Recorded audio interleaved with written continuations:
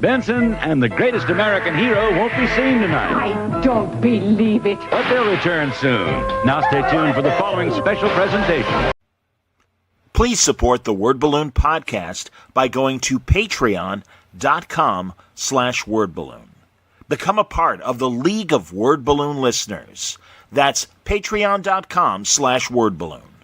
Kingdom Come is 4 separate issues, 48 pages apiece. It was an all-immersive kind of lifestyle for me. It blew people away. I mean, this was the most sought-after book there was. This was something very new, very different. No one had seen anything like that at that scale before. It was amazing. I never thought from anything that people would still be talking about this book 25 years later. There were voices and lightnings and thunderings. This was my dream.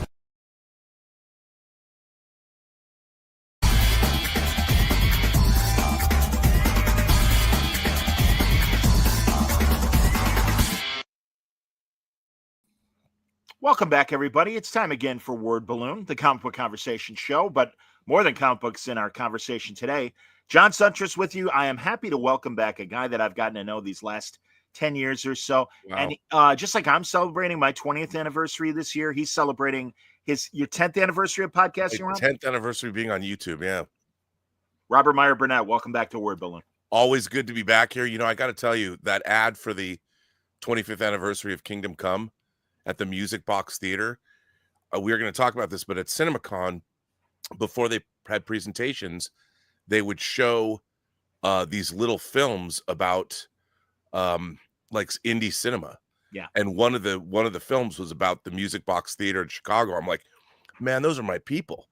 I got to go there. Next time you're in town, man. Seriously, absolutely. And I mean, they can project anything at the Music Box. It's true. Absolutely. Digital and, of course, the classics. Well, you know, Eddie Muller brings the Noir Festival to the Music Box every fall. Well, yeah. Well, I've got something I'd love to just play. I have a dream of playing this thing we're going to talk about, which is audio only in a giant theater. Well, where we can turn off all the lights and just play it. And also, yes, and you've described it that way. And, of course, it being a, Chicago-based story and everything. Hell yeah, man. Of course, we're talking about Rob and Max Collin and Mike Bowden's excellent production. Here's the title card there, True Noir.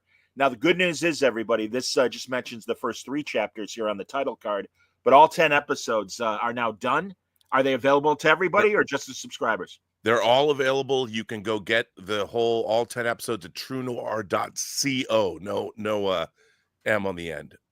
But yeah, it's total of 4.5 hours long, and you can get it in 2-channel stereo or 5.1 stereo surround. And it is very immersive, pardon me, not admersive. All right, I'm having trouble with words already. But truly, Rob, now you edited it and directed it. Yeah. Max adapted his great first Nathan Heller novel, True Detective.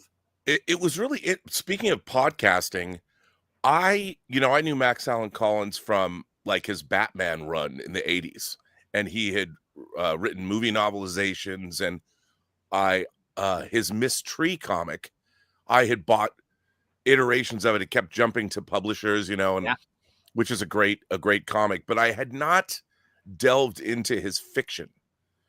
And this is sort of a strange thing. I did not know that Max Allan Collins watched my Sunday afternoon physical media show that I do with a guy named Dieter Bastian, who lives in Saarbrücken, Germany.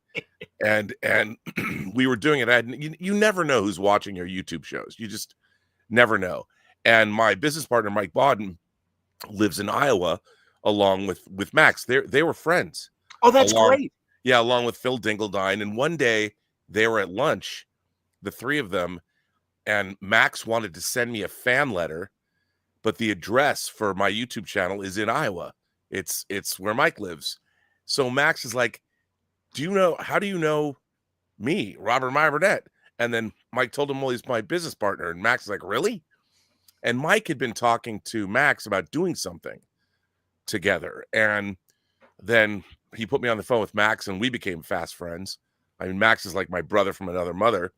And so we were like, blah, blah, blah, blah, blah. And at first we talked about doing something with Mike Hammer, Mickey Spillane's Mike Hammer, but Skydance, who's now running Paramount, Max is an executive producer on the Mike Hammer movie that's being developed. So that was off the table. And Max said to me, he said, well, you know, I have a my own detective that I created, a character named Nathan Heller, who I've written 19 novels about. And I thought that was really interesting. And he told me that the first Nathan Heller novel is called True Detective, so he couldn't use that title. Ironically, the creator of True Detective for HBO, now Max, is writing the script for the Mike Hammer movie. Oh, wow. That Max is an executive producer on Skydance. So that's kind of a funny connection. But so Max was telling me about these books. And the thing about the Nathan Heller novels is Nathan Heller is a private detective who is a fictional character that Max created. But he gets involved in all of these real life crimes. And the first Nathan Heller story, True Detective, is about Chicago Mayor Anton Cermak, who followed Big Bill Thompson as the mayor of Chicago, who ran on a platform of getting rid of organized crime. And he ended up getting assassinated at a political rally for FDR in Miami in 1933. And the general consensus is that this crazy Italian anarchist named Giuseppe Zangara was there to kill the president, and Cermak was in the line of fire. Or was it Frank Nitti making a reprisal against Cermak for almost sending his bagman bodyguards, the two Harrys, Harry Lang and Harry Miller, who were real guys that are characters in the book and the audio drama? They went and had a raid on one of Nitty's gambling establishments, and they used that as a pretense to try and kill him. And he was shot a number of times, but didn't die. Yep. So the idea was that then Mayor Anton Cermak, was now in the sights of Frank Nitti to be taken out, because Cermak was consolidating his power with the lesser mobsters to try and take out Capone's outfit. Capone had already been taken down for tax evasion, and he was in jail in Georgia at the time, but Frank Nitti had taken the center seat, and he now controlled the outfit and tried to turn it more into a corporate business as opposed to, you know, the violence that had been on the streets of Chicago. So, you know, Max was telling me about this. I'm like, that sounds great. You know, so he sent me a copy of True Detective, and I read it. And I'm like, wow, this is just it's so interesting because there's so much real history in it. But then the story of Nathan Heller, he's on the pickpocket detail. He's the youngest detective in the Chicago police. And at that time, in the late 20s and early 30s, you got onto the Chicago police force because it was corrupt. You could shake people down and make all kinds of extra money. And he was on the pickpocket detail. And so we meet this character who's kind of an anti-hero, a young character, but then he gets involved, and he's always had dreams of being his own private detective. That's what he wanted to do. But he gets embroiled in this moment where the two Harrys go up to kill Nitti, and they dragged him along. So in the book, this didn't happen in real life. I think in real life there was a cop involved, but in the book, Max changed it because it's a fictionalization. Sure. And he goes to this event. So he participated in that assassination attempt on the biggest mobster in Chicago. And during that attempt, Nathan Heller, accidentally ends up killing a kid, and with his gun that he carries with him, that his father actually took his own life with. So he keeps this gun. It you know, whenever he pulls it out, it's a big deal. And in this case, he pulled out the gun that his father used to kill himself with.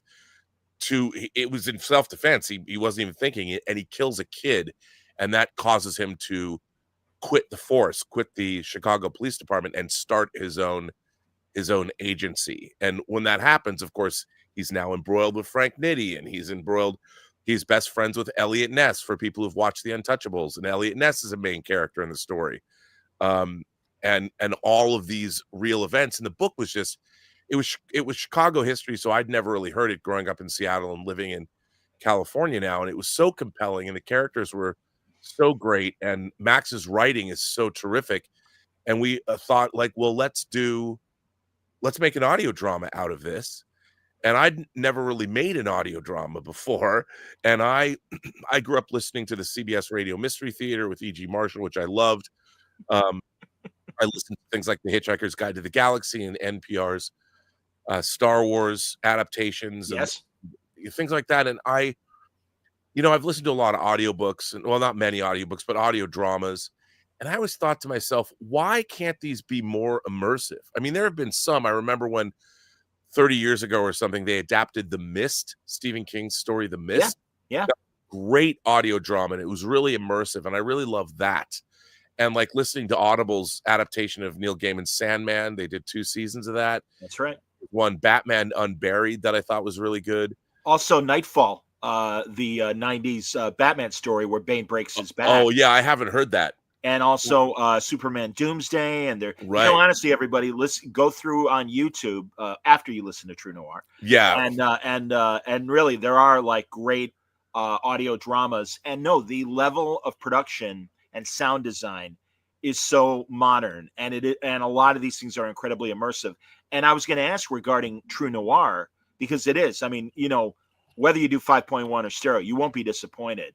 And, no. And it's great because literally, just like Rob said, turn off the lights and go, really just let yourself slip into the audio, as Rob and I did listening to our transistor radios to the CBS Radio Mystery Theater. Oh, yeah. That was I had a little digital radio, one of those clock radios sitting on my nightstand when I was a kid. Too. Yeah. Every night at 10:07 on our local Cairo, our CBS affiliate. Yep.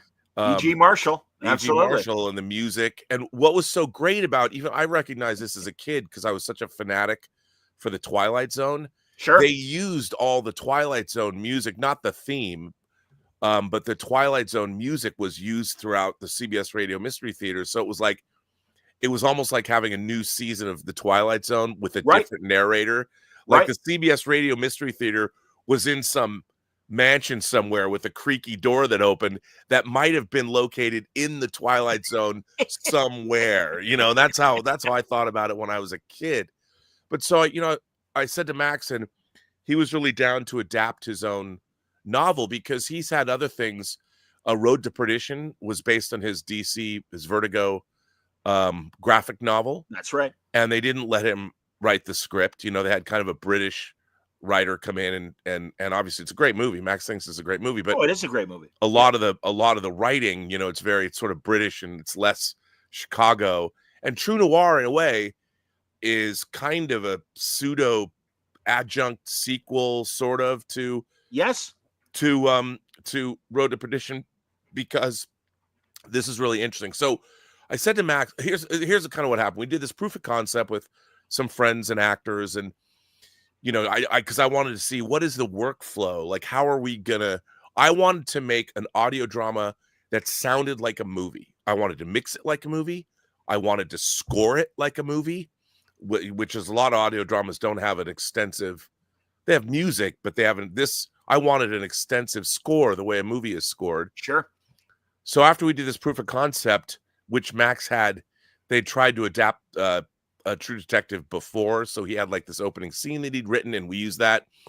But once we decided to move forward, I'm like, it was after I think Max had sent me 2 scripts, the first 2 scripts, and he broke the scripts basically into 30-page, or he broke the book into 30-page scripts, so it's 10 scripts, and it was 300 pages long. And when I read the first 2 scripts, I'm like, oh, I can't just call my friends up to do this. The scripts were so good, and they were HBO or A-list movie quality scripts. Yeah. And I was like, I have to treat this like a movie. And I told Mike Bodden, I said he was going to arrange, we're getting private equity, and I said we're gonna spend some money on this, and he agreed to get it financed. And I called my friend Christine Sheeks, who I call her my professional wife. She was now a producer, and she'd kind of left the business, but she started out. Her first job in the industry was working on Moonlight. Oh, wow. with Sybil Shepherd and Bruce Willis, and then she became a casting director, and she cast like Paul Thomas Anderson's Boogie Nights. She cast movies like Deep Blue Sea, which just came out in a brand new 4K. So she cast Coen Brothers movies. And so I sent her the scripts and I said, she kind of moved to Tennessee and was taking care of her folks and kind of was leaving the business. And I'd work with her on the Femme Fatales TV series back in the early aughts. Cinemax classic. Go on. Yeah, it's so hilarious. And she didn't call me back. Like a couple of weeks passed by, and I let people get busy, whatever. Sure. And I finally wrote her back, and then out of the blue, she calls me. She goes, "Oh my God. When you sent this to me, you said you wanted to do some fakakta audio drama." I'm like, I don't know, what is this? And then she goes, "Then I read these 2 scripts you sent me, and these are incredible. Like, these are like Coen Brothers quality scripts." And she goes, "What do you want to do with this?" And I explained that I wanted to bring her on as a producer, but she also, because I can't call the big agencies and get people to audition or whatever. But she goes, I'll help you. What do you want me to do? I said, "Well, you're a producer, but what I want to do is I want to work with you, and I want the best cast in the world that we can get." But I said, there's one person that I want to go after. The first person I want to go after is I want to go after Anthony LaPaglia. And she goes, "Why do you want to go after Anthony LaPaglia?" And I said, because Anthony LaPaglia played Al Capone in Road to Perdition, but he was in one scene, but he was cut out. That's right. And I've watched his one scene on YouTube. It was on the DVD. Why is that 4K not out? And I said, "Can we get him?" She goes, "Well, you can get anybody. You just have to pay him. And maybe if you want, however it's going to go." I go, "Well, I had no idea how much, like the day rate for a SAG actor doing voiceovers is $150. And there's no way we're going to get any actors for 100. Anthony LaPaglia is not going to cost $150. Right. So you had to have a real budget. And the biggest part of our budget on this was the cast. Sure. And so we called him, and she was able to go, like, all the agencies know her. So she can call and get anybody on the phone. And it turns out he agreed to do it.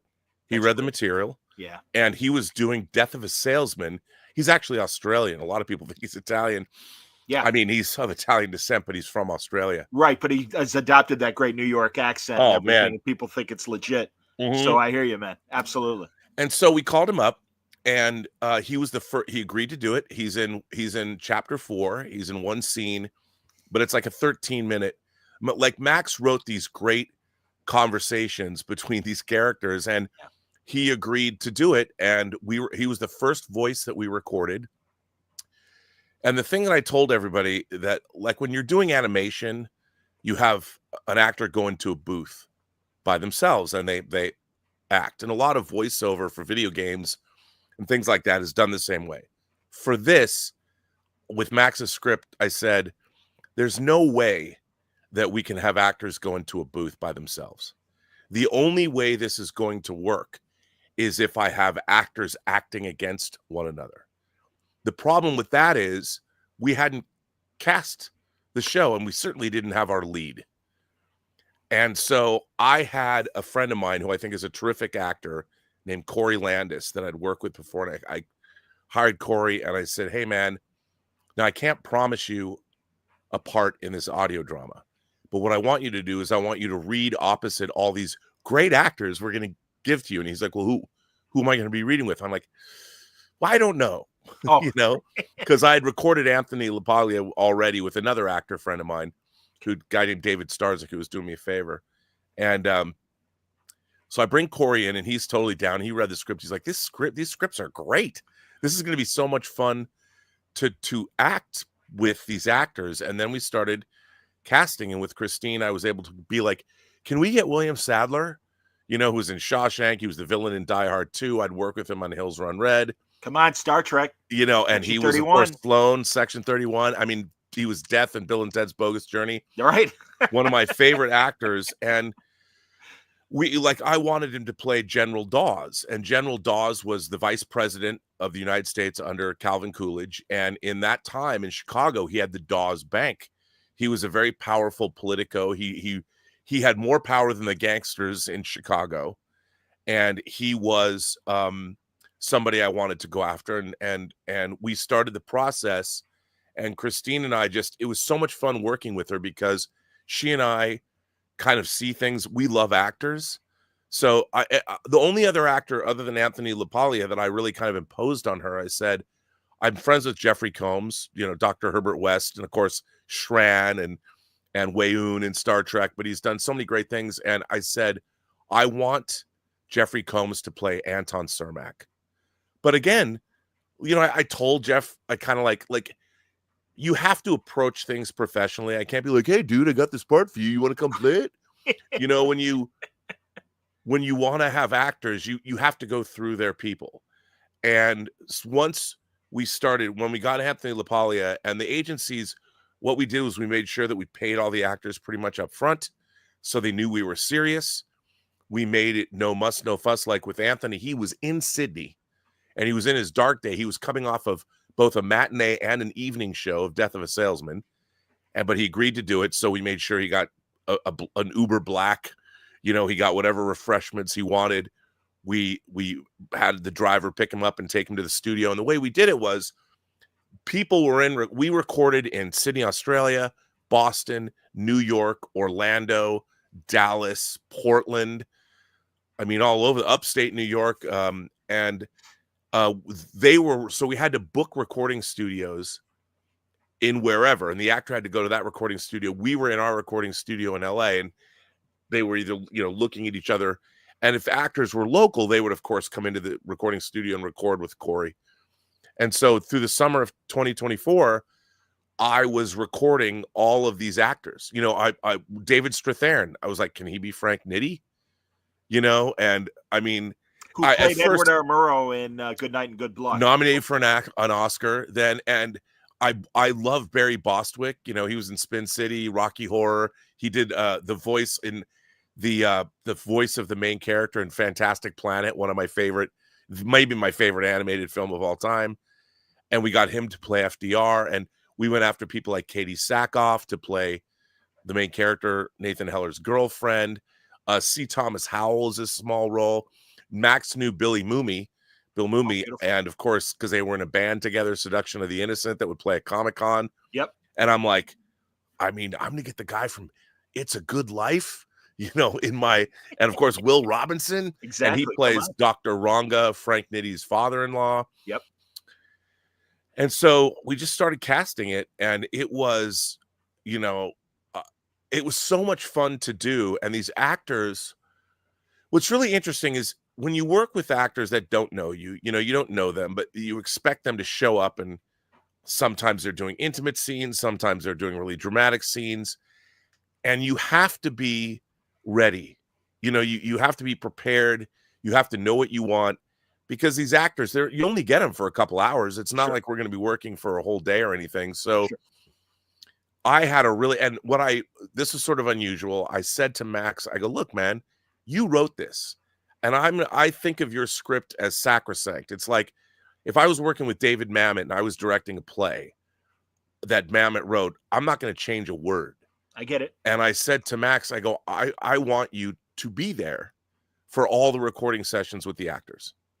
And he's like, are you sure? I don't want to step on your toes, because Max has directed movies like his Mommy movies and his Blue Christmas. And so he's directed before, and he's very kind. Max is a very kind man, and he's very aware of these kinds of things. And he's become one of my favorite people in the world.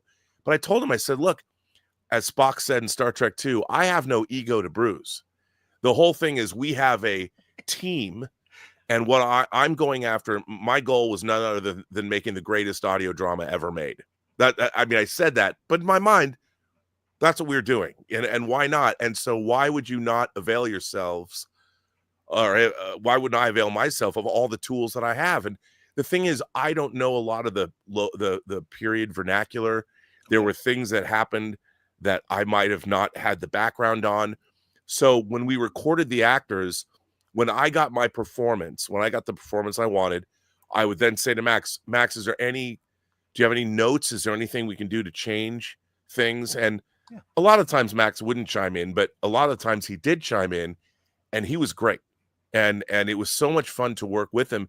But it was funny too, because he would listen to these actors say his dialogue, and you could just see this giant beaming smile on his face, because he's watching, like he like just wrote this, and then we're in the studio recording it. It wasn't like we're making a movie where you wait forever. Yeah. And it was one of them. I have to say that in my entire life, I've basically been an indie film guy, doing all kinds, bouncing around, whether I'm doing DVD special features or making indie movies like Tango Shalom, or doing Star Trek fan films, getting sued over Axanar, or making Free Enterprise with Shatner. I've really been, I've really scraped and it's been tough. I hear you, man. But this was the first project. Mike Bodden got it funded, and this is the first project I got to do it exactly the way that I wanted to do it. Excellent. And I got to start with this incredible work that Max Allan Collins, this wonderful gift that he had given me. And then I just got to call up like Alexander Bornstein, who he's done music for Andor season 2. And Alex will get hired by the big composers. Like, a big composer is not going to write all the music for an entire TV series. They'll do the big themes and stuff, but then they hire trusted composers to do incidental music and stuff throughout. So Alex was doing Andor, which, by the way, he didn't tell me until yesterday because he was under an NDA. He couldn't tell me. So he was doing all that music, and I called him up and I said, "Hey, man, I want you to write the score for this audio drama."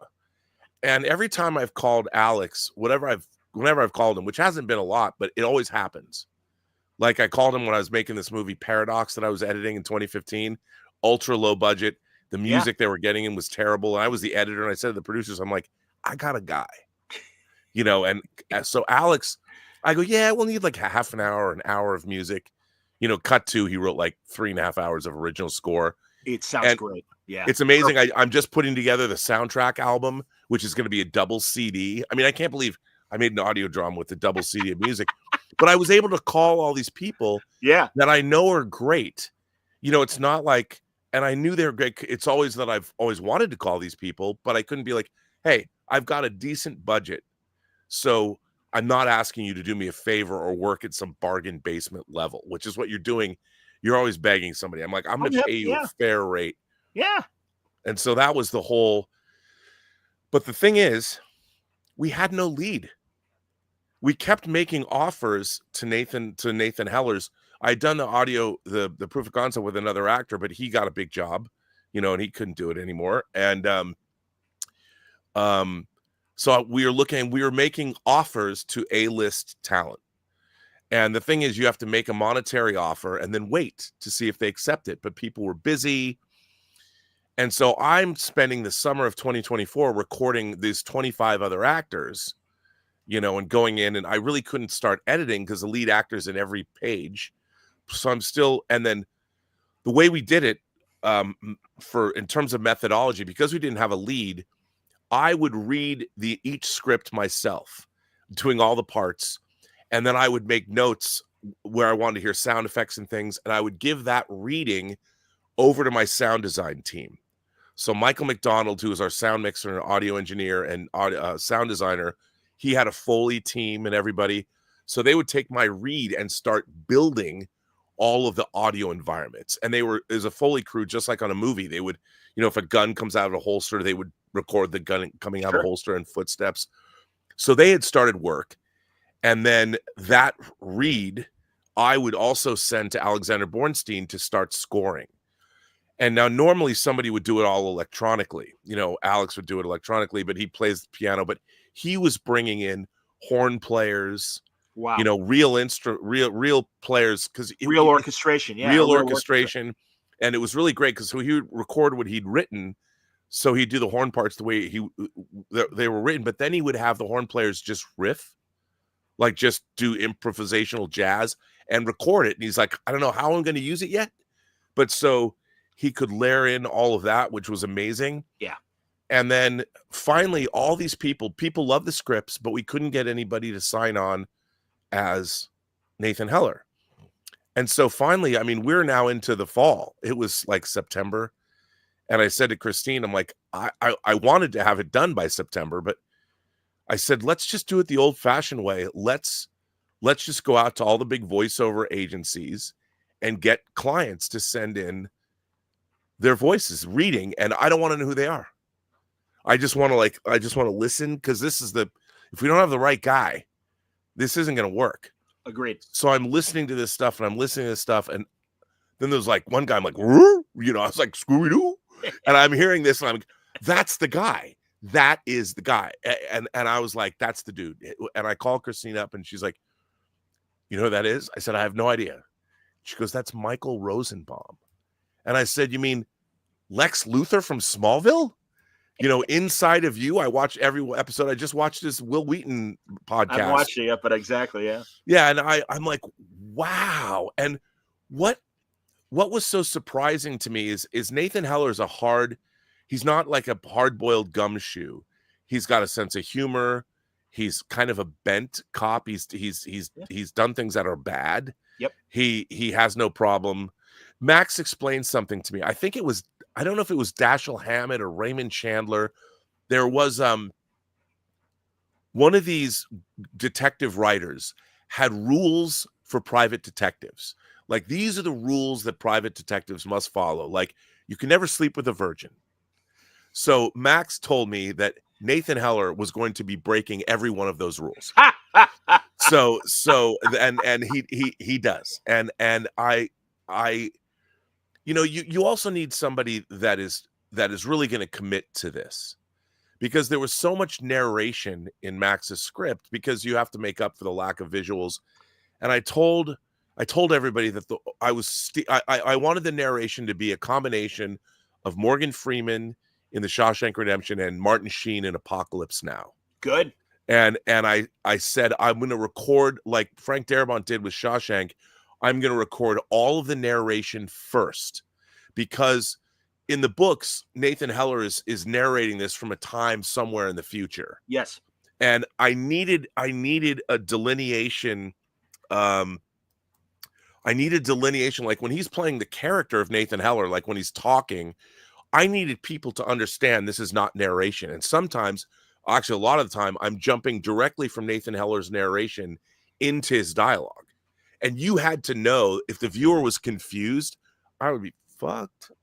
And so that was other things that I had to take into consideration. And that's how when Michael Rosenbaum came on board, he recorded for 7. It was very funny. I said, they're like, budget-wise, we could afford him for 5 days. Okay. And I said, there's no way. We can't do it in 5 days. Because you can only record really voiceover for 4 hours a day. Right, and your voice gives out. Sure. Yeah, and I'm like, no, we need 7 days. And they're all telling me, maybe you don't need 7 days. I'm like, no, we're going to need 7 days. And they're like, no. I'm like, I'm telling you, I'm just telling you right now, we need 7 days. I will go to you later at day 5 and go, we need 2 more days if you want me to do that. But we need 7 days. And everyone's like I'm like, I am telling you what we're going to need. And by the way, I didn't even know if I was right. I just assumed with the amount of time. So sure enough, we recorded all the narration, took 4 days to record. Okay. And what was amazing was he was fucking great. Like, he is such an instinctive actor. Like, you're recording these lines and Max is listening to all this. And he was the kind of guy where he would do a sentence or a paragraph, and he's like, no. And he was figuring out, like, he was understanding the inflections. And if he had questions about the period, he goes, oh, explain what this means to me or where I'm at and all this. And it was so interesting watching his performance. And I would ask him, I was always there. The way I direct is I'm not obtrusive, but I'm direct. I mean, I know how to, because I've been on so many sets and watched different directors direct. I know how to speak to actors. So he and I had a great rapport. Good. But he would always then click in. And if I would go, that was great. And Michael would always go, not always, but I go, that was great. He goes, that was great. And he goes, it is great. Can I do one more? And every time he said that, I'm like, yes. And he would do one more, and it was perfect. Excellent. And then I would go to Max, and I would say, Max, and Max would be like, oh, no, that was perfect. And then if there was a correction in terms, like sometimes there'd be an inflection that was wrong, like it was a company name, and it was something I didn't know either. So that's when Max would chime in, and working, it was like the three of us were in this room for 7 days bringing this main character to life. And I had him reading with Corey Landis, that actor, and him and Corey were having such a great time. And Corey was trying to do all the parts. So he was giving Michael all the characters to play off of, because then I have to go edit all these the real actors in, and I have to make it sound like they're in the same room together. Hell yeah. Otherwise, I failed. And it was so funny. Corey was so great. And he was one of the characters that I didn't really think about was Walter Winchell, who was a famous broadcaster, and then he did movies and things like that. I loved Corey's Walter Winchell so much. Like, we had actors that we were going to go after for Walter Winchell. I just said, no. Corey's going to do Walter Winchell in the show. And I told him that, and he was like, really? And I go, dude, you're so good that in my mind, I can't have anybody but you doing that Walter Winchell performance. Winchell was also the narrator, everybody, for the Untouchables television show. Yep. And which is acknowledged at the end of the story. Spoilers. But also the first either the first episode or the first 2 parts of the Untouchables series covers this same story of Pushcart Tony, Anton Cermak's assassination. And it's interesting to compare that. And also, a side note from me about it, Max Collins. I've been reading Max Collins since the 80s. Not only, as Rob said, his comics and his comic strip doing Dick Tracy, but I've been reading his novels as well. And his style of writing is very approachable. It's very to the point, and it's a grabber in the same way that my friend Brad Meltzer or Dan Brown, any great novelist that really grabs you. And that's the great thing about all these episodes too. They really are great. The performances and your ability to seamlessly put together these performances, it's wonderful. And really, man, no, you did a hell of a job. And I mean that. And I mean, we already talked about it as it was getting started. And when I finished it, I'm like, Christ, we got to talk again. B Things in the comments has a really great question. He says, Rob, you mentioned that Max Allan Collins' script was sacrosanct. I'm curious what extent you feel that your efforts here were self-expression versus shepherding Mac's story from page to speakers. Oh, no, I mean, I chimed in on every single thing. Like, it's like when you're making a movie, when you're making a film, it'll say, we're in an outdoor cafe. The 2 characters are sitting down having a conversation and they're talking. Well, there's now 100 different there's 100 different decisions you have to make. Well, what does the cafe look like? How many people are there? And you have to understand the motivations of the characters throughout the entire story. So when an actor delivers a performance, like, I'll give you an example. So when we were recording William Sadler as General Dawes, I said to him, like, he's doing the performance, I said, listen, man, General Dawes was an actual general. And your position in Chicago society is such that you give orders and people follow them. And so when we were developing, and what we would do is, the actors love this because he might have a 10-page dialogue sequence. And I had him and Corey read the whole thing, and they're acting it out from beginning to end. Like, I never stopped anybody and said, give me this line reading. So they would do it. And when they were done, I'm like, okay, that was good. But then I said to Sadler, I go, look, he was a real general and he was vice president of the United States. That's what I told him. My direction would be like, I need you to give orders. You're not asking Nathan Heller to consider this. You're telling him what to do. Yep. And you expect that he's going to do it, even though he's not going to do it, but you expect him to. And so Sadler's like, oh, I get it. And so that's kind of, so in terms of self-expression, I'm able to inject into all of this, because it doesn't say that in the script. I'm hip. Yeah. And those were things that I was interpreting that because he was a general, and it doesn't say in the script that that's the way he'd treat people. But I just figured, well, in my mind, that's the way he did treat people. Whether he did or not in real life is immaterial. But for the, he has 2 big scenes in the audio drama in chapters 3 and 7 Yes. And I love his scenes, you know, and I think he's just, and then there's a great turn because he has to just accept that Nathan Heller is a stubborn man and is not going to change his position. And he makes a turn and he says, I'll have these contracts drawn up by 4:00 this afternoon. And he retreats like it's, and he just stops for a minute and retreats. And that's, you know, I got exactly the performances that I wanted from these actors. And it was so much, and all of that is that's my interpretation of what Max has written.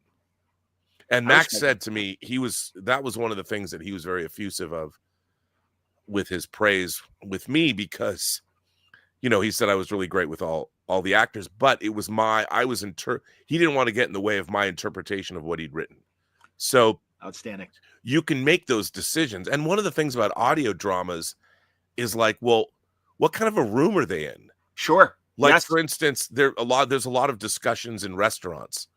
Well, how big are the restaurants? It's around Christmas time. So is there a string trio playing at these upper crust? Because there frequently were, you know, and so how do you do that?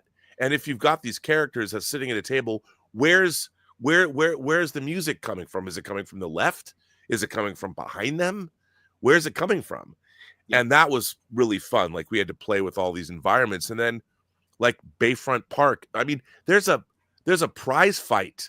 I was going to say, man, because I'm a boxing guy. I covered boxing for 20 years. Yeah, I mean, and yes, it's the Barney Ross, Tony Canzaneri lightweight fight. Absolutely, and it was like, well, how are we going to? I read this in the script, and I'm like, how are we going to do this? Like, I didn't even know how.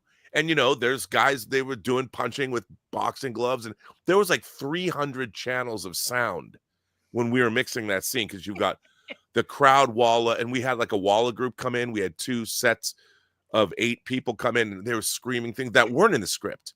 Like, I was having people screaming, Barney, sure, or FDR. I mean, yes. And we recorded all this. Like, Max would say, like, somebody yells after Nathan Heller stepped on their foot when he's running. And I'm like, well, we have to have somebody say something. Yeah, sure. You know, and you needed the Walla group, and we're just improvising lines. Like, there's a scene when the character of Marianne is she's in a play that's being broadcast from the World's Fair, and it just said they're watching her performance. And I'm like, well, what kind of a play is it? Because we're going to need something. So I had all the actors, and I had Marianne, the actress that played Marianne, Chris Carr. I said, okay, imagine you're in an episode. This play is basically the game Clue.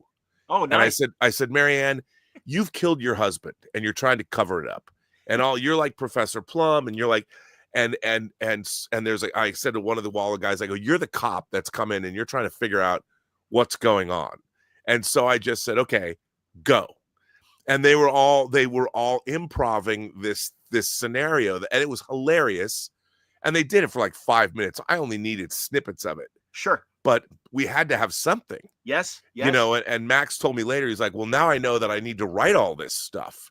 And because he'd be like, there, you'd say, you'd see somebody in a movie, you'd see them, and you could, of course. But when you're doing an audio drama, you have to go record all that stuff. You have to figure out. And Mike McDonald, my audio engineer, would give me these lists. He goes, here's Walla lines I think we might be able to use. And he would just give them to me as and I would look at it and go, yeah, but I would want to change things and stuff. And so we had the Walla group come in, and I had like 6 pages top to bottom of just stuff to record. Sure. That we would sprinkle in everywhere. And it was an enormous undertaking. Beyond the restaurants and you know, the prize fight, we're at the World's Fair, which was going on in 1933. We're at FDR's outdoor speech in Florida, where the shooting takes place, which is another I mean, these are huge sound design. Yeah. I mean, it was crazy. And you know, it's funny because there were things that were in Max's script. I was like, at the Bayfront Park in Miami, Max talks about the Goodyear blimp goes overhead. I'm like, was the Goodyear blimp a thing in 1933? I didn't know that. and like, I would be looking stuff up, and like, there's a scene at a racetrack, you know, in Miami as well. And I'm like, and there's a scene in a bathroom where the 2 Harrys confront Nathan Heller. I'm like, did they have urinals in 1933? So and if they do, were they the trough-like urinals or were they individual urinals? And so in the trough-like urinals, is there ice in them? And we're like, I mean, it was like, what does the stream of urine sound like? I mean, it was that kind of trough instead of the porcelain. Absolutely, man. Yeah, and it was, these were crazy. So I was like looking this stuff up. There's a scene in the beginning. There's a lot of there's a little one-armed restaurant out in front of Barney Ross's speakeasies behind this restaurant. Yes. And you don't really hear it unless you're really looking for it. But when they walk through at the very beginning of the first episode, you hear this actress, Amy, she's shouting out these lines. And I went and got a menu from some diner in 1932 Chicago, and like the most horrible dishes, like things that I would never eat, like sturgeon and stuff. And so I'm having her shout out these. I go, shout this out, and it just horrible, awful, like what people are eating. Just God, the worst. Well, growing up here, I love all the neighborhood checks. And Max knows Chicago. I didn't mean to interrupt you. Oh, yeah. But really, Max is a Chicago historian.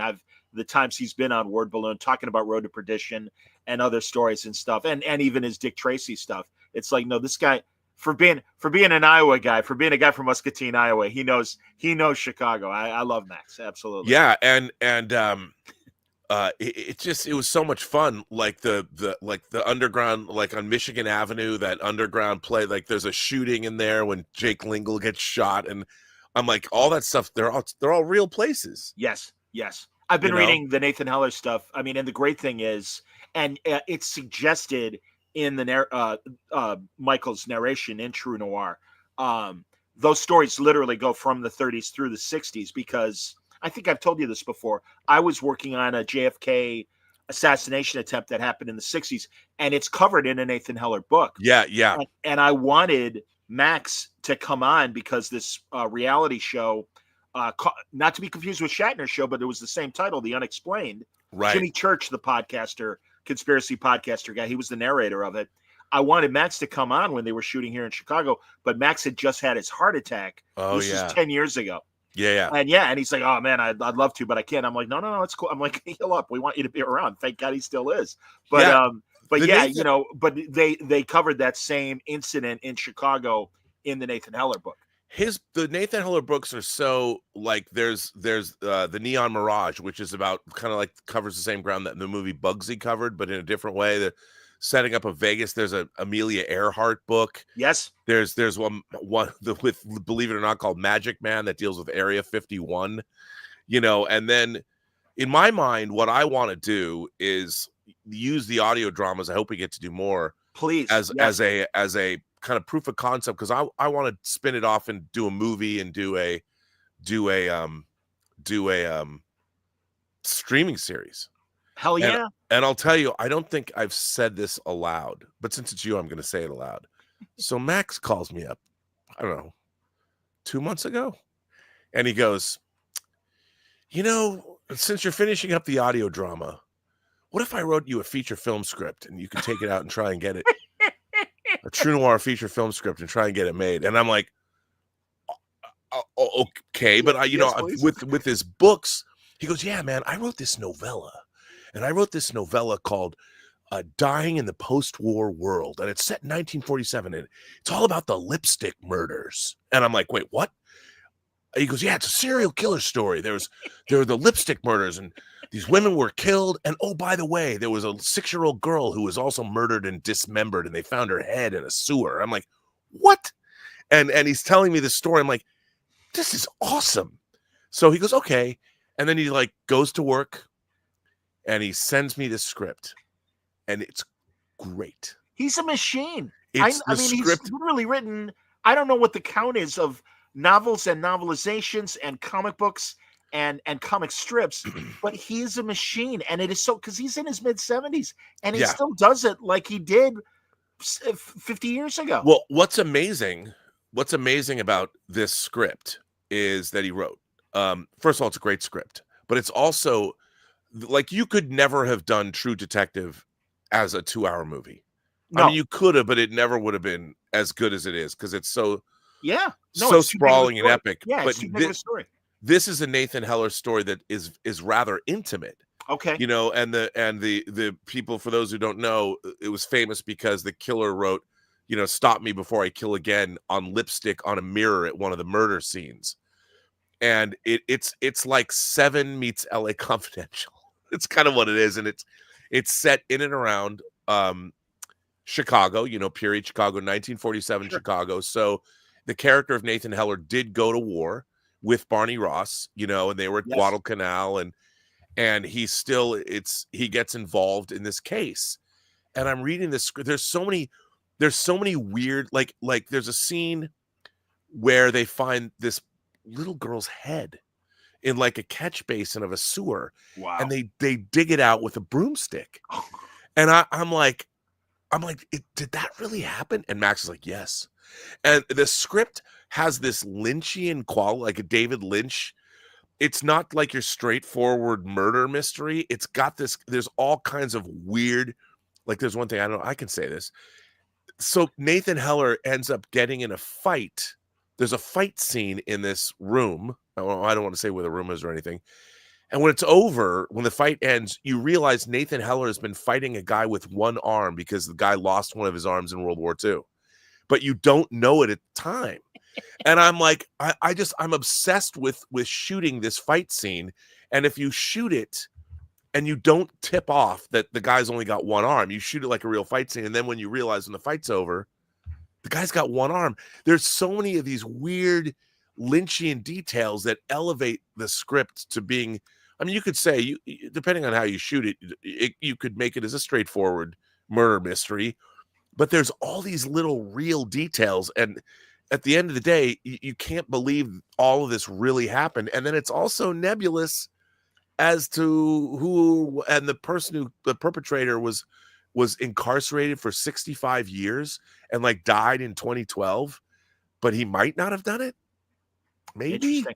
Yeah. And so there's all this, I mean, and Max I want to make where the bodies are buried, man. He digging on his own. And also he had guys that were old men in the 70s when he was starting with Dick Tracy that were his godfathers. And like, you know, no. Let me tell you a story you don't know about Chicago.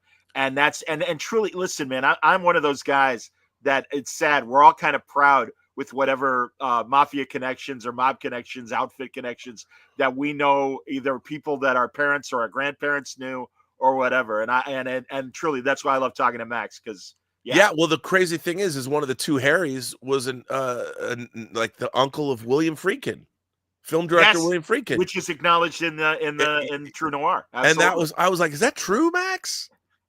You know, and so look, I really want to make this movie, and I said we're going to start shooting this movie in February of 2026 because we need snow on the ground in certain places, and we're going to just start shooting the movie then. Is that true? Are you guys really going to do it? Well, that's what everyone said. They're like, you can't just say you can't just say you're going to shoot a movie. And I'm like, why not? I mean, I have no idea. We've got our lead. Michael Rosenbaum's going to play Nathan Heller. You know, and the great thing is with Michael's performance, and I absolutely can do it on screen.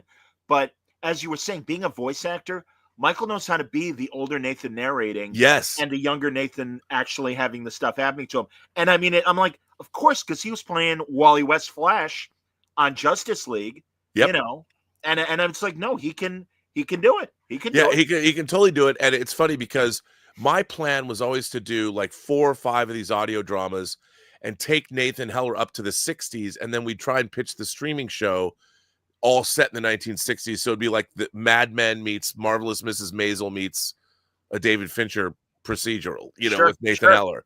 And that's still kind of my plan. Beautiful. But we would do this movie as like a backdoor pilot, and people are like, well, we'll have, my team's like, well, we'll have to, I'm like, no, let's just say we're doing it. What's the alternative? I'm like, in my life, I've always said that let's go do these things. They either happen, which sometimes they have, or they don't. But in this case, why not? Like Rob, honestly, we now, yeah, you've always been a self-starter. Yeah. And I know that the establishment has kind of not let you down, but just things didn't break your way. Right. Hey, man, living that life in a broadcast sense. And it's okay. Yeah. And for me, fine, make your own way. That's what I do with Word Balloon, man. You make your own way. Yeah. And the funny thing about this, it's like everyone's like, you can't just say you're going to go make a movie. I'm like, everyone who makes a movie says we're going to go make a movie. I mean, everyone who's actually, see, there you go. White frame sounds of crunchy snow.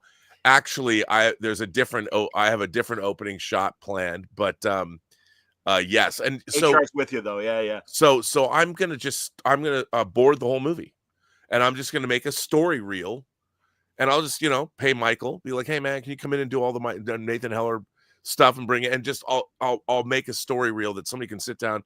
Here's the audio drama. Exactly. Here's the story reel with my producer. I'm going to probably be your way in June. Excellent. Because we might have an event you'll have to come to where Beck and Woods, who wrote the guys who wrote and directed Heretic, and they created Quiet Place.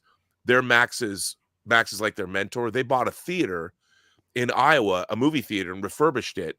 So they have their theater, and we're going to do an event, some kind of an event where we're going to play the audio drama in the theater, right, in their theater.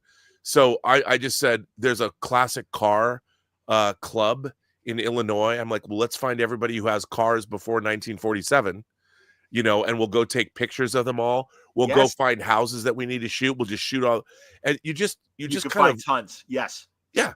And you're just like, here's where we're going to go. Here's where we're going to go shoot this, because there is a university in Chicago where a lot of this one particular thing happens. And I'm like, I've seen pictures of it. I'm like, I want to shoot this establishing shot like from right here. Beautiful. And I'm just going to go shoot all this stuff. I'm like, here's what we're going to do. Here's like Nathan Heller's office is in a very specific building in Chicago that's still there. And because why not? Rob, I'm talking to you from an apartment that is over 120 years old. See? So no, I know. And that's what I love about Chicago. I love LA. Everything's too spread out. I love New York. They keep knocking shit down and building new things. Downtown is downtown, and especially the Loop, but you get to the real Chicago, which is the neighborhoods, and you've got two flats and A-frames and things that are pre-war and the L pre-century. And the L. And of course the L. Absolutely. And it's like And so I want to do this because this movie is not that expensive, but it still needs to look lush. And I'm like, I'm like, yeah, well, we're gonna make it for 15 or 20 million. And then everyone's like, well, Michael Rosenbaum is not a big enough star to command maybe that much money. I go, when was the last time that you saw a $15 to $20 million streaming movie where it was based on your cast? It's based on the material or what kind of movie they're going to make. And we'll surround him with all these a murderer's row of great character actors. Sure. And it'll be the ensemble. It'll be the whole package. And here's Michael Rosenbaum, who's been a star in certain circles on TV and all that. We're going to make him our cinematic leading man because he's great. I completely agree. And so who's going to say, and the thing is, I could get up every morning and not say we're making a movie, which is what I do most mornings. But now I can get up and go, we're making True Noir dying in the post-war world. We're making it. And it's funny because Mike Bond's like, I don't know if I like that title. I go, the title is True Noir. Think about dying in the post-war world and I go, think of it like The Empire Strikes Back. Right. It's Star Wars, The Empire Strikes Back. I'm hip.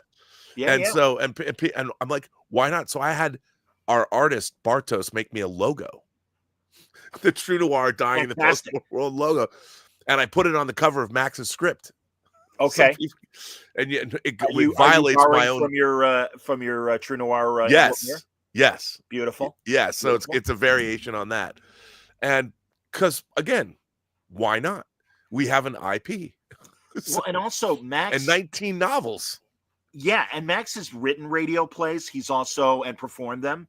And I have a friend in Iowa that has done plays with Max.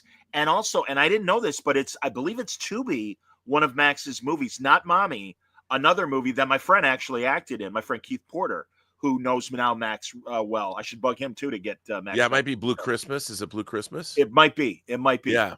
But yeah, so I mean, that's the thing. And really, I remember Mommy ran on Lifetime. Yeah, yeah. Totally did. So yeah. No, again, Rob, you and Max, you guys are self-starters and nothing is stopping you.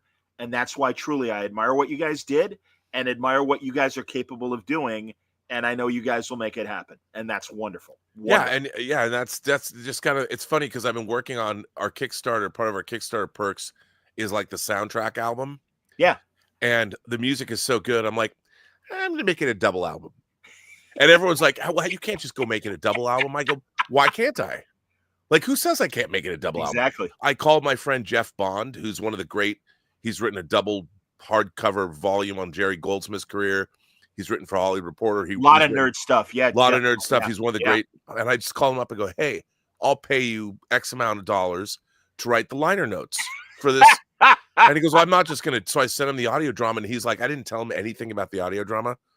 And he goes, this is really good. How'd you get all these actors? And he goes, the music's incredible. So he interviewed Alex Bornstein today. Wonderful. Alex Bornstein, who has music on Andor. Yeah. And he interviewed him today. And so I've been working on the double disc. I mean, see how many people buy CDs, but it'll be cool to have with the big, booklet and everything. And we'll put all the music up on Spotify too. But people are like, well, how much is this going to cost? Surprisingly little, really. But why not? Like, hey, man. I live my life by the adage, and my friend Rob G told me this one. Okay, you can't do that. Okay, maybe I can't do that. But wouldn't it be cool if we did? Kind of like what Matthew McConaughey said. Hey, say, man, do you have a joint? No. Be much cooler if you did. So, I lead my life like that. Yes, but yes, you can say no, but it'd be much cooler if we did this thing. Let's beg for forgiveness, not ask for permission.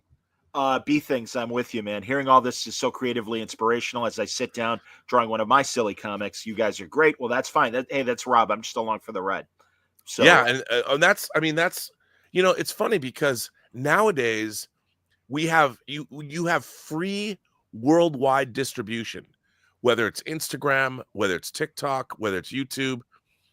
They've built these platforms, so if you want to make creative work, you can display them. Now, that doesn't mean you don't have to work to get an audience. Sure. But we have these things, and there's so many tools at people's disposal to make whatever. Yes, absolutely. When I got out of college, I'm a couple of years older than you. Yeah. I was like, if I save a couple grand, I can build a home studio. And then all the apps and equipment for your computer happened. And I was working in broadcast radio, so I could just use those studios then. And eventually I'm like, I'll do a home studio. Well, by the late 90s, it's like, I don't need to. I can just buy the equipment for my computer. Yep. And broadcast on my own, which I've been doing, obviously. Here, Played Out says, I have a soft spot for private eye contact, not police stuff. Something particularly cool about private eye stuff like Lou Harper, Long Goodbye. Well, Played Out, if you don't know, truly, True Noir is your jam because, again, it has that Raymond Chandler-esque first-person narrative, or for comic book fans, when we get in Batman's head and the narration is Bruce's head and what he's feeling and dealing with and stuff.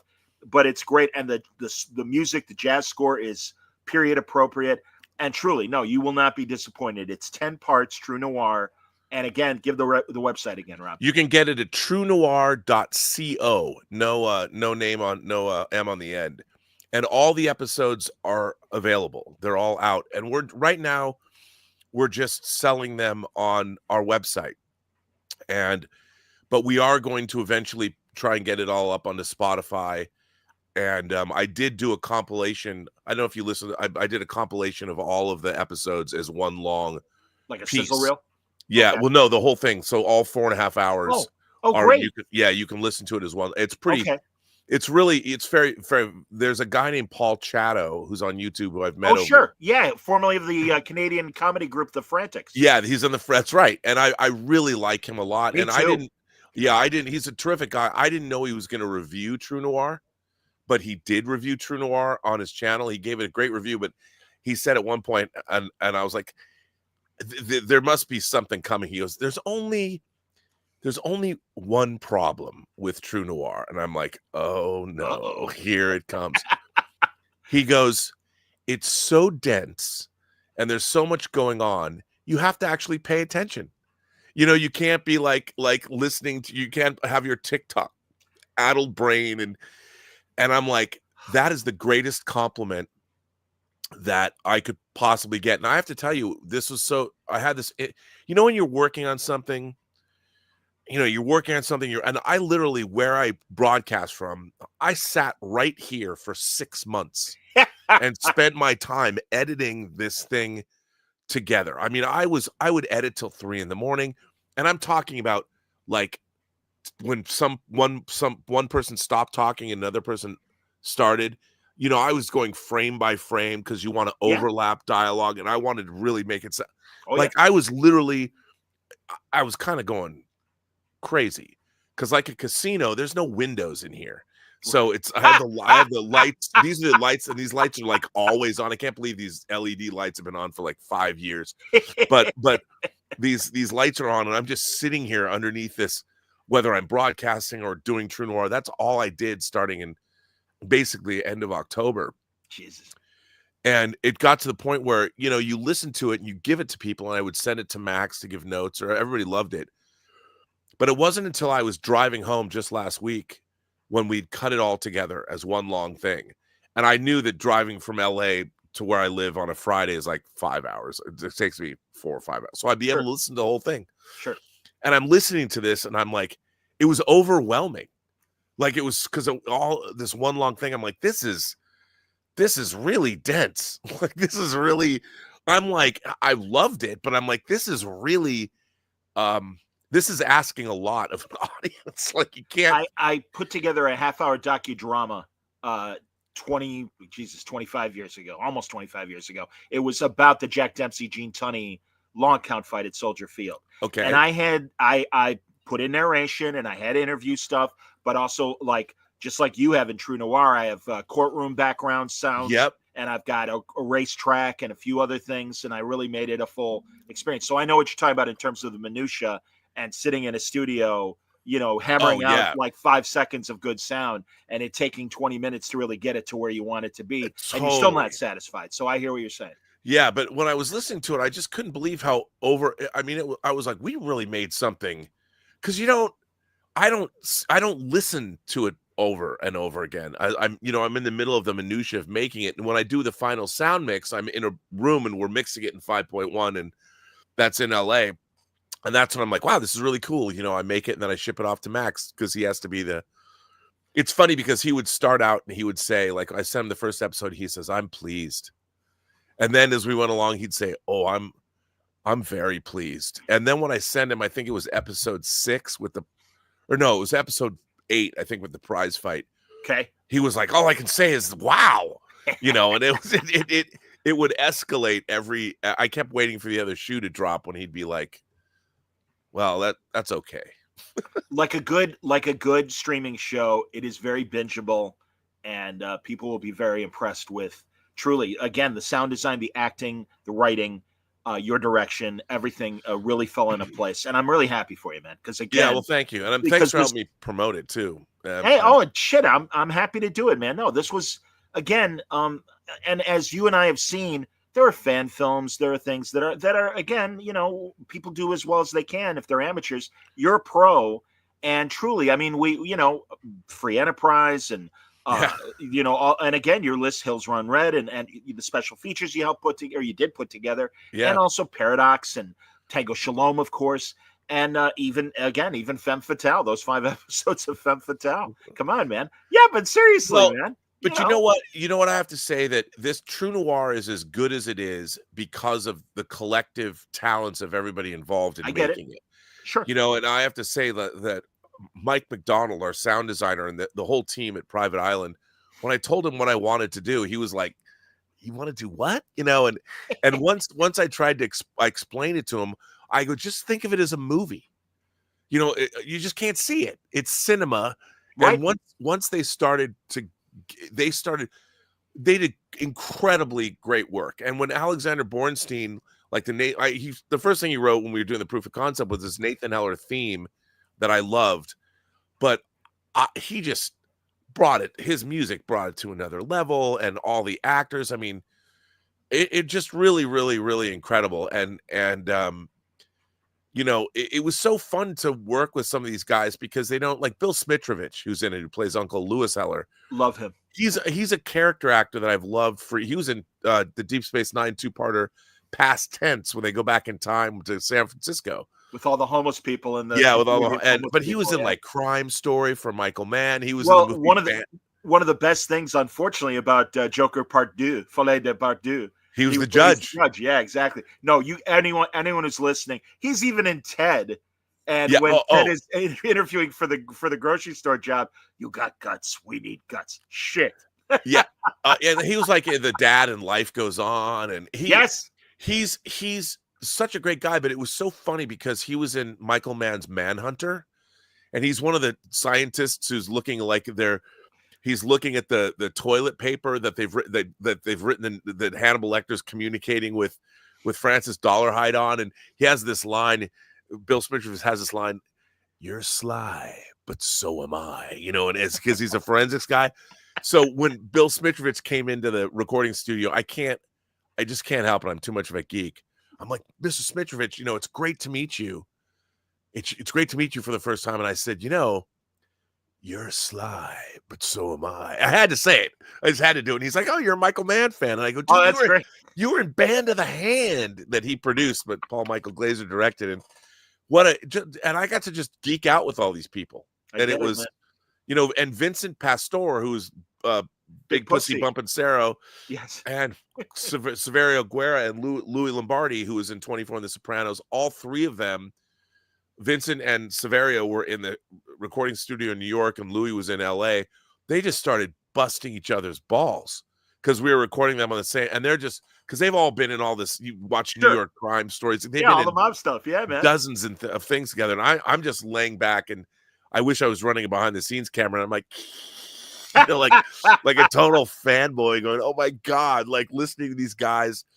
And it's so funny because Saverio Guerra was Mocha Joe in, in you know, Larry, not Larry, in Curb Your Enthusiasm, and it's just so funny. It's like, we got Mocha Joe, you know. It's just so absolutely, man. And no, honestly, everybody, you're gonna know all these character actors, and it's gonna blow you away. Yeah, it was the acting was so, and it was very Saverio. So Christine said to me, she goes, so he plays Sergeant Harry Lang, and we also needed Giuseppe Zangara, who is the assassin. And Christine calls me up and goes, "You know, I bet Saverio could play Giuseppe Zangara." And I was in the mindset a lot of times, like Jeff Combs was in the new Watchmen animated, the DC, the two-part. He played multiple roles. Yes. And a lot of voice actors play multiple roles. And I was thinking, no, we need, I was kind of against that.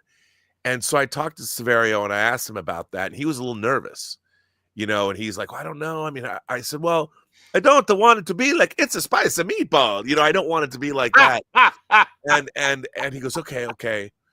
And then he called me the next day. He goes, "I've got it.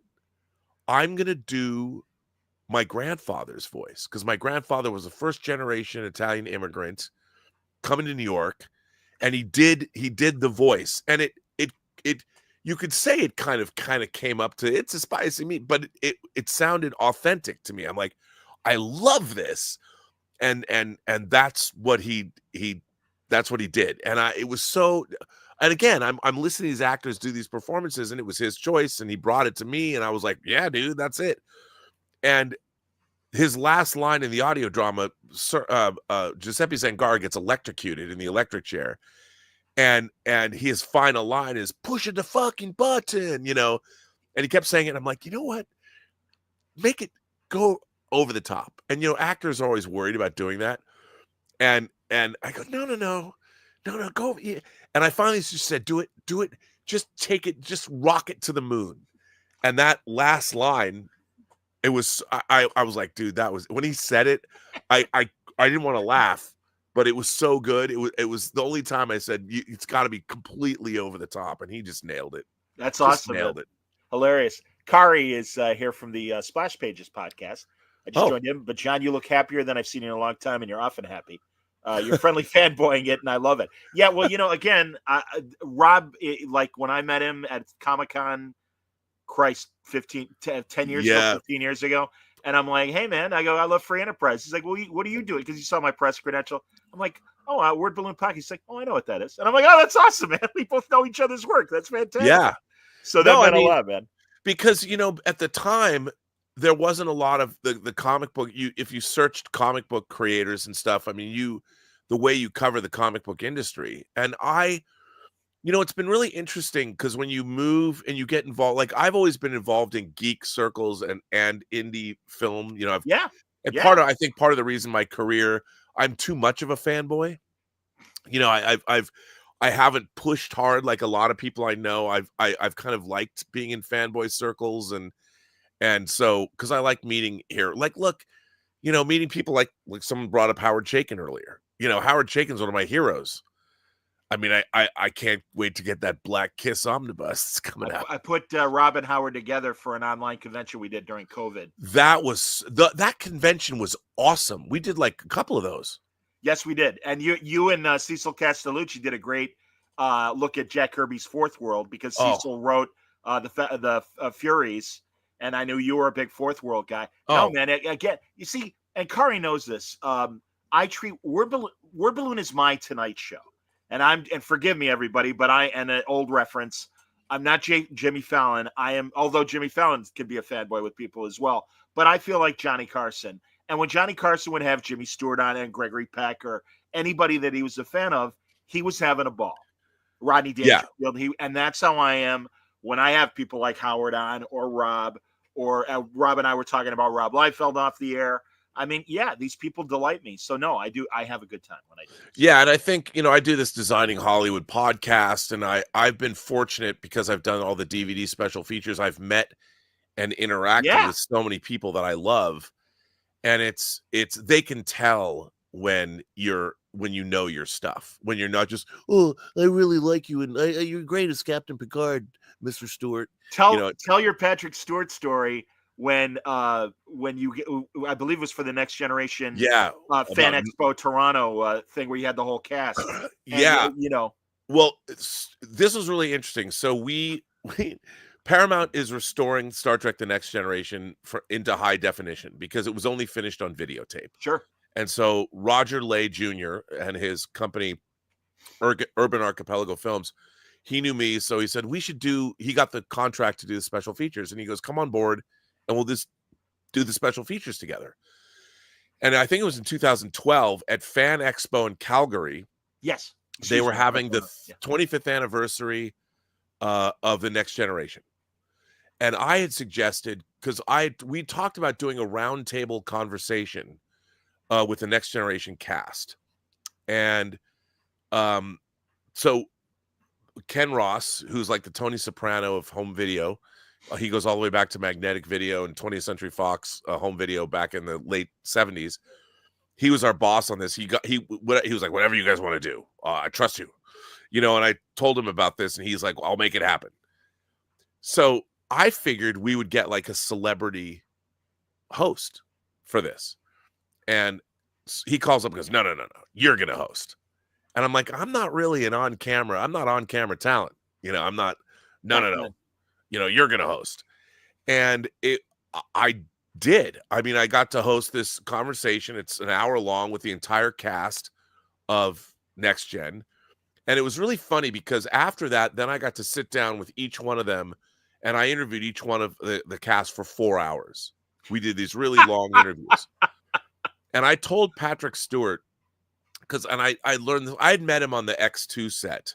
So I had known him, and it was funny because I talked to him I reminded him of this I, Claudius story. I'd asked him about I, Claudius on the X2 set. And he said to me, I guess you want to, I said, I'm a big fan of yours. And he goes, oh, you want to talk about Star Trek? And this was on the set of X2. I said, actually, no, I want to talk to you about I, Claudius. And he couldn't believe it. And he gestures over and he brings over this beautiful, like, mulatto woman. She's totally exotic, multi-ethnic. And he brings her over and he goes, this was my hair and makeup person on I, Claudius. We've been together ever since. And I was like, oh my God. And he's like, yeah, we've been working together for 30 years. And he goes, do people still watch I, Claudius? I'm like, it's like the Godfather of TV, man. It's like the greatest thing ever. I mean, you got John Rhys Davies, you've got Brian Blessed, you've got Sean Phillips. It's like a murderer's row of British act. It's like John Hurt. You know, it's one of the greatest things. Yes, one of the greatest things ever made, which he loved. But then when we were doing the Star Trek stuff, I also got to say to him, this is in New York when we first started.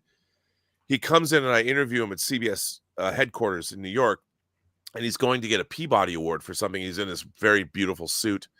And I said, listen, Mr. Stewart, this is the first time I was going to sit him down for 2 hours. I go, listen, I don't want to talk to you about Star Trek. And he's like, what? He goes, listen, if I were to ask you about the geopolitical or the galactic political situation during the Narendra 3 incident, when the Romulans and the Klingons were shooting at each other, and what happened to the Enterprise C during this incident, what could you tell me about it? And he's like, I don't even know what you just said. And I go, that's right. I said, the fans already know everything they need to know about Star Trek. What they don't know is who you are. Who is Patrick Stewart? Attaboy. You know, what was that? I'm not going to say, tell me about your character in Jean-Luc Picard. I'm like, I don't, no one wants to hear that, and I said, they know more than you anyway. And so that's what we were off to. He was, after that, he was a tremendous interview because, I was asking him about him. And that's kind of what I did with all of the DVD special feature work that I did. It was when I interviewed Gabriel Byrne for Usual Suspects. The first thing I said to him, I said to him when we sat down, I go, listen, before we talk about Usual Suspects, can we talk about you playing Uther Pendragon in Excalibur and how you had to ride the dragon's breath with a full suit of armor and have sex with the director's daughter on camera in a full suit of armor? And he just laughed. That's fantastic. And he's like, no one even remembers I was in that movie. And that then breaks the ice, and then they'll tell you anything they want. That's beautiful, man. No, and that is exactly my philosophy as well when I try to interview people. Mark Wade paid me a very kind comment. And unfortunately, generationally, it may sound like, oh my God, what are they talking about? But truly, beyond the photos, the Playboy interview was like a big deal, both for the writer and for the interview subject. And it was a very, very big deal in that era. And Mark said, I am the Playboy interview of comic book podcasting. And I said, I'll take that. Well, but it's true. Look, that's nice. People forget the Playboy. They really did have great articles. And those interviews were incredible. Plus, they were, as you know, as a great novel reader yourself, they were serializing the Bond novels. They were serializing at least 3001, the Arthur Clarke sequel. Yeah, they did. I remember picking that up. I think Diane Parkinson might have been in that issue. I don't remember clearly, but but no, man, exactly. That's it. Well, can we transition as we're doing this? Yeah. To, because also I understand Rob's got a grocery shop. When we're good. We're good. I'm all right. Cool. All right. Because obviously there's been a shit ton of news and other great shows. As we said at the beginning of the show, Rob has seen the first full episode of Andor. I watched the first 20. Yeah, because I had to come jump on the episode went live. I watched it till the very end, and I came running down here with my water, and I'm like, I can't miss. I'm gonna go after I go to the grocery store, run up and watch the other two. Oh, me too. That first episode was a banger. The 25 minutes I saw were quite good. Yeah, going to all the different locations, man, I was sucked in. It's gonna be great. I hope it's and I saw your guys' preview on John Campia's show, and John is getting this feedback from, I guess the reviewers got all, however. Yeah, I mean, you look around, people have been going. I just before it was on, I watched Christian Harloff's reaction to all of it, and he said it's incredible. But you know what? The thing is, to me, it really is about who is making this stuff. And you've got Tony Gilroy, who's an Academy Award nominated screenwriter. Like, if you watch Michael Clayton, I love the movie Michael Clayton. Great movie. And he wrote and directed that. And you're like, that guy's going to go into Star Wars? Yes, please. You got it. I know, I got in this argument on Chris Gore's show on Versus yesterday. Tell me. With Angry Badger. Okay. And that's the name of it. That's his. I love that. I love the internet handles for people. Absolutely. And he is a complete diehard Star Wars fanatic, and he's read every extended universe thing and all the comic books. Okay. And while I too like the extended universe. I think if you watch, say, Star Wars and Empire, I love the fact that you're dealing with a galactic conflict and you've got a rebellion, and the Jedi in Star Wars, let's go up to Empire. There is Yoda, there is Vader, there is Ben Kenobi, and Luke is training to become a Jedi. That's it. Yep. The Jedi are gone. Yep. Their fire is extinguished from the universe. So that the fact that it's gone, they were wiped out for whatever reason, the Jedi lost. They lost. And so to me, watching Star Wars, and I was there opening weekend, Star Wars and Empire, I often say to people, Jedi was the most disappointing movie I've ever seen because I expected it to be the Return of the King of the franchise. And it was more so than Star Trek 3. Oh, yes. All right, go on. Yes, more so than Star Trek 3. Go on. Look, Jedi has two good scenes. It's got the rescue of Han Solo, and it's got the Emperor throne room sequence. You can talk about the space battle all you want, whatever. Light cycle chase scene, no? It's pointless. Okay. It's literally, look, it's cool. It doesn't mean it. They're wasting time. That's true. The Jedi should have taken place on Coruscant. They should have gone back to the seat of power. It should have been a 3-hour fucking epic. Instead, with the Ewoks, I get what they wanted to do. I do. I appreciate all that. Yeah. But to me, the whole series, it's the scene in the throne room that's amazing. So to me, when I watch Jedi, I watch the rescue of Han Solo, I skip forward everything else, and I watch the throne room confrontation. I get it. No, I absolutely get it. Because none of what's going on, like Princess Leia and Han Solo, they should have had a story. You know, after Empire and surviving Bespin and all that, and what I would have done if I had made that movie is it would have been Vader is going after Leia. You know, and you would have found out that, and Vader is tempting Leia. It would have been the last temptation of Christ, you know, Sure. And Han Solo is watching Princess Leia being tempted by Vader, and Vader's using that corruption against Luke, and you could have made that thing much bigger. I'm with you. Going to Coruscant and seeing that, and that battle should have been building the. Why are they building the Death Star? I mean, the Emperor would have been building a Death Star over the most populous in the capital to show my power. Here is I'm not building a pyramid. I'm building another Death Star. And that's where it should have. And if you flip that, I mean, I'm relitigating something that I wanted to have happen. I just thought Jedi, I was expecting Jedi to be the most mind-blowing. I wanted it to be Lawrence of Arabia. I wanted it to be Apocalypse Now. I wanted it to be the greatest, biggest thing. No, it was disappointing. I'm with you, man. I'm absolutely with you. No, it was. And then really, we don't even have to spend time talking about the missed opportunities of the sequel series. Although go ahead. Although I do now, so what I was going to say here. Okay, in a nutshell. So Star Wars and Empire and Jedi, they're not about the. That's funny. They're not about the Jedi. They're about people. They're about us. Right. Luke Skywalker is all of us. The fact that he's becoming a Jedi Knight we are finding what's inside of all of us, and we are to become what we can become. We have to train. We have to dig deep within ourselves. And what happened to Star Wars is everybody started focusing on the Jedi and all this, and it spun off into Fantasyland. Agreed. And when you get to the prequel trilogy, look, I think the prequel trilogy suffers from the fact that George Lucas couldn't go out of the house anymore.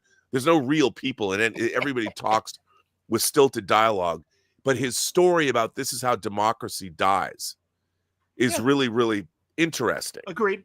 And it could have been. I mean, I don't think the execution is very good, but the story that's being told, but again, what Star Wars did so well, and the reason people loved it is Han Solo's a truck driver, Luke is a farmer, and Ben Kenobi is a veteran of foreign wars. You know, he's your crazy uncle that, let me tell you what happened when I was at Guadalcanal, you know, and young Luke. And there are these guys that go rescue a princess. They're normal dudes. Yep.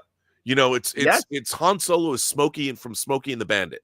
You know, he's a moonshiner. He's bringing, dumping his load, whatever. He's smuggling spice. So these were guys that the audience understood. When you make all the characters Jedi Knights and you make them, it'd be like watching a movie like Conclave with all priests. By the way, who's going to be the new movie? And here we are living in it. Oh, right. We're living in Conclave right now. But it's like, we don't identify with priests. And when all you're doing now is watching basically monks, spacefaring warrior monks, how does the audience get into that story? So what you have to do then is you have to take your Jedi Knights and then humanize them. And so you're taking your mystical Jedi, and doing that is a mistake, because the Jedi were always they're the Knights of the Round Table. It's Camelot.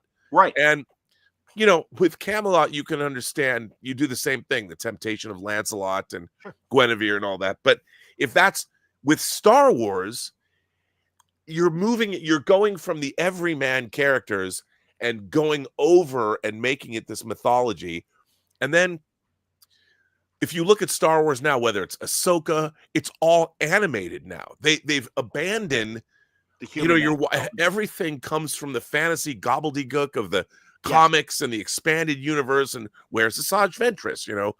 Where's all these, whether it's Jason Solo and the twins and all this. What I like though about Andor though is it calls back a lot of the Dark Horse comics that came out in the 80s and 90s, because it focused on the people. My buddy John Ostrander wrote amazing Star Wars stuff. And every now and then he'd dip into Jedi shit, but a lot of his characters were just rebellion, or one of my favorite offshoots was Crimson Dawn or Crimson Knight or whatever it was, or Crimson the Emperor's Guard. Right. And the one guy leaves. Well, after the Emperor dies, he becomes an anti-hero. Right. And the rebels are like, hey, come with us. He's like, no, I don't believe in your shit either. I'm on my own path. And it's a great story. And again, it's because they're dealing with the humans. And that's what's missing from a lot of this stuff. And that's why I've got hope for Andor, because that's what we got in season 1. Well, and watching just the first episode, I'm like, this to me is Star Wars. Amazing. Agreed. I just texted a buddy. I'm like, all right, I've only seen 20 minutes. The first 10 minutes are going to blow your mind. And God bless Diego Luna. And also, obviously, this series will give more agency to Rogue One. And that's I love Rogue One anyway. But really I'm already like, you go to Mon Mothma's estate and Luthen's there and all these people are arriving. And I'm looking at this going, this is more compelling to me than any other live action Star Wars show that we've watched. 100%, man. Because, you look at even the Kenobi. Here's what I read the Kenobi book. It was a great book.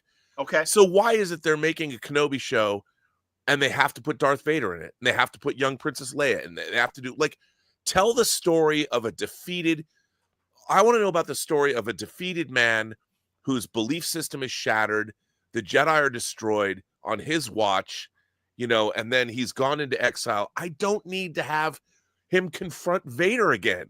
Agreed. Give me a story about a man who is crushed. His soul and his belief is crushed. Tell us that story. And the problem with Star Wars is, I think that The Acolyte was a perfect example of this. You're watching these characters. They had no relation to human beings in any way, shape, or form. These weird religious lesbian monks that don't even talk about. Well, it's a thread, and you're now, I don't have a problem with lesbian monks or whatever. No, whatever. All right. It's fine. I'll see them. Good story. Yeah, if it's a good story. But the problem is that wasn't Star Wars. That was somebody, and all of this stuff, all like the Jedi and all that stuff. It's all derivations of Tolkien and sword and sorcery. It's no longer what ultimately what George Lucas was talking about was the Earth. George Lucas was talking about the rise and fall of empires, how do rebellions start. A lot of that came from Vietnam. Sure. And Star Wars completely left having any relevance to the human race because it became only about fantasy, because George Lucas wasn't making it anymore. Your buddies on the Inglorious Truckspurts just had, I think, a convention interview they did with William Catt, and I heard his and Kurt Russell's audition for Star Wars as Luke and Han, and obviously, what's his face was Han, and was Will and everything. And you're right, because, and again, they were wrong for the roles, but that said, the dialogue wasn't the final dialogue, Right. but it was these guys talking about it. These were normal guys. It was a truck driver and a farm boy talking about this shit. And that's what was really interesting. So no, I absolutely agree with you. And I think, go ahead. When the thing about Star Wars that was so amazing was, seeing it, it's hard to explain to people. You call this podcast Yelling at Clouds. So I'm going to be the old man yelling at clouds. Well, because you and I are old men yelling at clouds. We're the old men now. But when I went and saw Star Wars as a 10-year-old, when it was brand new. Yeah. I was a kid the year before Logan's Run blew my mind in the theater. And I saw John Gilmer's King Kong. And yes, I'd seen Jaws in the theater when I was 8. Sure. And so as Outer Limits, 9. Twilight Zone, all the kaiju movies, Rodan was my favorite. I was already steeped in all of this science fiction, fantasy, horror. I'd watch anything that had a whiff of a monster in it. Rob, we were inside on summer days watching these, movies on UHF channels. Yeah, it was, and that's why I love Svengoolie, because he was hosting that shit. But keep going. Yeah, and so when I saw Star Wars, what it did was it took all of that stuff that only had a certain, let's face it, there were not very many respectable science fiction movies. You had everyone talk about the same movies. It's like, okay, there's War of the Worlds, When Worlds Collide, Forbidden Planet, Day the Earth Stood Still, 2001, Planet of the Apes. Pretty much. That was about it. Pretty much. When you got to see Star Wars, it was on such a higher level than anything it had been done before. The lived-in world of it all, yes.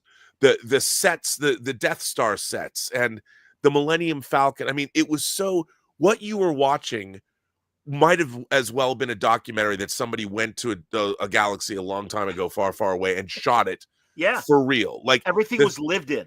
Yeah, and the set design was mind-blowing. Everything looked, I mean, that whole opening scene on the Tantive or Tantive 4, the blockade runner, when you see the rebels coming, taking positions, and you're like, who are they taking positions for? Like, what's in that ship? Like, you don't even know. and when the door blows open and the stormtroopers come through and they start firing, and I mean, my young brain literally was like being in the Krell labs in Forbidden Planet, where suddenly my mind was being like expanded and my imagination was broadened. Like, I was like, I remember sitting there going, like, I didn't know what, it was like. I didn't know what the experience of snorting a giant rail of pure cocaine would be. But if there was an equivalent of that as for a 10-year-old, it was seeing Star Trek or Star Wars for the first time. And you know where my mind's always at. But it was mine too. But yeah, it was just I mean, Star Trek, I can't get it out of my brain. But it was mind blowing. Well, we trained on Star Trek, and it was our first love. But then Star Wars happened, and it was all on a larger, major motion picture scale. And it was mind blowing. I'm with you. It was mind blowing. And then what was interesting after that, in quick succession, the next year we got Superman the movie. And then the year after that, we got Alien and the Black Hole and Star Trek the Motion Picture. And whether stuff was good or bad, it was widescreen, writ large on the big screen, giant. The overture, before the movie started, they were playing the soundtrack as you walked into the theater. I mean, both Star Trek the Motion Picture and Black Hole have overtures. Yes, that's what I'm saying, man. Exactly. And that was your classic Hollywood theater going experience that ended with those movies. So again, we're on the same page, my man. Yeah, and it was so, and I remember, like, here I'm now 13 years old, and I was going to be 13. I was anticipating. I don't think I've ever been as excited for anything in my life as I was at 12 for The Empire Strikes Back to open.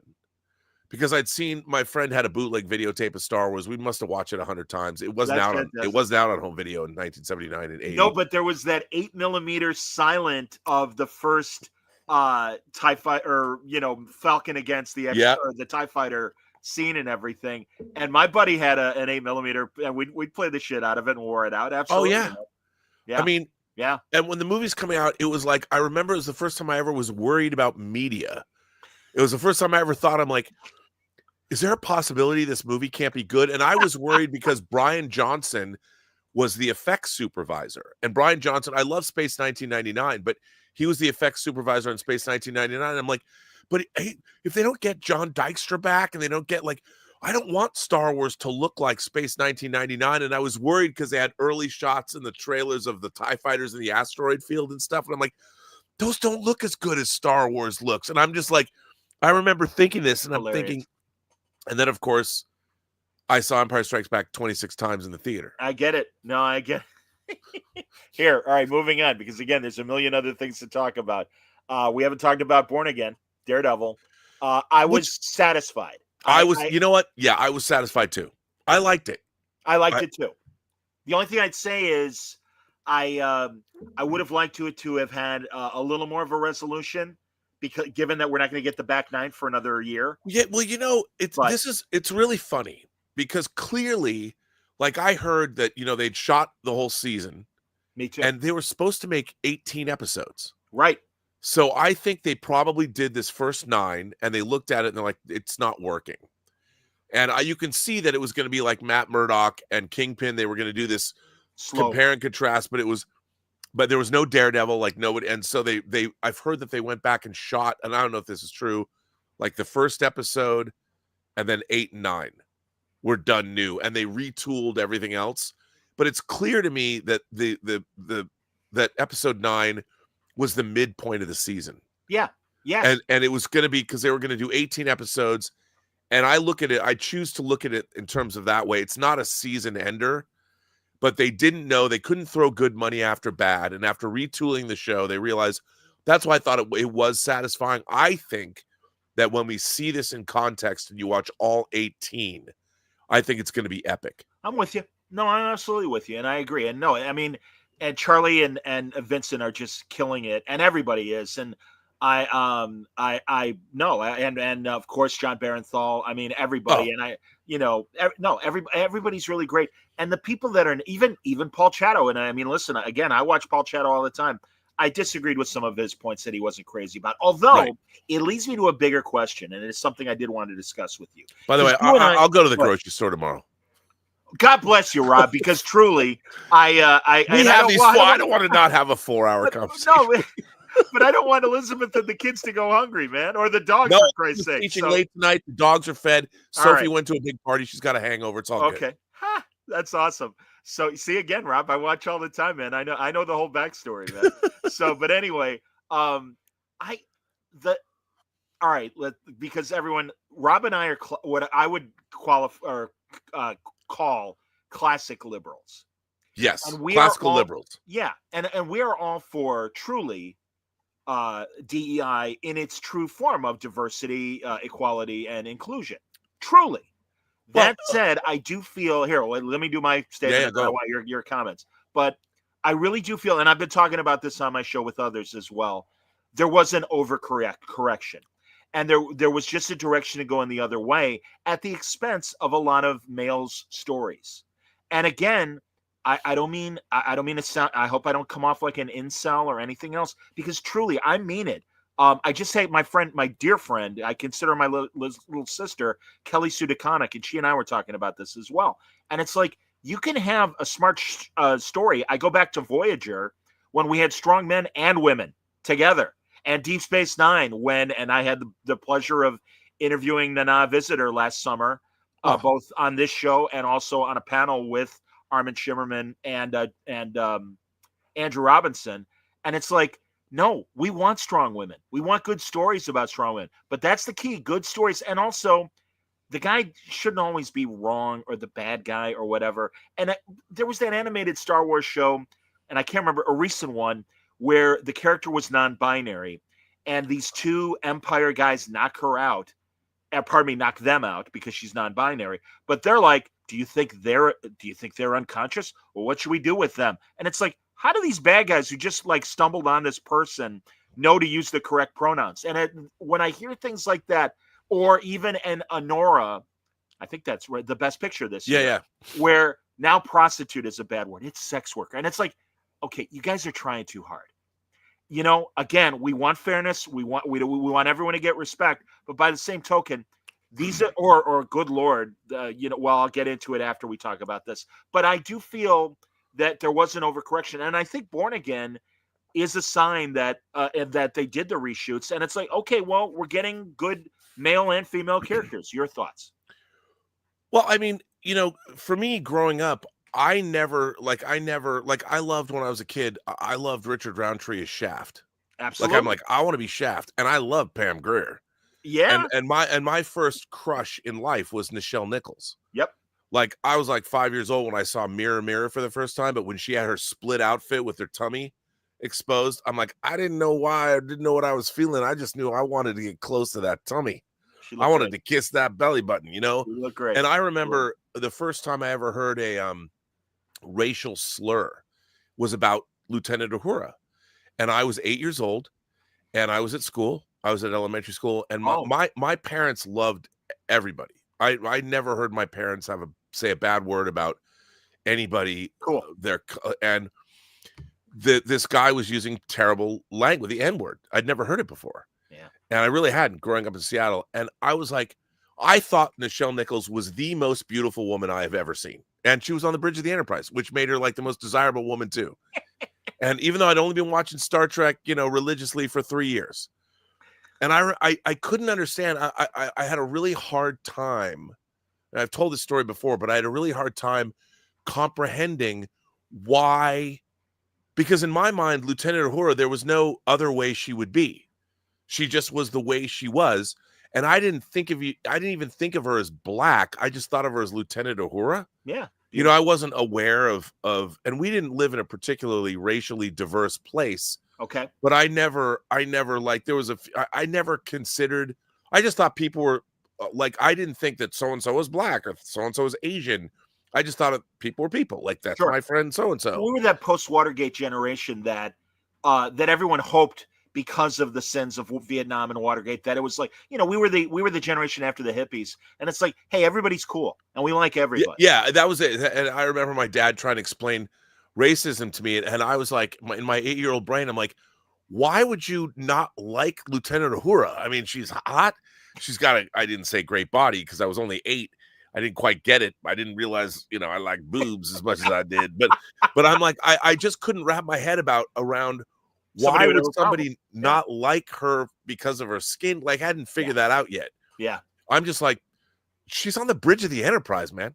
It's gotta be cool. Like, yeah. So, but I think that what really happened is that, people talk about identity politics. And I've said this before many times on my show. I think our generation, we were people that were always looking outward. And it was, I was never like, my identity, me. I was never particularly concerned with me. Stories that had to be see ourselves in these stories. No, I wanted to go out. Like, look, I wanted to read stories about people that I could aspire to later become. I wanted to go out. I don't care. Like, if someone said to me, "You're going to grow up and be John Shaft," I'm like, "Yes, I am." I'm a bad mother. I would. Bruce Lee. Yeah, Bruce Lee is another one. Like, yeah, would never care. Like, if Linda Carter's one. Like, I loved the Bionic Woman. I love. I'm meeting her next summer in Connecticut, and I can't wait. One of the first times I could not believe it when she was rejecting her bionics. Oh my God, it's heartbreaking. Oh my God. It was the first time I ever cried. I was crying, and I'm like, and then when she finally came back and didn't die, but her and Steve couldn't be together again. And her memory was wiped. She didn't remember she's gonna live with Steve's parents in Ojai. I'm like I would never have thought, like, to my mind, I would never, like, I'm not gonna not watch the Bionic Woman because it's about a girl. Like, I love the Bionic Woman, and it was growing up. There was no.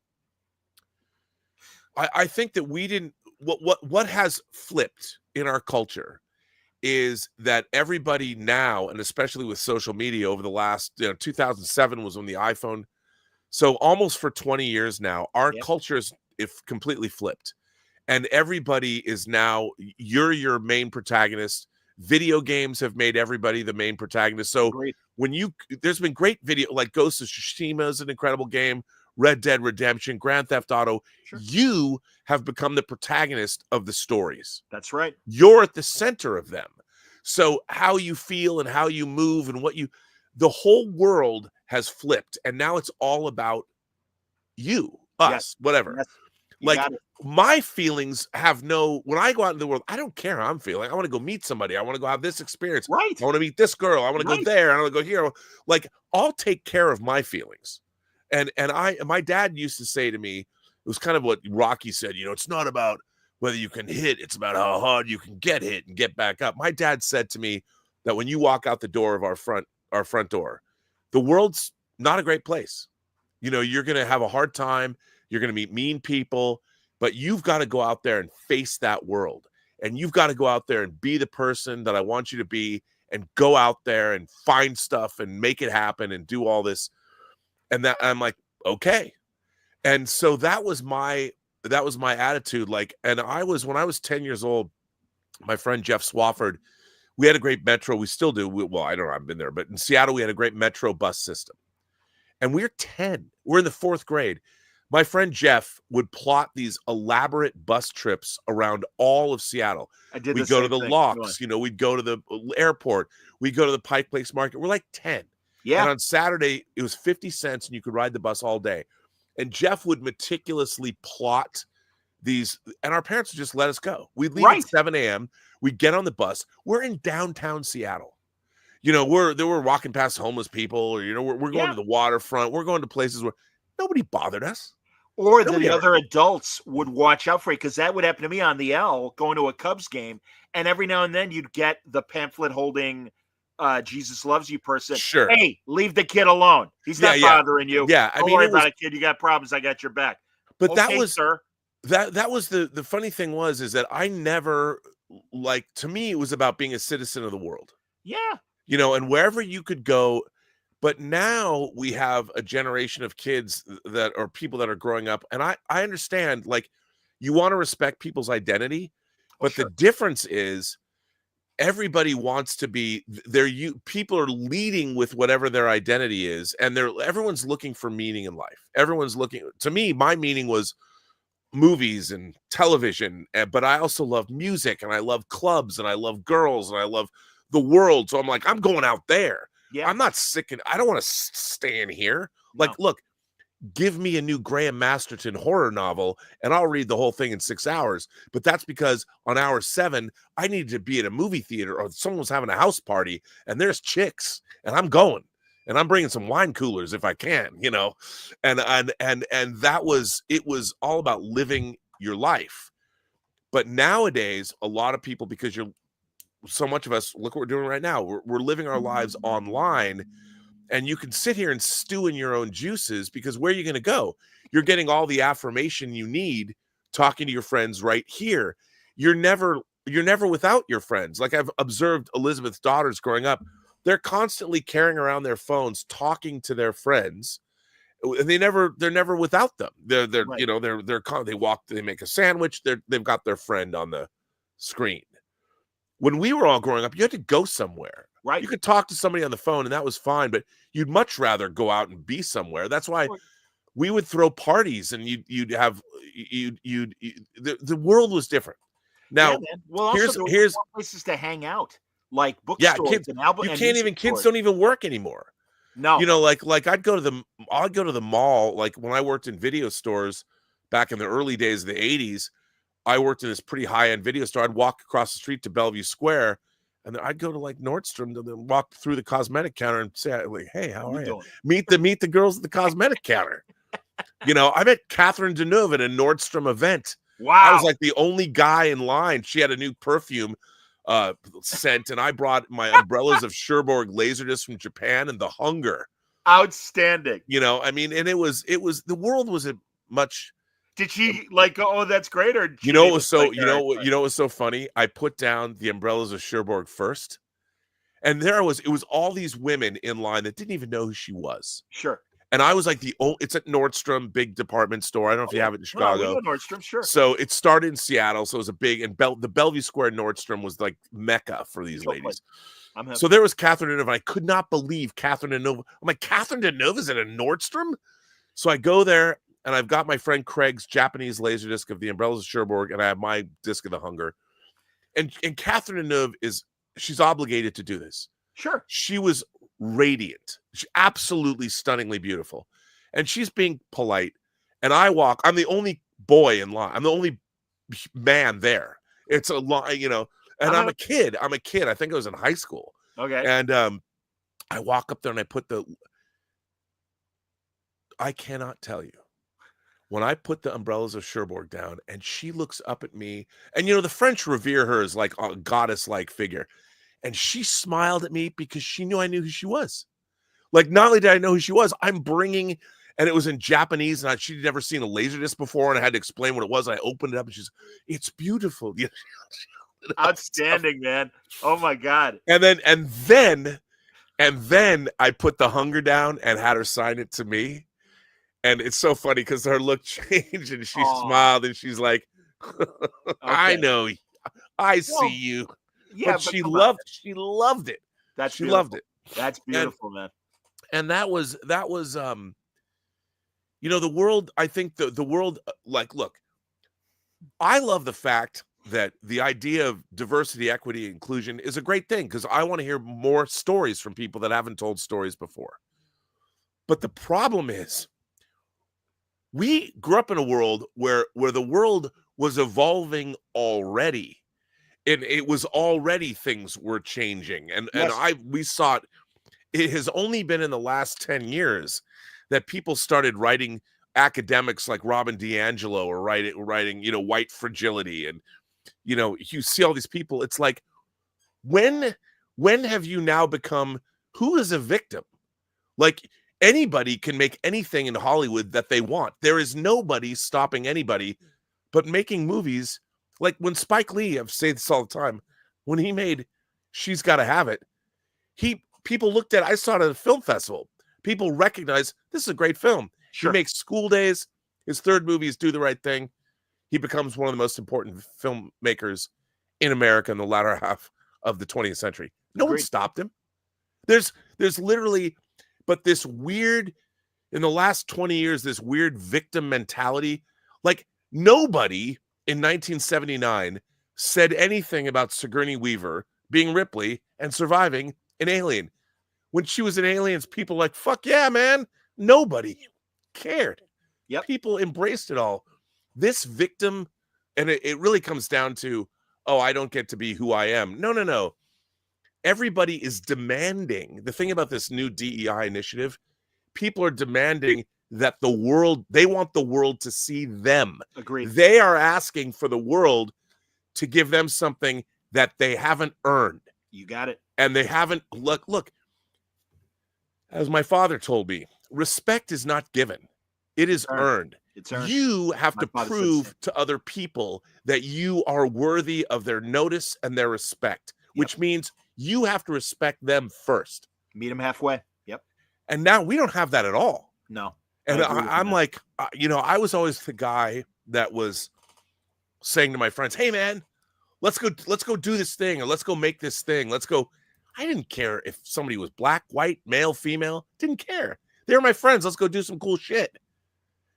Nowadays, you know, and I was always like, I grew up, starting at 13, I had a lot of lesbian gay friends. They were in the Seattle arts community, in the Seattle film community, the people that put on the Seattle Film Festival. It was a big deal. And like one of my friends, who's still one of my dearest friends, he was gay. He was like 20 years older than me. I'm like 14. And I'm going to film screenings with him. My parents never thought it was weird that I had a male friend that was 14. Right. There was no one ever made a pass at me. There was nothing going on. We were all film fanatics. Right. And it was all like our interests were based on things that were outside of us. Oops. Sorry.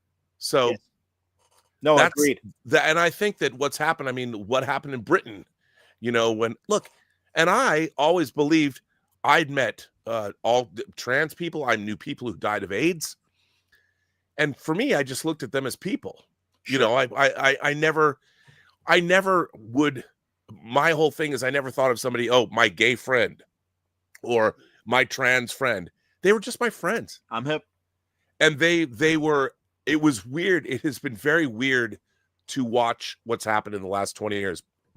I think it was incredibly damaging to people because people are so up their own asses now. They're so up. It's like, look, man, forget about your identity and forget about and everybody's turned themselves this weird thing about being a victim. You're not a victim.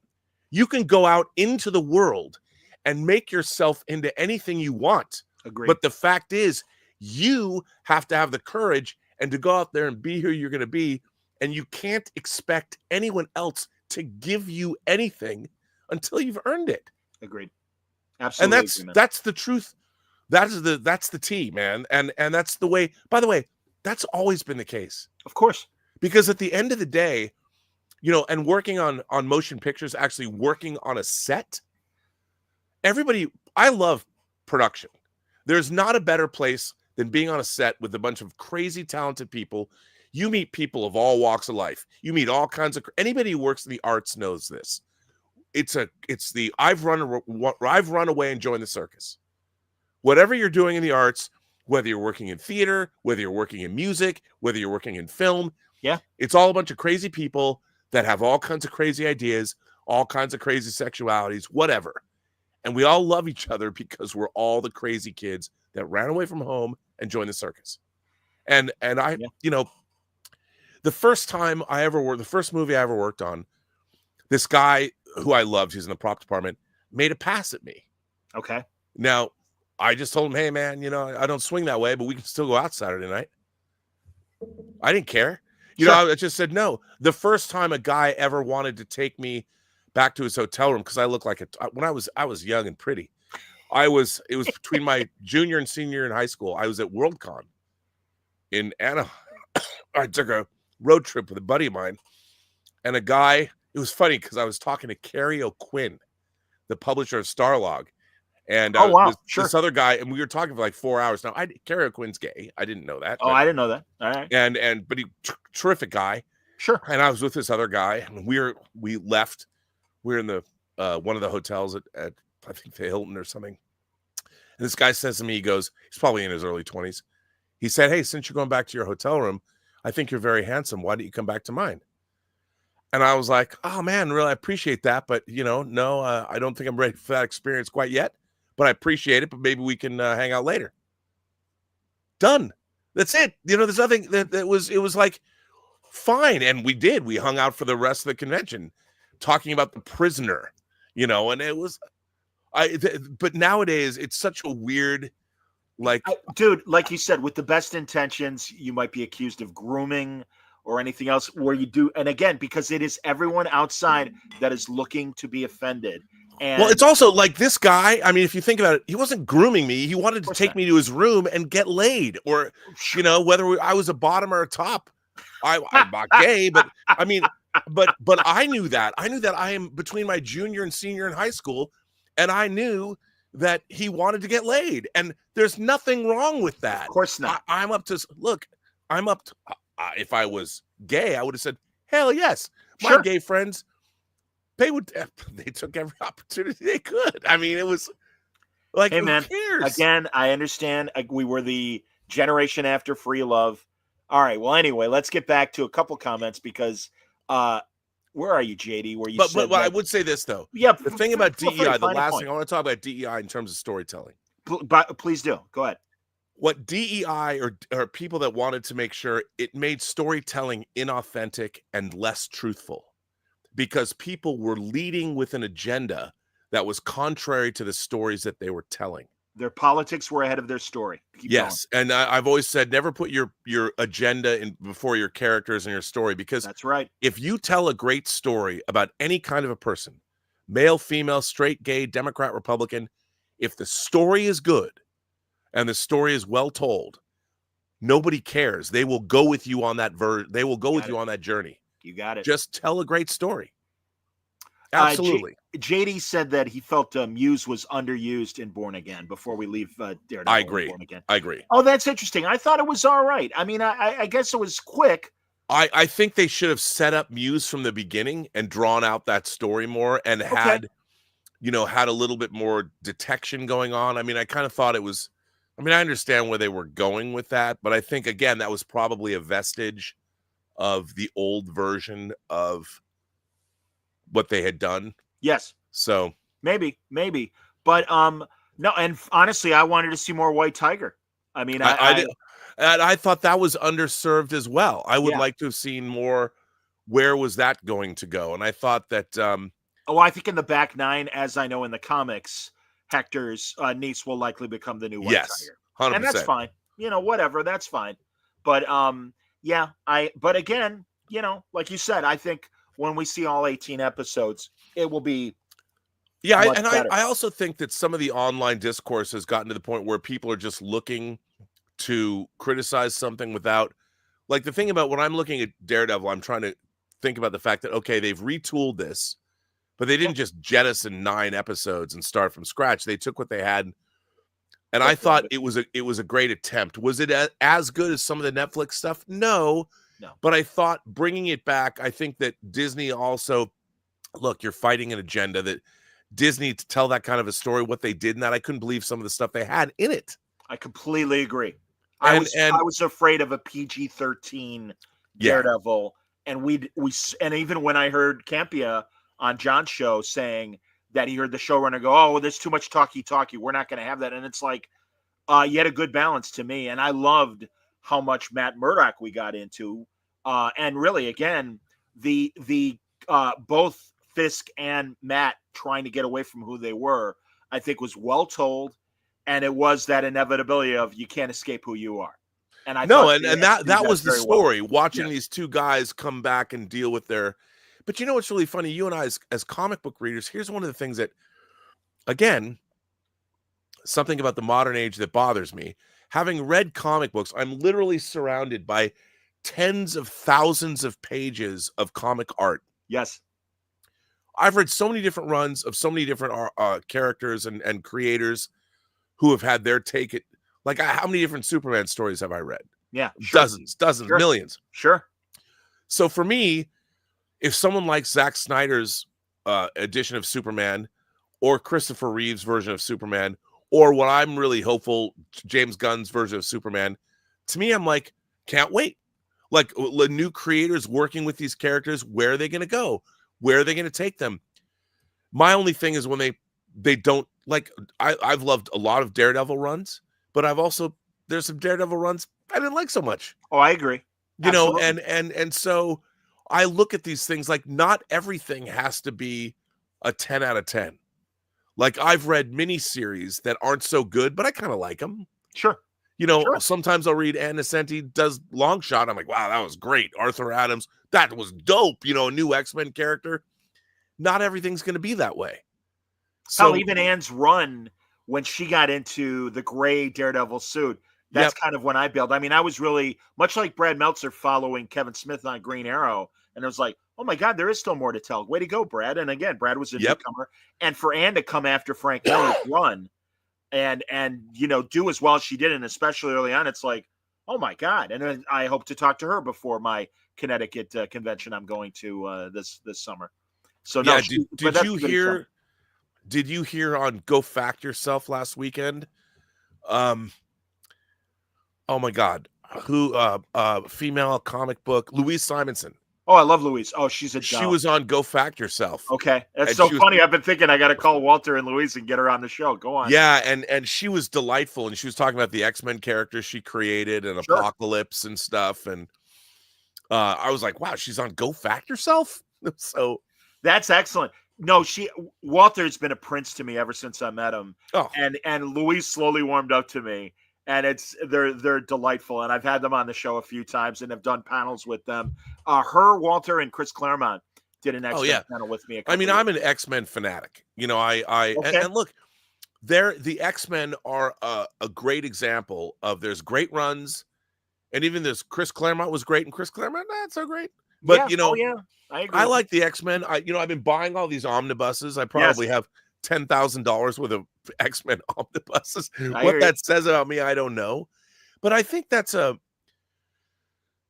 what is also different today is that everybody expects everything that comes out to be a 10 out of 10 all the time. Agreed.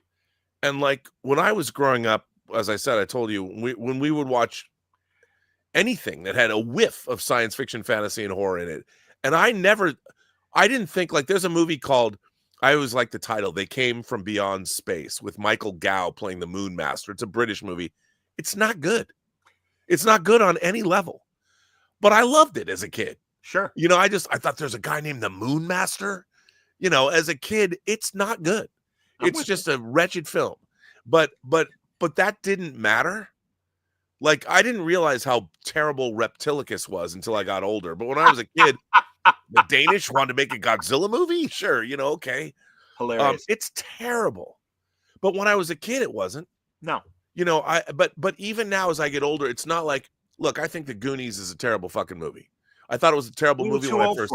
We were too old yeah, for too it. old for it, but it's just not good. And I could have told you that. Yeah. But people are like, how can you dislike The Goonies? I'm like, how can you grow up and not recognize that The Goonies isn't good? I recognize that They Came from Beyond Space is not good. And I knew, and Reptilicus is not good. When they put out a 4K version of it, I did not buy Reptilicus. I have no, you know. When I was told that Skeleton Crew was going to be, you know, a Star Wars Goonies, I'm like, all right, I guess. And I'm like, well, this generation of kids, just like the Minecraft movie, go forth and multiply, young people. God bless you all for enjoying the experience. But I agree with you that it was frustrating to read. Rob popped out, but I'm sure Rob will be back. I will make my point and even address some of the comments as Rob comes back, hopefully.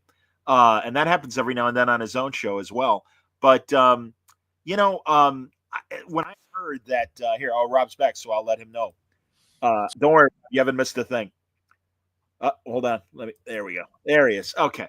What I was going to say is, as you've, I'm sure, heard as well, when I hear Netflix and the other networks telling the screenwriters of these streaming shows, make the dialogue a little more deliberate, because they're probably going to be doing laundry or on their phone while they're watching.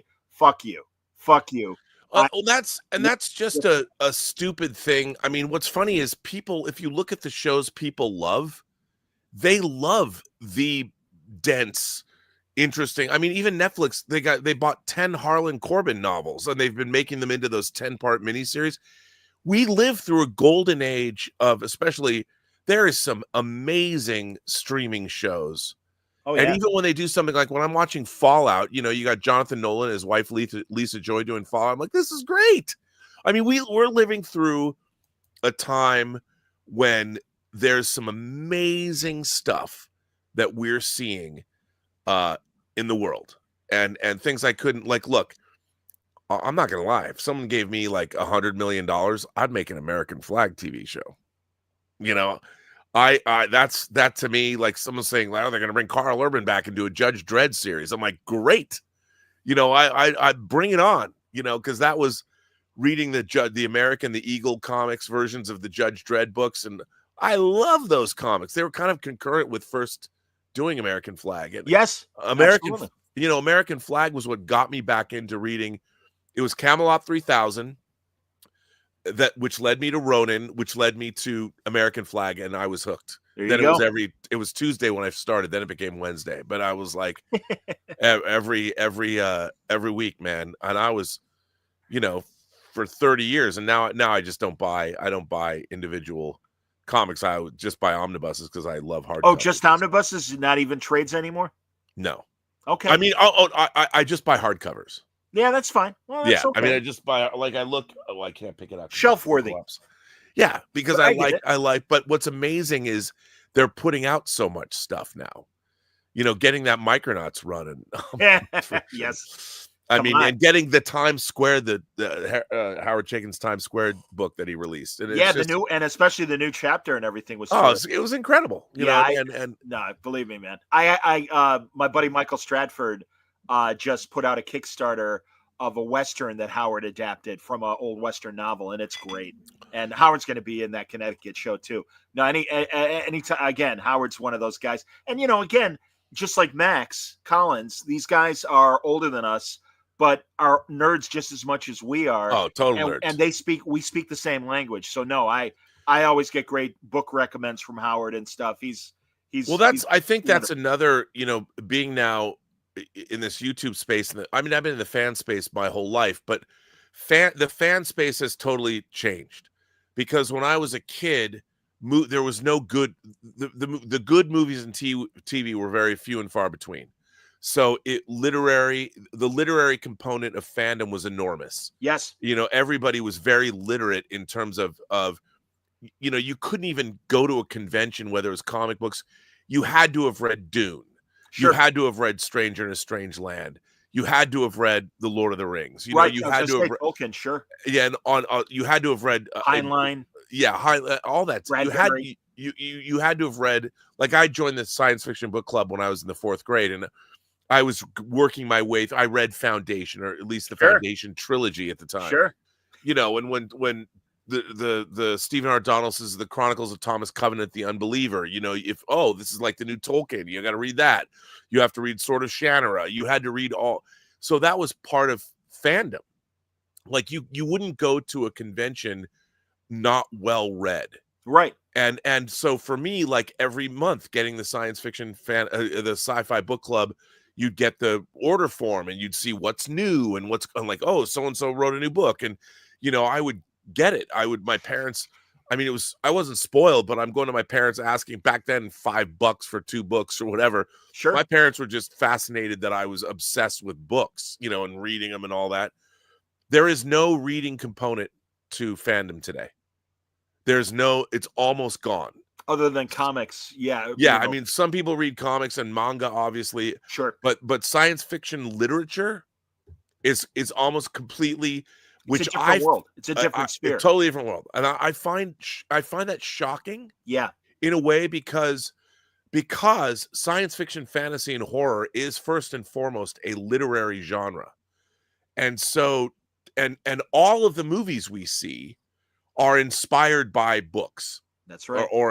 And look, when you see somebody like Denis Villeneuve make Dune 1 and 2, you know, for today's audience, everyone's like, wow, that's like, it's amazing. And I always want to tell people, well, wait till you get to the 4th book, God Emperor of Dune, and see how fucking weird it gets, you know. And nowadays people don't. You'd think, with all that everybody loves Dune, talks about how great Dune is, you'd think everybody would go back and read all 6 Frank Herbert Dune novels. You like don't have the to read like the Harry Potter craze had people reading the Rowling books and everything. Yeah. And I think if people read, especially a lot of the well, let's just call it the identity politics crowd, especially younger people, Dune would blow their fucking minds. Like, they would read this stuff going, oh my God, because everyone thinks that I'm so progressive. No, you want to get progressive, read some science fiction. You know, read some of the things that I encountered in the books I was reading. I'm like, oh, my parents don't know I'm reading this. You know, and it's a lot of sex in. Yeah, absolutely. I mean, but just the weird stuff that happened in so much of this, and it was real. Look, there's a lot of old-fashioned science fiction, but there is a lot of progressive talk about. I mean, it blow your mind. It'll take you to a place, but again, that requires effort. That requires putting out the effort. Nowadays, everything is so, you know what Yoda says, quick, easy, more seductive. That's the word. That's the world that we live in now. Radio Dormouse is right. People don't read because of TikTok. Yeah, the attention spans have diminished, and it's too bad because, again, they're really missing out on complex, interesting storytelling. And I've, you know, it's funny. I've often said to people, and people think I'm nuts for saying this. I'm like, you know, watching a movie is a skill, just like reading is a skill. You might be able to read words, but are you literate? Are you comprehending? Yeah. You know, yeah. Do you understand that? And like, we are like, kids are being programmed from a very young age. Here, stick an iPad in your hands, and you're like, you become immediately addicted to dopamine. And if you never learn how, like, you can know how to read, but if you don't learn how to read, you know, I read this article on my show about a year ago that at Ivy League schools, our elite universities, they've only read like articles, or we used to read Cliff's Notes. If you don't want to read the whole book, they can't read. They can't focus enough. And if you can't focus enough to read a book, what good are you going to be in the real world? Agreed. Like, what job are you going to get? Agreed. And it's such a weird state of affairs, because people don't want, like, everyone says, I want to be an influencer. I've heard a lot of people say to me, I'm going to do a YouTube channel. I'm like, hey, you should. And then people come back at me and like, wow, it's really hard. You know, how do you get people to watch your YouTube channel? And I'm like, it is hard, you know, and you want to be an influencer? Well, what do you have to say? The important thing is you need to have, everybody should start a YouTube channel, but people are going to watch you if they like what you have to say. You have to have something, you know, somebody, there's a line in Rumblefish, Coppola's Rumblefish. I don't know if it's in S.E. Hinton book, but I did read the book, but I don't know if the line is there. There's a great line when Mickey Rourke is being asked, you know, why don't you come back and lead these people? And he says, if you want to lead people, you have to have somewhere to go. To take them, yeah. Yeah, and it's such like a great... Cybok in Star Trek V. There you go. Shakari, let's go. Eden. But it's true. Yeah, brother. But it's weird to me, though, that fandom has now become quick navel and easy. gazing. What did you say? Forgive me. No, but it's look, I love immersive video games. Sure. I think that the video games that we're getting, I mean, one of the things I'm most excited about, and I do not apologize, Grand Theft Auto 6. Beautiful. I can't wait. I think Grand Theft Auto 3 was the first one I played on my PlayStation 2. Okay. I love the immersive nature. Grand Theft Auto 5, the story modes, playing the 3 characters was amazing. You know, Red Dead Redemption and Red Dead Redemption 2, Ghost of Tsushima. I love that kind of stuff. You know, and I think games are great. But the problem is, and I think if I grew up in a world where those kinds of games existed, I might not have read. I so agree with you, Rob. Yeah. Yeah. You know, and I understand it. I get it. Oh, sure. But the problem is, I think that stories themselves, you have a much, it's all, because even when I was a kid, I loved video games, even though they were very simple. I love going to the arcade. Oh, sure. I love the idea of, it was great, but it all existed together. Music, movies, comics, novels. It was all this continuum. Yep. Look, I loved Styx. You know, Styx. The band. Like I remember getting Grand Illusion because you know, they climbed aboard their starship and headed for the sky. Yeah, because I love Come Sail Away. You know, and then that led me into music. And then, you know, you're listening to Pink Floyd The Wall, and it's like, oh my God, you can't just listen to Another Brick in the Wall Part 2. You got to listen to the whole album from side 1 to side 4 and get the whole story. You got to do that. You know, I actually got to know a couple of the band members of Styx, the guitarist James Young. Oh my God. And Dennis DeYoung. James Young, who sings Miss America on side 2 of Grand Illusion. Come on. You were the apple of the public's eyes. And he used to hear me on sports radio, and he's like, hey, man, you're funny. I'm like, dude, I can't get over the fact that you know who I am. That's amazing. James Young. Dude, I would love to have met James Young. He's still alive. Oh, yeah. Oh, no. You know, Captain Shaw and I, Stashwick, we bonded over when we met at a con a couple of years ago. We bonded over because I know he's a big prog rock. And okay. First of all, I love Todd Stashwick. Good man. And Todd Stashwick's whole idea of prog core, his whole D&D gaming, you know, because we were in Chicago with him, and he sat us down. He was telling us about what is prog core and what isn't prog core, and how they did that Kickstarter for the whole gaming thing to take. I mean, it was all like he was all talking about like the Rankin and Bass, The Hobbit. You know, that was the beginning of prog core, and like Ralph Bakshi's Lord of the Rings, and then music like Styx. You know, Styx totally prog core. Sure. And I told him, I said, there's a song on the Grand Illusion called Castle Walls. And at once in a dream, while the only castle walls, I stood alone.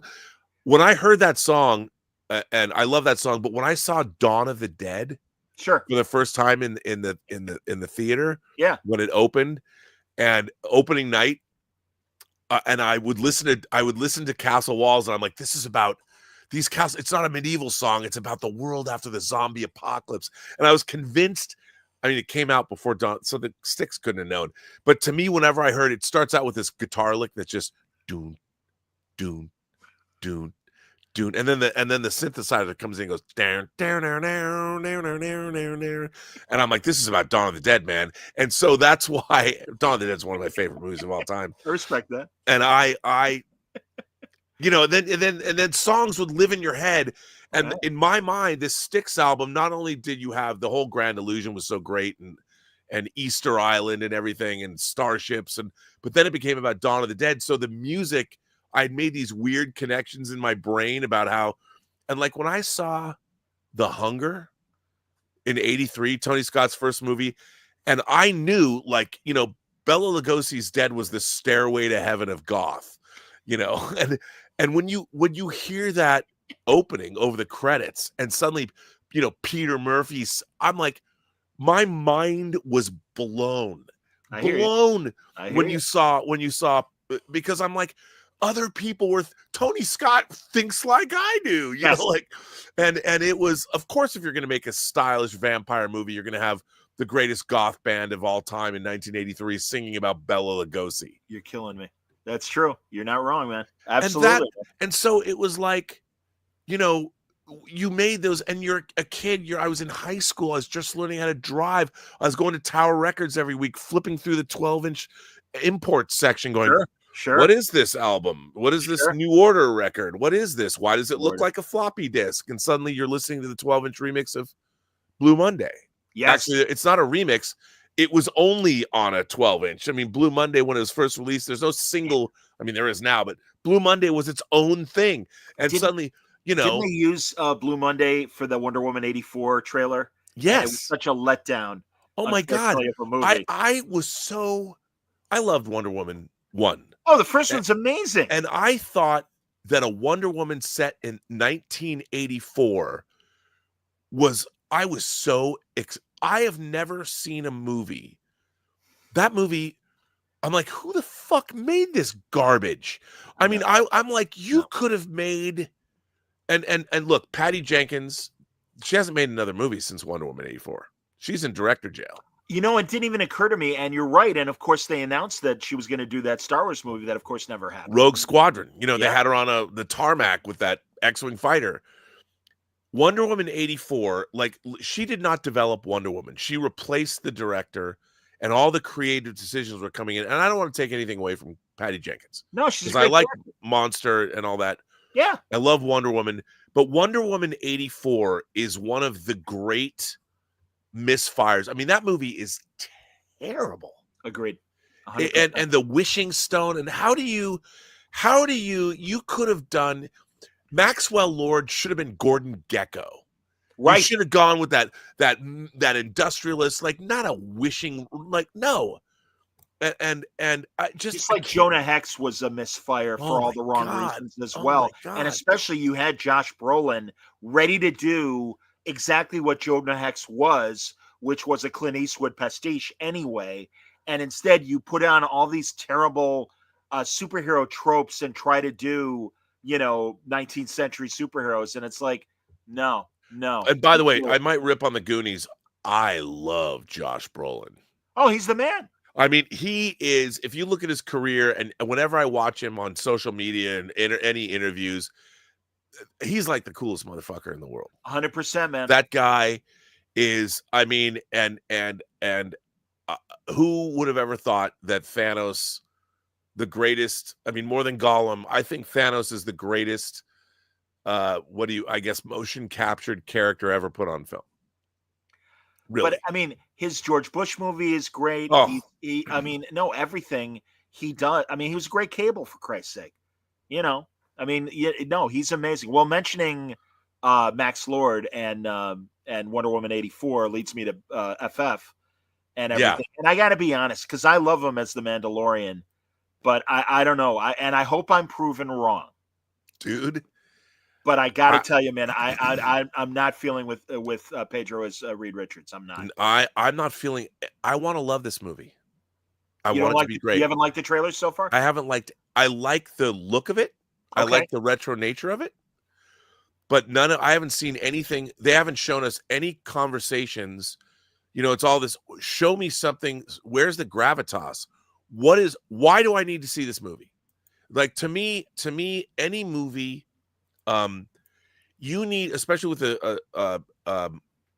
when I was a kid and I'd go to my local bookstore, Island Books, I would go to the fantasy, sci-fi, and horror sections, and I'd seen every book a million times. But when there was a new book, what made me want to read a book is if there was some idea, whether it was the idea was in the cover or some blurb on the cover, or mostly the back of the book, whatever it said, there had to be some intellectually compelling idea that, like, it couldn't just be a vampire novel.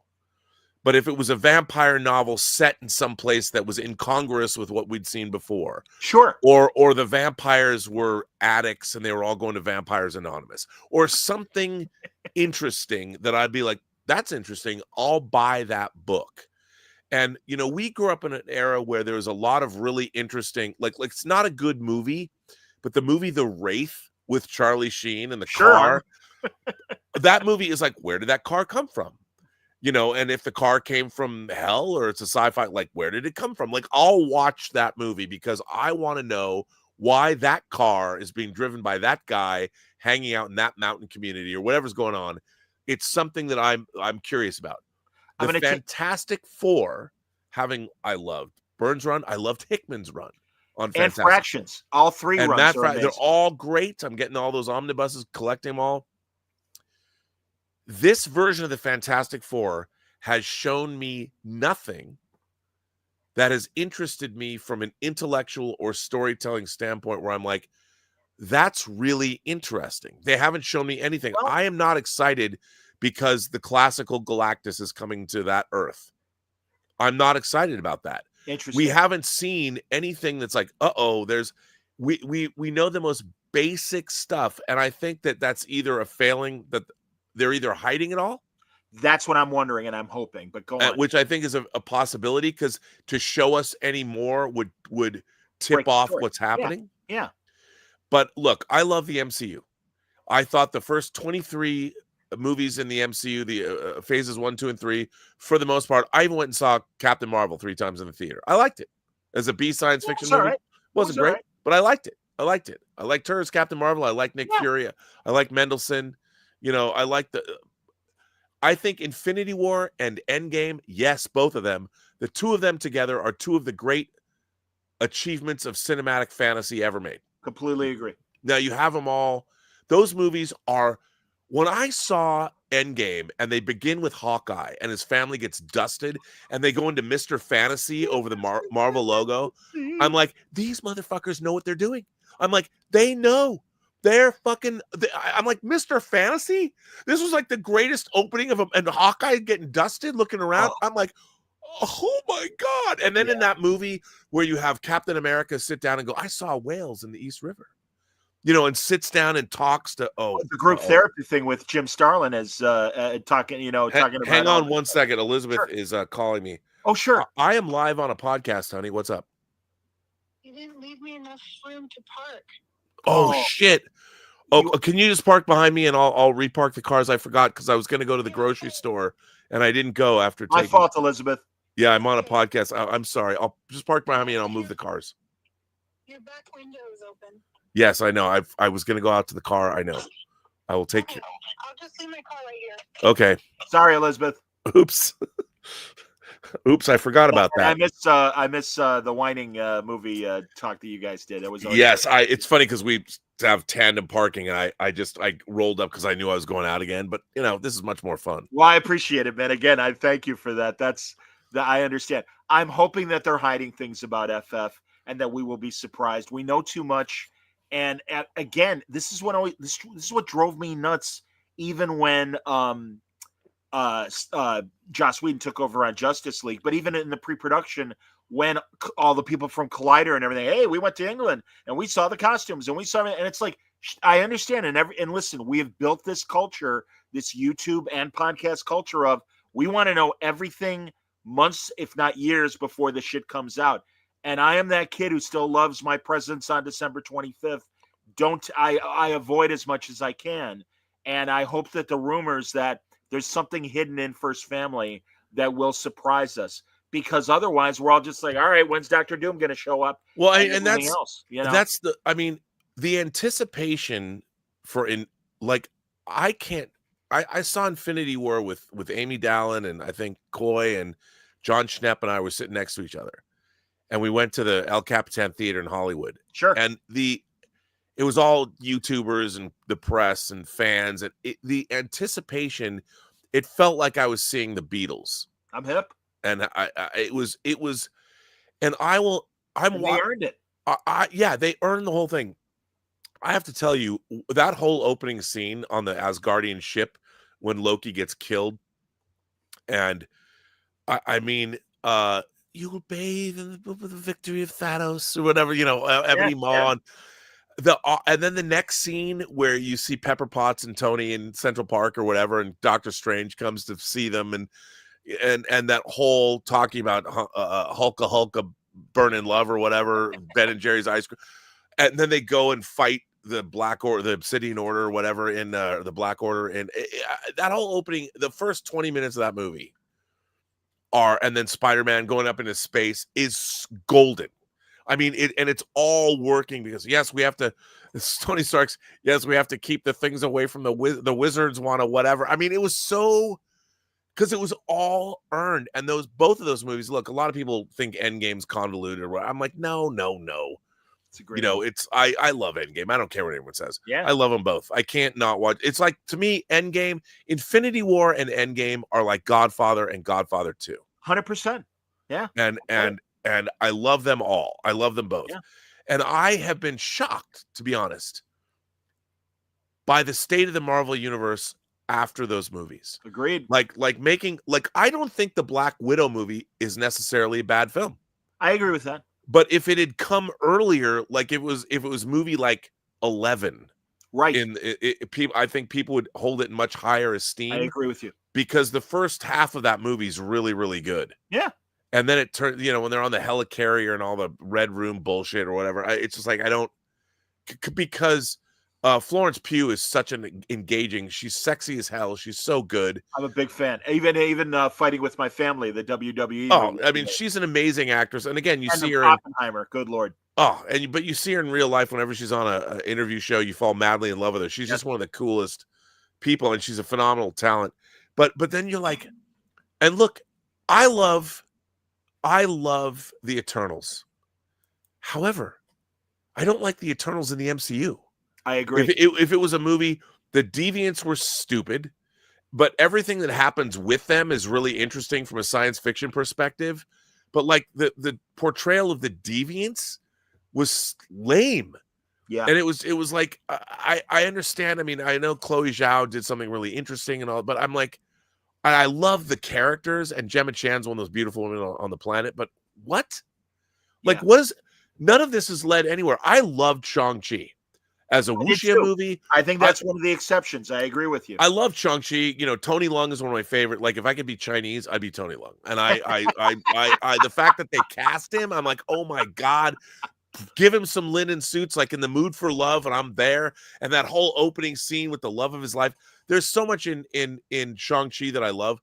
However, I would like to have seen the Doug Mensch, Paul Gulacy, James Bond meets Bruce Lee version of Shang-Chi. I know that's changed, and I'm just, because I'm a big Mensch Gulacy fan. Me too. But, and I understand where they had to do it, but I think that to me has sort of Back to the Future energy in it.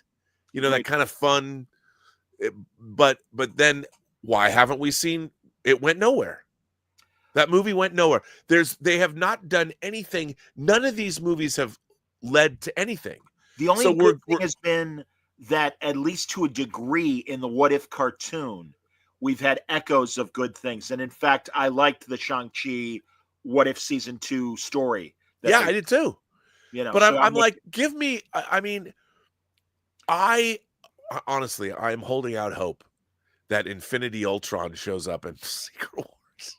Because in terms of, I loved Infinity Ultron. I loved it. Yeah, that would be cool.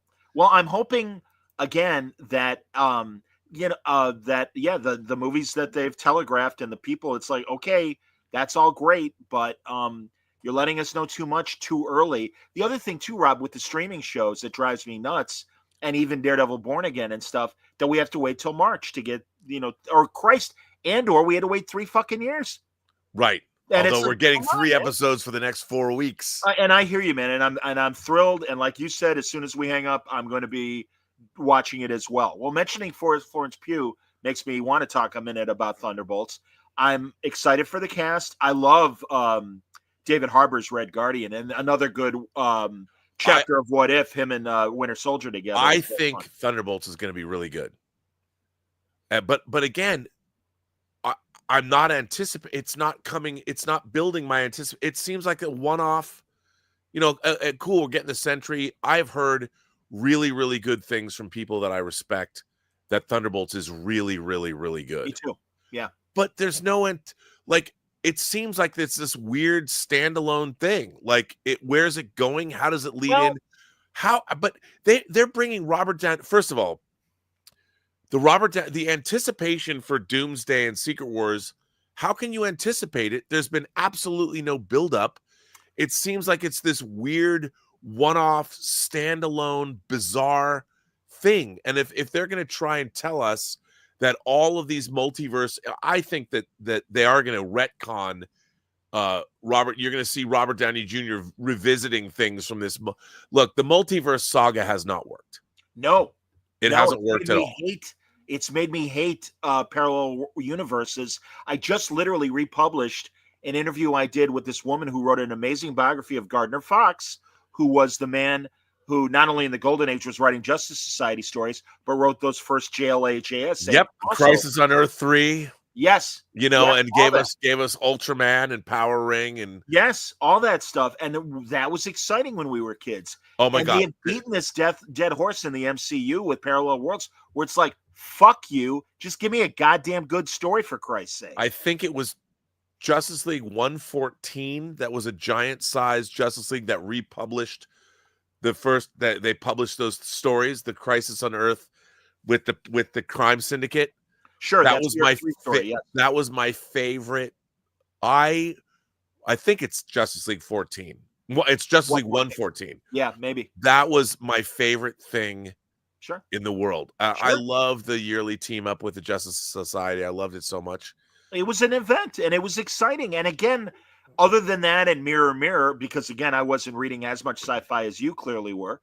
But I mean, just the idea of or that great Twilight Zone with Steve Forrest, the parallel. Yeah, but no, Mirror Mirror was, to me, it was the gold standard. And they've never, ever, ever, ever, ever been able to duplicate what Mirror Mirror did in Star Trek in its second Rob, season. we didn't get together to shit on Section 31 together, did we? No. It's a shame. Well, again, we could have spent 4 hours just yelling about that, and believe me, I want that 90 minutes back of my life. But go on. The people that are responsible for modern, look, I had to, for the sake of my own well-being, I just stopped talking about modern Star Trek because it's so god-awful. Even Strange New Worlds is a show that's built around a handsome man and his haircut. I can't. What they've done, talk about DEI, turning Spock into a neurodivergent character is such a bastardization of what Spock is. They've diminished that character. I wish Nimoy were alive to say, fuck you, assholes. He would, you know what? And Ethan Peck is a great actor. Rob, I got to interview Ethan and Celia Rose Gooding as well, and they are lovely people that are lovely people. Bad scripts. They are. I mean, look. I am no Akiva Goldsman is I think one of the great frauds in Hollywood. Him and his Oscar. Kind of agree. That he won, for A Beautiful Mind. Yeah, he wrote that New Line Lost in Space movie. He wrote. I mean, I like the Will Smith I Am Legend, but if you've ever read the book, which was one of the first books I ever got from the Sci-Fi Book Club, was Richard Matheson's I Am Legend. Matheson's the man. I mean, oh my God, Strange New Worlds is a horrible bastardization of Star Trek. And yet people like it because they think they've been bamboozled into thinking it's like classic Star Trek. No, it's not. No. The captain, there's no military decorum. He just hangs out with the principal cast. Rob, I had Celia and Ethan on the panel, and I'm like, I gotta ask you guys, do you think Starfleet is a military organization or not? And the crowd went, ooh. And I'm like, first of all, I love that response from the audience. And Ethan gives you this look like, really, we're gonna get fucking into this? And I'm like, there's no right answer. And I'm like, I'm not gonna debate you for minutes, but that was my otherwise, because listen, the crowd is there because they love Strange New Worlds. Yeah, I'm not gonna shit in the punch bowl. I'm not an asshole. No. But that was my one little thing that was burning inside of me because I hate it.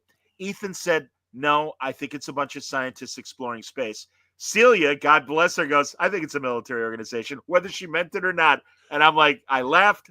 Fair enough. Moving on. They have ranks. I mean, they have ranks. The people that created Star Trek served in World War II. I mean, it's such this weird retcon that we like. I don't understand. It's a byproduct of the same thing that leads to the everybody wants their rights. Yes. Everybody wants their identity validated. Like when your identity being validated by the world is the most important thing to you, you've already lost, first of all, because the world is never going to validate your identity.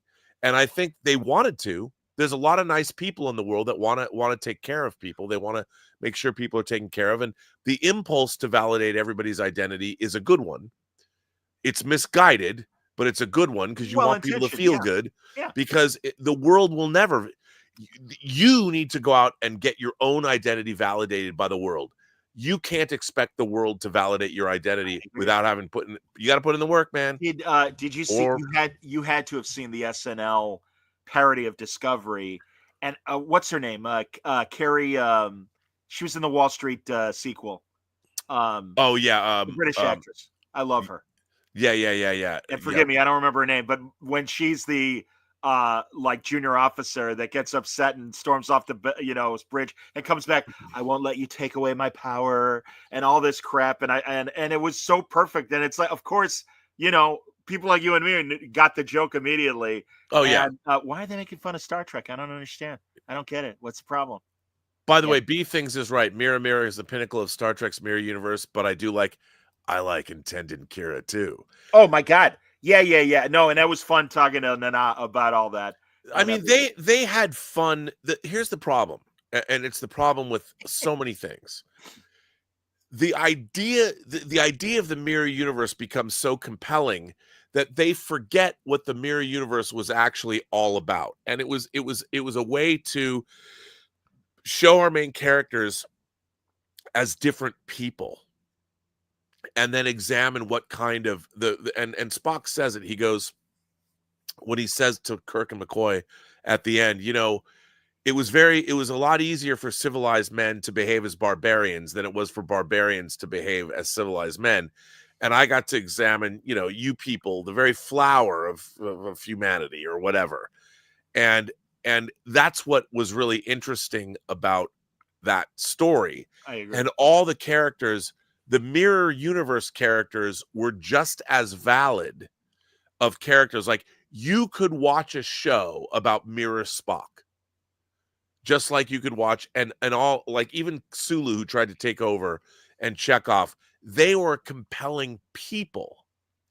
But what has never been understood is that whenever they go into the mirror universe, it's like, ooh, now we're going to see the evil versions of these people. And they're all mustache twirling villains. They've never made the people as compelling. No. They were just as valid as of characters. Yeah.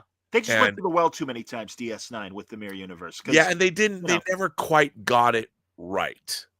Yeah. And because what happens is the premise becomes something really interesting, and then they're like, yeah, what if we get to see the Intended Kira is great.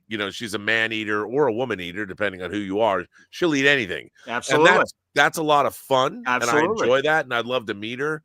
But the problem is they made her that character as opposed to being a really interesting alternative version of how would Kira, who was a Bajoran freedom fighter, what would she be like? It was all camp. The mirror universe became camp. And now the new Trek takes it to the nth degree with camp. Rob, you did a great job on your Vulcan scene for Axanar. And we talked about it years and years ago. Compare that to the bullshit teaser of a drug makes you a Vulcan. Fuck you. I'm sorry. Again, it's like, man, you guys don't know dick about any of this shit. And they haven't read anything. No, you know what? no. They don't even understand their own premise. The idea that, okay, you've been physiologically turned into a Vulcan. You know, let's just go with that premise. Okay. That doesn't mean that your mental, like who you are mentally, is going to suddenly be a Vulcan. You know, your body's been changed, but you're still who you are. How could your personality, who you are, your essence doesn't change? You're just in the body. What would have been more interesting is that you find out, oh, I'm much stronger than I am. I picked up a coffee cup and shattered it in my hand and burnt my fingers. But they make it because the people haven't read books. They don't have those conceptual things in their minds, and they always go to the low-hanging fruit. I mean, it's the fact that they turn the Gorn into, you know, it's like, oh, you know, the Gorn characters become so stupid in pop culture. So let's turn the Gorn into xenomorphs. It's like, memes. Yeah, it's flashcard knowledge of Star Trek. They see Kirk kissing Yvonne Craig in the green makeup and are like, well, he's always a Lothario, and well, you know, and it's like, fuck you. And well, they don't. It's and the problem with our culture now is everything is pop culture sense memory meme. That's all it is. And the problem is things like Star Trek have been parodied so much, not just on SNL back into the 70s with John Belushi as Captain of the Enterprise, but they've been parodied so much that I maintain that it is impossible, especially for people that work in TV. If you're hired to work on Star Trek and you've never watched the classic series, it is impossible for you to go back and watch it for its own sake and understanding. And why I like to watch, one of my favorite things, there are a couple of channels on YouTube of women that are in their 20s, or actually, I don't know, maybe Bunny Tails Reacts is a little. Bunny Tails Reacts, she went and watched all the original series. And they have no preconceived notions about Star Trek. They're like, I've never watched this before. There's another channel, I forget her name, but she watches a lot of movies, but she goes back and has watched the Star Trek films, or Popcorn in Bed. I've seen Popcorn in Bed. Yeah, she's great too. Yeah, she is great. And you're watching these reactor channels, and it's not just because the girls are cute. That's not why I'm watching it. I'm curious about how does the new generation, I love watching reaction channels, respond to these things. And I find that the women have more of a pure reaction. They're able to look at it for its own sake, as opposed to bringing their fandom into it. Because, look, one of my favorite YouTubers is Snarky J. I like Snarky J a lot as well. She's snarky, you know, and she's going to bring her snarkiness. But man, she was doing, the other day she'd worn this beautiful red dress, and like, she's a beautiful Latina. She's a lovely young lady. Absolutely. She's absolutely beautiful. In her 20s. And somebody, I guess I can lust after her or whatever, dirty old man. But somebody said something really derogatory about like her hips or whatever. And this dress, she looked beautiful in it. She's beautiful. She's a lovely woman. What are you talking about? She's great. Her cosplay game great cosplay lady. Great cosplayer. But she was being attacked by somebody that was not appreciative of, like, they made a joke about her eating too many cheeseburgers. Whatever. And I'm just like, what world have you ever kissed a girl, dude? Like, you're almost 30. Like have you only read comic books? And so some girls have hips. I mean, she's a beautiful woman. And she's I'm like, young lady. You know, I wish I'd met her in college, but she wasn't born yet. So I could have. Well, and I'm glad that there are more women that are into the nerd sphere, including Kari, by the way, who's been commenting on. Folks, I apologize for not putting more of your comments up, but as you're putting them up, we're already moving on to other subjects and things. Oh, yeah. So you know what I find really interesting about and I've seen it, you know, one of the really interesting things about, like, when I was going to Comic-Con, the first Comic-Con I went to was in 88.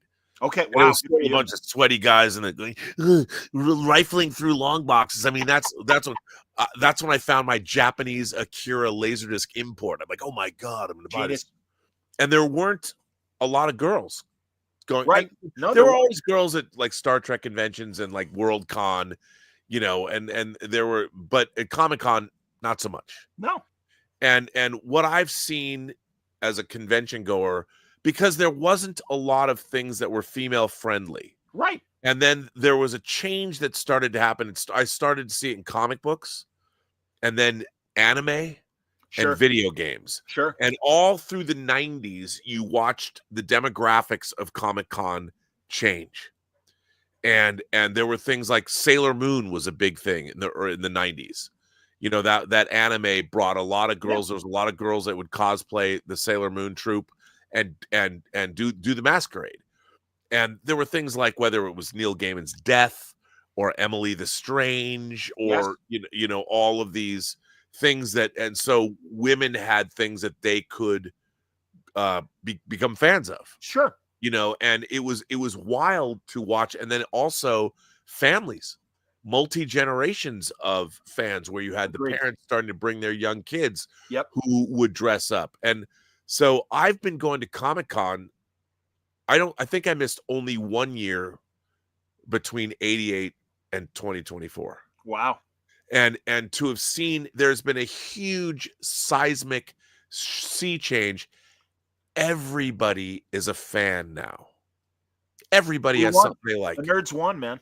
We won. It's our modern mythology. We absolutely won. Yeah. And it is for everybody. Male, female, young, old, Republican, Democrat, straight, gay, trans, whoever you are. Yeah. Fandom is now a place for everyone. Agreed. And we have one. Futurism has brought in more black fans, and I'm my God. I mean, yeah, and like everybody, you know, Latino fans. Look at Star Wars Celebration that just got over. I watched all the live videos, and you had people from all over the world. Sure. God, I would have gone there. I would have loved to have gone. Japan is my dream destination. I so hear you, man. Absolutely. But yeah, it's been incredible to see. And what I've also liked is there's just as many weird nerdy girls as there were nerdy guys. Oh yeah. Which I've also quite enjoyed. That nerds are here are truisms. I've been guests of honor at conventions around the world. Nerds are alike all over. Oh yeah. And now there's just as many nerdy fan girls as there were fan boys. Absolutely. And I'm there for it. I love it. I think it's excellent. I completely agree with you. And it's funny because when I started going, it was 06 was my first San Diego, and they were all yelling about all these Twilight people. Man, they're shitting on the party. And one of my buddies wrote this fantastic history of Comic-Con going back to when it started. And that was the reaction to the Star Wars fans coming to San Diego back in the 70s. They hated media fans. They're like, you aren't real fans. Yep. You haven't read any books. So it's all the same, man. It's all the same. And that's why, like I said, I am more sympathetic to Minecraft's, success and everything movie-wise and all. Well, and also you're going to have people like kids who grew up playing Minecraft, when you have they're now represented on screen. They've got this thing that they loved. And when you have Chicken Jockey and they're throwing popcorn, I mean, my favorite was the video from Sweden when they're setting off fireworks in the theater. Perhaps not the greatest thing to do. Don't do that. But I love the fact on April 20th, it was Chicken Jockey. They had Chicken Jockey screenings at the 4DX theaters where they encouraged you to throw popcorn. And they get people into the I mean, look, man, the collective experience of fandom has always been something that I've carried with me through my life. And I grew up, my friends did not know how deep. I was a very social kid. I had girlfriends at the time. I've seen your young pictures, Rob. You were a good-looking kid, so I could see the sportos and the beautiful people accepting you. I was not knowing about your deep, dark secret. Yeah. No, I was friends with everybody. I genuinely liked everybody. That's cool. It helped when I was like 16, because back then I worked in a video store with people in their 30s. I would take orders during the week. What booze do you want? What movie do you want? What porn do you want? And I charged a 20% markup. I got whatever booze you wanted. And I was a sophomore and I was going to all the senior parties, and I'd drive around in my car and bring everybody their booze because I'd have my guys at work buy me the booze. Buy the shit for you. Absolutely. Fill up my car. And if you wanted $10 worth of if you wanted 2 Sixers or whatever, you paid me $12. Rob, we need more Jaeger. No problem. I got you covered. Yeah, and the only reason I did it was to meet older girls. Sure. And let me tell you, Hello. it worked. That's how I get into theater programs and stuff. Absolutely, man. There's where the cute girls in the theater. How you doing? Absolutely, man. I used to have superpowers, as I like to say. It was fun. A thinner and prettier young man, so I respect that. I respect all of that. It was all good. Mentioning anime and manga, are you watching Lazarus? I have not watched Lazarus. People keep telling me about it. It's good. Where is it? Cartoon Network is showing it, and it's on HBO Max. Oh, okay. So you can find it there. And the good news is, I'm not a big anime person, but my two exceptions were Gogol 13 and Bebop, Cowboy Bebop. And it's like when I heard that Watanabe was doing a new series, I'm like, I am there. People are saying, I mean, I love Cowboy Bebop. I mean, I'm old. My favorite anime of all time is still Legends of the Galactic Heroes, the original 110. And I'm still, although and Akira, of course, Battleship Yamato, Yamato, sure. The new version has been great. The remake they started in 2012 is amazing. And I'm still an ongoing. Every time they make a new Gundam series, I'm excited. Cool. Yes, Gundam has been great in the last 20 years. I mean, they keep making great stuff. As a matter of fact, I just bought from the Crunchyroll store. I bought the old Macross OAV series. Not Do You Remember Love? It's Macross Zero. Okay. So I just bought that. Cool. I love my Veritech fighters, and I love, awesome proto culture. No, I get it, man. No, all that's great. And again, that's why I was thrilled because again, I love Bebop so much. I'm like, oh, he's got a new series, great. And yeah, so far 2 episodes in, and they're I gotta watch. Okay. So yeah, it's cool. No, it's very good. Hey, I love the 4-minute scene we saw of Superman. So far, the tease. Well, they showed more of it at CinemaCon. Tell me about that. Yes. So they showed basically half of what we saw. The scene in the Fortress of Solitude goes on, and you find out that Crypto has trashed the interior of the fortress, just destroyed it. And the Superman robots are like, they're like embarrassed. We couldn't really do anything about him, and we don't have any great affection for him, or if you want to get rid of him, like it wouldn't be a problem to us. Like these are the Superman robots. Right. And it's just hilarious. And Superman's looking around and he has to go somewhere. So he's looking and he's getting ready to take off and he stops Crypto. And he's like, you stay here. And Crypto's like, and then Superman flies off. But there was all kinds of more footage, like with Superman sitting down with Lois Lane for an interview. I mean, to be online, to be on Twitter, or to be on, there's a lot of people that have internalized Zack Snyder's vision of Superman. And I think the Zack Snyder's Justice League is one of the great examples, one of the great triumphs of fandom. Not since they saved Star Trek with a 3rd season with a letter writing campaign headed up by Bijo and John Trimble has fandom succeeded. That was the win. Yeah, releasing the Snyder Cut. Sure. Yeah, so that's what you take as your win. You won the Snyder, and by the way, I love the Snyder Cut. I loved it. It's better than the Whedon, version, but yeah. Oh my God, it's infinitely better. And but here's the thing. And I love Man of Steel, but I like Man of Steel more as a science fiction movie. But I agree. As a person who loves Superman, and Zack Snyder's his portrayal of superheroes as these godlike, especially because it's DC, these godlike Alex Ross, the Kingdom Come, those majestic figure is amazing. From a visual standpoint, it's amazing. My favorite thing in any superhero movie is the beginning of Batman v Superman, Dawn of Justice, when Bruce Wayne shows up in Metropolis and goes in to the fight. Right. And there, Ben Affleck looks so great in that 3-piece suit. I so agree. And it is my favorite because it's like one of my favorite Batman scenes ever put on, and he's not even in the Batman cowl. Right. And I love that so much. And the replay of the end of Man of Steel, genius. But I've been saying this for as much as I like all these things, there is no joy, and people don't understand what I mean when I say this. There is no joy in Zack Snyder's vision of Superman. No. It is all Sturm and Drang. It is all the gods fighting. Well, none of his superhero movies have joy, but continue. Yes. No, there's no and Superman must. And I've tried to explain this, and I think a lot of it has to do with we have a very neutered civilization. And I mean that by saying there's no zesty, like when I was a 13-year-old kid in high school, my first girlfriend and I couldn't wait to get home and make out. Get down, whatever. Absolutely. And it was a driving force. I don't see that at all. I see that sexuality has been completely like I've often said a lot of people that declare themselves non-binary. I'm like, so does that mean you don't have any interest in hooking up with anybody? Yeah, with anybody. And because if you hook up with somebody, that means you're either gay or you're not non-binary anymore. So I can understand. If I grew up in a world where hardcore pornography was available to me, I'd be scared shitless of it too. The most oppressive male gaze stuff in the world. I get it.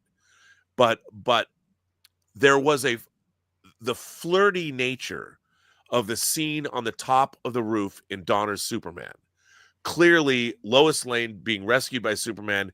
This is her Prince Charming. And no one makes her wetter than Christopher Reeve Superman.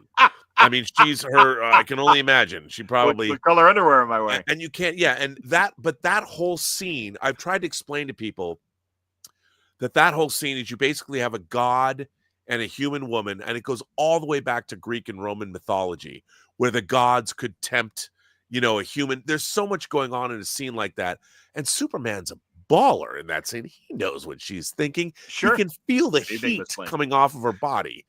He can probably smell and basically taste the her. Pheromones and everything. Absolutely. And it must be, and he's into it. Like when he puts his finger in his mouth, he's like, and it's such a beautifully done adult scene. And I've tried to explain this to people like that scene. They're like, Rob, that scene's creepy. He's like a stalker. I'm like, no, he's an adult. With adult desires and things, going on that he loves. And that whole scene is so playful, and it says so much about him. Nowadays, people are so disconnected. Like they're like everybody's watched things. Look, man, I don't mean to belabor the porn point of view, but we didn't have porn growing up. No, we had the Sears catalog, and we saw Windman's underwear, and that was our porn. No, and the funny thing is to kiss a girl was like the ultimate. Nowadays, people are 11 years old before they've even touched anybody. They've already seen every bit of hardcore porn on whatever. And when you've already done that, you've basically, it's like finding the Ark of the Covenant without having to search for it. So you never have an understanding of your own sexuality. It's all that the kissing somebody for the first time. For a guy, you're making out with a girl for 3 hours, and it's taking you like 2 hours and 45 minutes to venture putting your hand up a girl's shirt, and she's sitting there the whole time going, I know you want to touch my boobs. I want you to touch them, but do I have to wait 2 more hours? I mean, there's all of that stuff that's gone. I hear it's all gone from our civilization, and it's really done a number on people.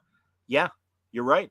No, you're absolutely right. And Baby I think It's Cold Outside was a husband and wife flirting with each other that wrote the song. In fact, they just reshowed the movie Monday night on Turner Classic Movies that it first appeared in, and it's Montalban and Esther Williams singing it, and then it's Betty Garrett from Laverne and Shirley, Mrs. Garrett, or Betty, whatever her name is, with Red Skelton, and they do a reprise, and it's not a rape song. I'm sorry, it's not, and it gets me angry that the younger generation has taken it that way, and it's like, no, and damn you, John Legend, for rewriting the words, your body, your choice, and it's like, fucker, they're both flirting with each other. Well, and that's, I mean, look, and this idea that everyone wants to appease everybody else. Oh, we don't want anyone to feel bad. No, I do. I want everybody to have to look deep inside themselves and ask themselves, why are you trying to tell the world human beings are terrible? History is terrible. Yes. The world has been a terrible, horrible place. But we now, on our planet, are better off. There is less poverty. There's less disease across the board. Is there still horrible shit going on? Of course there is. Yes. a lot of horrible shit that we need to stop. I mean, what's going on in Sudan right now that nobody talks about, what's going on around the world. I mean, it's a lot worse than what's going on in other places, but it's well, we have become captain, we're killers, but we're not going to kill today. Yes. we have become a deeply immature culture. Yes. And we are a deeply immature culture because we have become too navel gazing. We are way too wrapped up in our own user-generated content and our own user-generated lives that we are no longer looking outward. And we believe that we don't like expertise. You know, we believe that our own opinions are just as valid as anybody else's. And when I was a kid, I knew that I didn't know fuck all. And I needed to go out and learn it. Yeah. From people that knew. From people that had experience and people who had gone places and done things. And the reason that I liked science fiction, fantasy, and horror, and, you know, I'll give you an example of something that I've tried to explain to people. So when I was watching Star Trek and becoming enamored of it as a kid, I took it very seriously. It was not campy. There were lessons in every show. And it meant something to me. And I saw these people that I learned from. Now, if you watch Galaxy Quest, the movie, which is a movie that I love. Me too. The Galaxy Quest TV show, as it's depicted in that movie, is a goof. Sure. It's a B show, and it's what the pop culture sense memory of what Star Trek is now. Nobody takes Star Trek seriously. It's a campy show with men in there's a guy in the Gorn suit, and it's all the cheesy effects. And it was not cheesy at the time. It was groundbreaking on every level. Nowadays, people think of it as camp. And so when you watch Galaxy Quest, they have to make the show itself that they're parodying look silly, goofy. Yeah. And when I see that, what it does is it reinforces the very idea that Star Trek itself is goofy. So all these new creators come on and go, yeah, Star Trek was really goofy and campy, and it was really steeped in the 60s, and we have to make it more, we have to bring it up to the modern age. And I'm like, what, you mean you're the naive, immature age that we live in now? Yeah. Where there's no one's an adult anymore? Everyone's like, I'm triggered, I feel bad, or this, like, give me a break. I hear you, son. You haven't been punched in the face on a playground. I was bullied. My parents are going to come to school and yell at the principal. Shit, man, the last thing anybody wanted when we were in school was if your parents came. Yes. That was like the worst thing ever. Humiliating. Absolutely. Fight your own battles. Yeah, that was it. Father and my Nobody father wanted their if your parent came to school, and you see that in there's Some Kind of Wonderful, which is the movie John Hughes produced after Pretty in Pink. Yep. It stars Eric Stoltz. There's a scene when the father goes to school and sees his daughter's homeroom and like waves to her. And it's the most mortifying thing that could possibly happen. But nowadays, nope. Their parents are going to fight their battles for them. Man, you would never. Will you clarify for James Caserto, who says Michael Piller thought Star Trek was goofy? I don't think so, man. Look, I don't think he thought it was goofy. And, you know, having spent so much time working on the Next Generation documentaries, 3 years of my life, it was, I mean, look, it is true that Michael Piller, when he first came on to Star Trek, didn't think he would be able to do it. He was like dubious of it. And he did come on in the third season. He changed Star Trek because here was the thing. The first 2 seasons of Next Generation tried to do what the original Star Trek did, was when exterior forces would come on and the crew would react to it. But that was because the exterior, whatever was going on, whatever alien race, that was a reflection of us. The whatever alien race they found, it was some area of human behavior that they wanted to explore. Like the drug addiction episode with Metric Symbiosis, which is in the first season. So that was what they tried to do, the same thing with Next Generation, but they were trying to do it with a 60s mentality. Yeah. But what Michael Piller did was when he came onto the show, and he made really the most significant if he didn't come on in the third season, I don't know if Next Generation would have lasted. But what he did, agree. he fundamentally said, look, each one of these stories has to begin and end with one of our characters. Yep. The story has to focus on one of our characters. Yep. And the story is going to come from them as opposed to an external force or an external story. Now, there were lots of external stories, sure, but it would first and foremost begin with how was, and I would dare say that the original Star Trek was like that as well. It's just certain episodes, sure. Yeah, it's certain episodes, and it changed. I mean, look, I think that Next Generation, I love Next Generation, and of course, I spent 3 years of my life making all those Blu-ray documentaries, and I'm very proud of the work we did. But I think Next Generation is more dated than the original series. Interesting. And because the original series is more operatic, and you can look at it now and take it. It can almost be set in any time because of its more operatic nature. The music is more operatic. The performances can be more operatic. But Next Generation is very 80s. Agreed. You know, it's agree. So it's. But really, when Next Generation gets cooking, I mean, there's episodes in Next Generation because you had Patrick Stewart, like episodes like the Drumhead, you know, when Gene Simmons, it's such a great when he goes, that's how it begins, you know, and there's or Chain of Command Part 2. Chain of Command, come on. See, you and I are simpatico, or birds. We park our shuttlecrafts in the same hangar. Absolutely. That's right. Absolutely. I mean, and there was, you know, what Patrick Stewart told me was when I was interviewing him, he said one of the great Hamlets he'd ever seen in the Royal Shakespeare Company was David Warner on stage as Hamlet. And Patrick Stewart said that was like the greatest performance I'd ever seen. And when Rick Berman came to him and said, yeah, we got a buddy of yours coming on the show from Britain. You know, David Warner's going to play Gul Madred, you know, and Patrick Stewart's like, I couldn't believe it. Fantastic. You know, and if you know that, to see them basically in a room, you know, it's David Warner and Patrick Stewart. Star Trek does not need a bunch of explosions. 2 guys in a room squaring off is a great Star Trek episode. I agree. Babylon 5, when Sheridan is being interrogated, is another great just 2 guys in a room situation. And again, it's those kind of risks. And back to Michael Piller and what he brought to Next Gen, this is what's missing from New Trek. We've got a lot of people. Rob, I'm convinced that maybe I've said this to you before, that they are so budget conscious that all that bridge crew, and I realize that we get into the doctors and Stamets and Culver and Tig Notaro's character and stuff, but the action happens on the bridge, and so many of those people, we see them in every episode, and we know nothing about them. Nothing.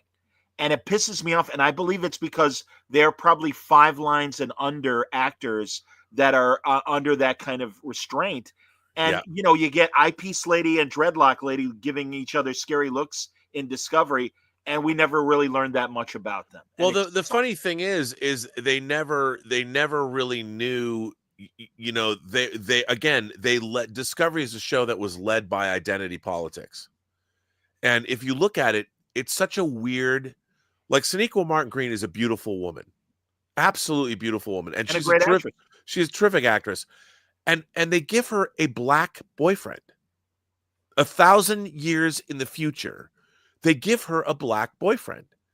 And like the gay characters stay unto themselves. And when they bring in Adira, and she's 1,000 years in the future, but she's non-binary and wants to be called they, them, which is like, give me a break. Gee, I hope that's okay in the 22nd century. But it's like, look, these are people that have interracial, interspecies sex. I'm hip. It's like, are you kidding me?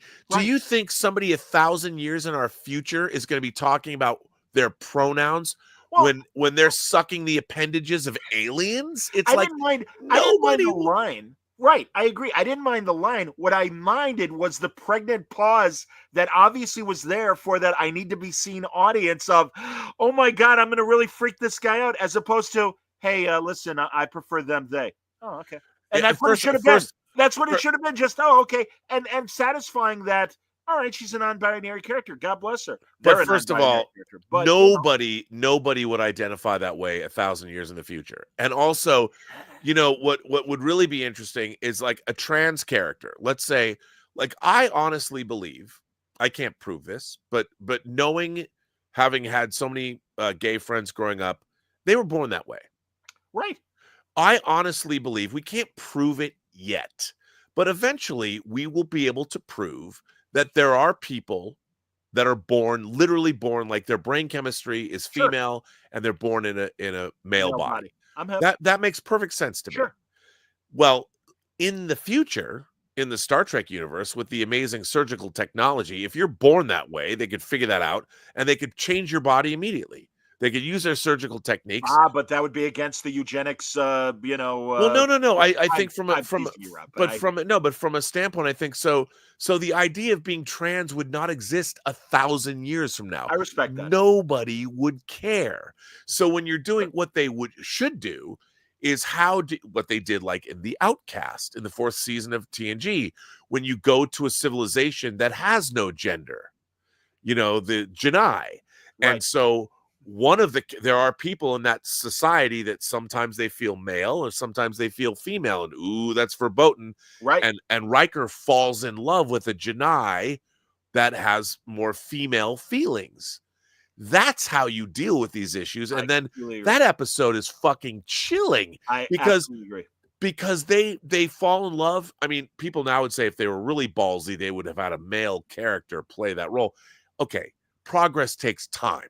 Damn right. You know, and at the time, that was a really audacious bit of science fiction. I completely agree. Because at the end of that episode, she has to go through conversion therapy, and it makes her feel like, oh, I'm sorry. I was wrong. I was wrong. I mean, I feel. Yeah. That episode is chilling. I'm with but you. Now activists today go, well, they should have hired a male actor to play that part.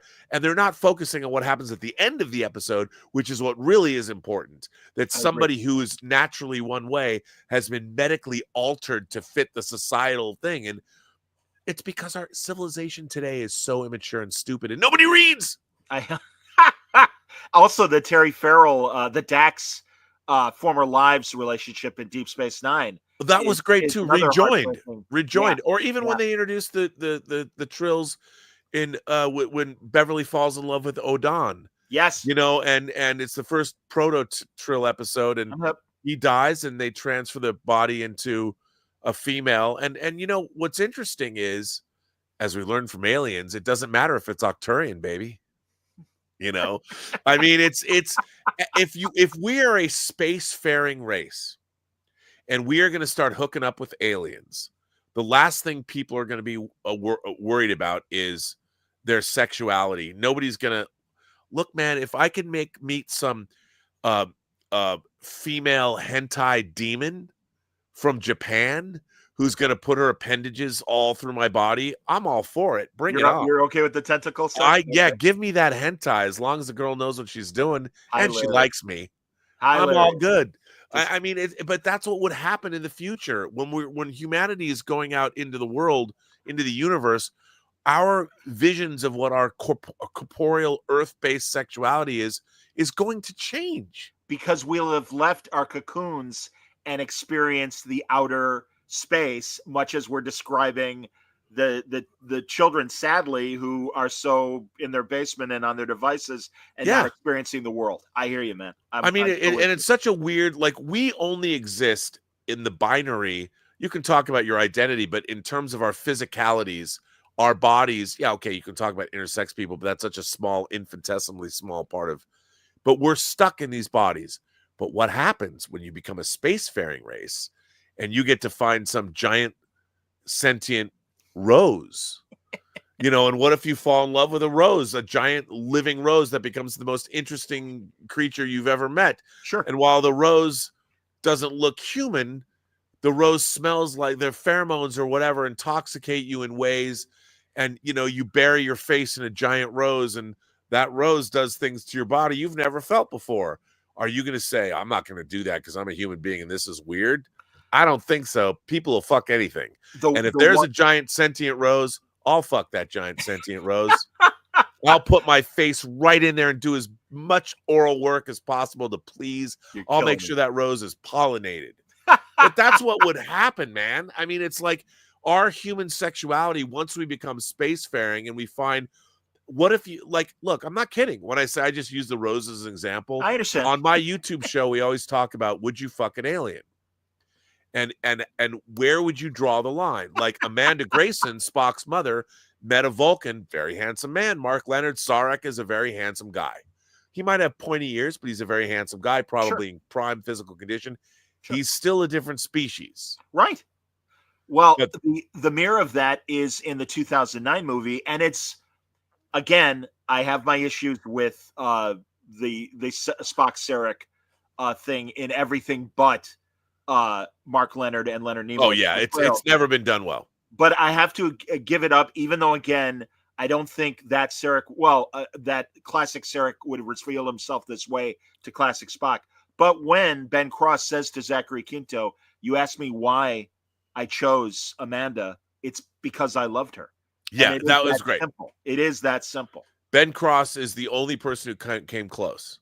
It's just the rest of that movie's garbage. Yeah, no, I like it a little bit more than you, but I am with you. And certainly the subsequent movies were very disappointing, which, what are you going to do? But the funny thing that's disappointing to me about modern Star Trek is, especially Discovery, they jump 1,000 years in the future. And if you think about human civilization and where we were 1,000 years ago compared to where we are now. Yeah. Technologically, I mean, what happens when I would imagine 1,000 years in the future, assuming humanity survives, we would no longer age. We would have a big component of our bodies would be non-biological. We would be able to download our consciousness into and live for a very, very long time, clone bodies, whatever we're going to do. Sure. Which means that our experience of the universe, I mean, if we could live to be, the problem with humanity is we're basically locked into, let's just call it 80 years. We have 8 decades on this planet.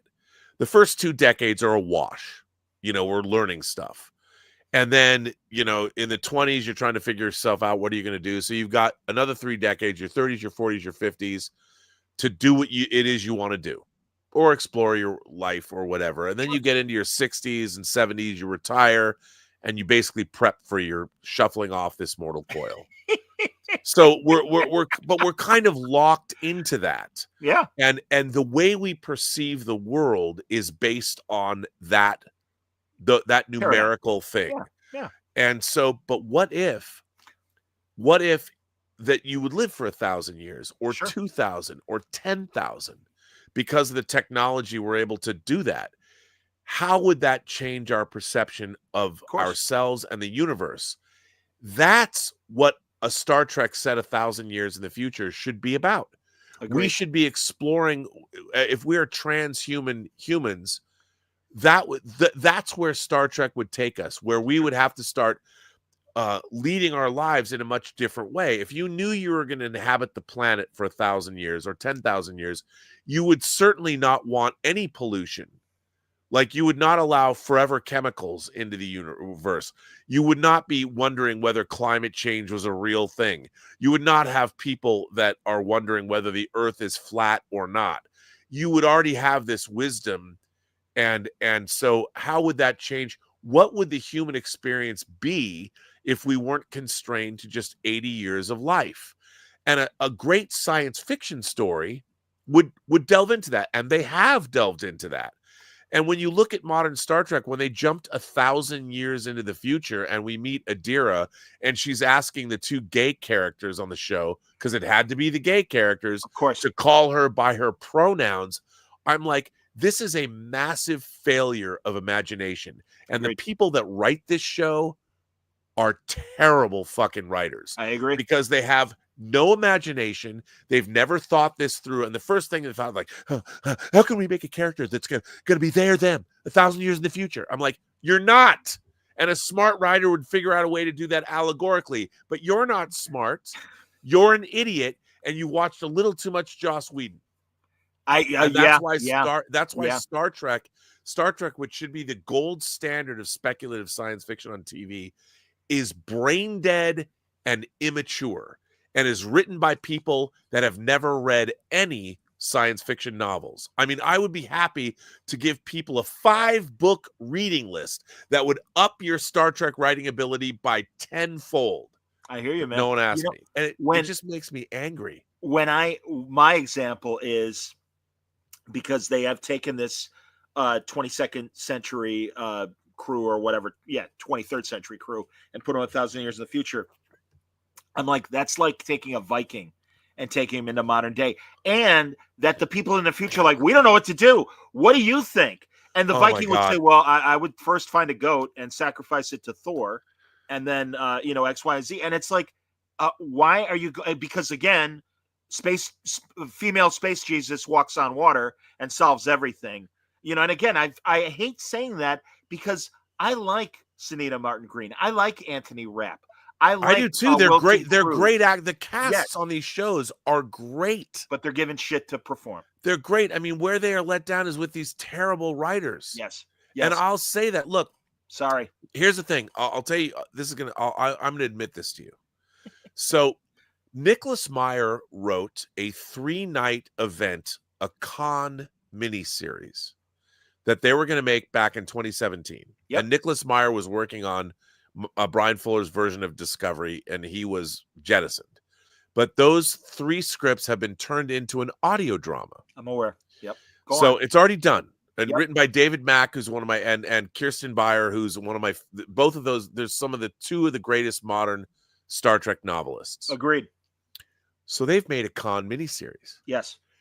Everybody has always accused me. They're like, Rob, you're just jealous because you're not working on Star Trek. I'm like, I've never done anything in television. I've done 5 episodes of a Skinamax show. I mean, I can't, there's no way, shape, or form I would ever be allowed to work on official Star Trek. I haven't earned it. That's why I was looking forward to working on Axanar. I think we did a good job with that. Yeah. But this year, they've made the very first official Star Trek audio drama. So to bring it full circle, now I haven't heard the con miniseries. I don't know what it sounds like. But I know at least I can work in the realm of audio dramas. So maybe if they're going to make another Star Trek audio drama, I could finally say, you know what? I've done something that they'll never hire me. But if they do another Star Trek audio drama, I now have done something where I can say, okay, allow me to throw my towel in. Here's True Noir, the assassination of Anton Cermak. And if you think it's worthy of whatever audio drama you've done, if you like it, I'd certainly be. By the way, if they wanted to hire me, I would tell them no. But at least I could say that, hey, I've finally done something where I can, and I love David Mack and Kirsten Beyer, and I hope it's canonical to the original series and not what they horribly did to Khan in Strange New Worlds. Because what they did, again, a crime against humanity. They've ruined Balance of Terror. They've ruined the Gorn. They've ruined Space Seed. They've ruined James Kirk. They've ruined Spock. They've ruined Uhura. They've certainly ruined the Guardian of fucking Forever. Oh, you mean Carl? I mean, oh my God. And by the way, here's another thing I hate about.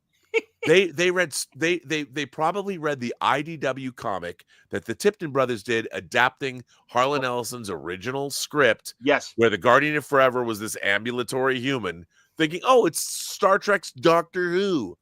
That was, you know what? The only reason I did not smash my TV was it would be too expensive to replace. But I mean, I wanted to get up and fucking punch the screen. So hear you, Rob. Absolutely. All right, good. Kari's got a positive question. What is your 5-book sci-fi list, Rob?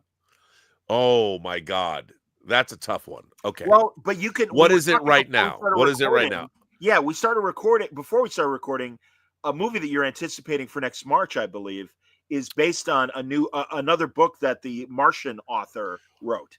Okay, here's what I would say. I do think that the original Dune would probably be on it, but that's a little tough for people. But there's a couple of modern science fiction novels in the last 30 years that I recommend. One is Dan Simmons' Hyperion Cantos, but it's Hyperion and Fall of Hyperion, where it was written as one book. The publishers made him cut it into 2 books. Okay. But Hyperion and Fall of Hyperion, and they've basically been described as the Canterbury Tales in Space. Amazing, amazing books. One book that I'm weirdly obsessed with is a book by Peter Watts called Blind Sight. And it's a very interesting first contact story with a very heady. There's so many concepts in Blind Sight, but these are hardcore books. There's another. It's kind of a time travel story called Replay by Ken Grimwood. That, by the way, don't read anything about these books before you start reading them. Just read them. Those 3 books I tend to recommend to people a lot. Neil Stephenson's Snow Crash. While a lot of it now has been, it deals with virtual worlds and things. It's a cyberpunk novel, I think from 1990. Okay. It is one of the most interesting books I've ever read. From the first page to all the way through, everything in it. It put the zap on my head, by the way. But Neil Stephenson's Snow Crash, and it's a delicious. All these books are delicious. If it's possible to read something and call it delicious. I would say Octavia Butler's Kindred I really like, but they made a TV series out of it, and I kind of don't like to say things that they've made. I mean, Dune they've made into movies, obviously, but and Ian Banks' culture books. I don't even know where you would start with the culture novels. I don't know what really interesting stuff. Is that 5? I don't even know how many that is. I think that's 5 or close. Yeah, even over 5. I keep looking around, but there's also, I really like. There's a Canadian science fiction writer named Robert Charles Wilson who's won the Hugo, that I've always thought of as the sci-fi Stephen King. And the reason I say that is because when Stephen King started writing, like his first novel, when Carrie came out, what Stephen King did was he took horror out of the mountains of Carpathia. And other people have done it, like Ira Levin with Rosemary's Baby. But what Stephen King did was he set horror in suburbia. And he's like, that weird girl that lives down the street? It's because she's got psychic powers. Her mother's a religious zealot, and she's going to kill everybody at prom. And that's what I think. That's what Stephen King did. That was so interesting. But Robert Charles Wilson has these really heady science fiction concepts. And there's a book he wrote that I dearly love that I would love to turn into a movie. And people have forgotten it because every book I love gets turned into a movie. And some books I've mentioned, people go fucking buy them. But he wrote a book called The Harvest that I love. Robert Charles Wilson's The Harvest is a book I love. And I'll tell you something else. This is another thing. There's a book by Clifford Simak. And it won the Hugo in 1963. Okay. And it's called Way Station. Okay. And I've been talking about this book. I'd actually started looking into who had the rights to this book. And then, of course, somebody like Drew Goddard or somebody like that went out and got the rights. You start looking into the rights and people, and they're like, we're going to make it into an epic sci-fi story. But here's Way Station is a short novel, but here's the premise. There's the universe is teeming with life, and we just don't know it. And they have a it's like a universal transporter system, but people have to beam from planet to planet because of the energy stuff. So this guy who dies during the Civil War, they resurrect him and they make him the caretaker of a way station here on Earth, which is basically a transporter pattern enhancer. So he's been living in this house. He's basically immortal, and he lives in this house, and aliens will beam into his house, and he has to kind of take care of them while they wait for the next transport beam to pick him up. Okay. Yeah. So he talks to them, and he knows, and they're, some of them, they look radically different. So he has to prepare their different environmental needs and stuff. And it turns out that Well, actually, I don't want to tell you what happens, but that's the premise of the book. But he ends up in a situation that he's not even aware of, where the fate of the world is basically in his hands. And it would be I wanted to make this movie because it's basically a one location place. Sure. Where you've got this small town, and you could set it in the 50s or whatever. And it's small, but it's mostly in and around this house. And you could make these unbelievable alien creatures and have a combination of physical effects and CG, kind of like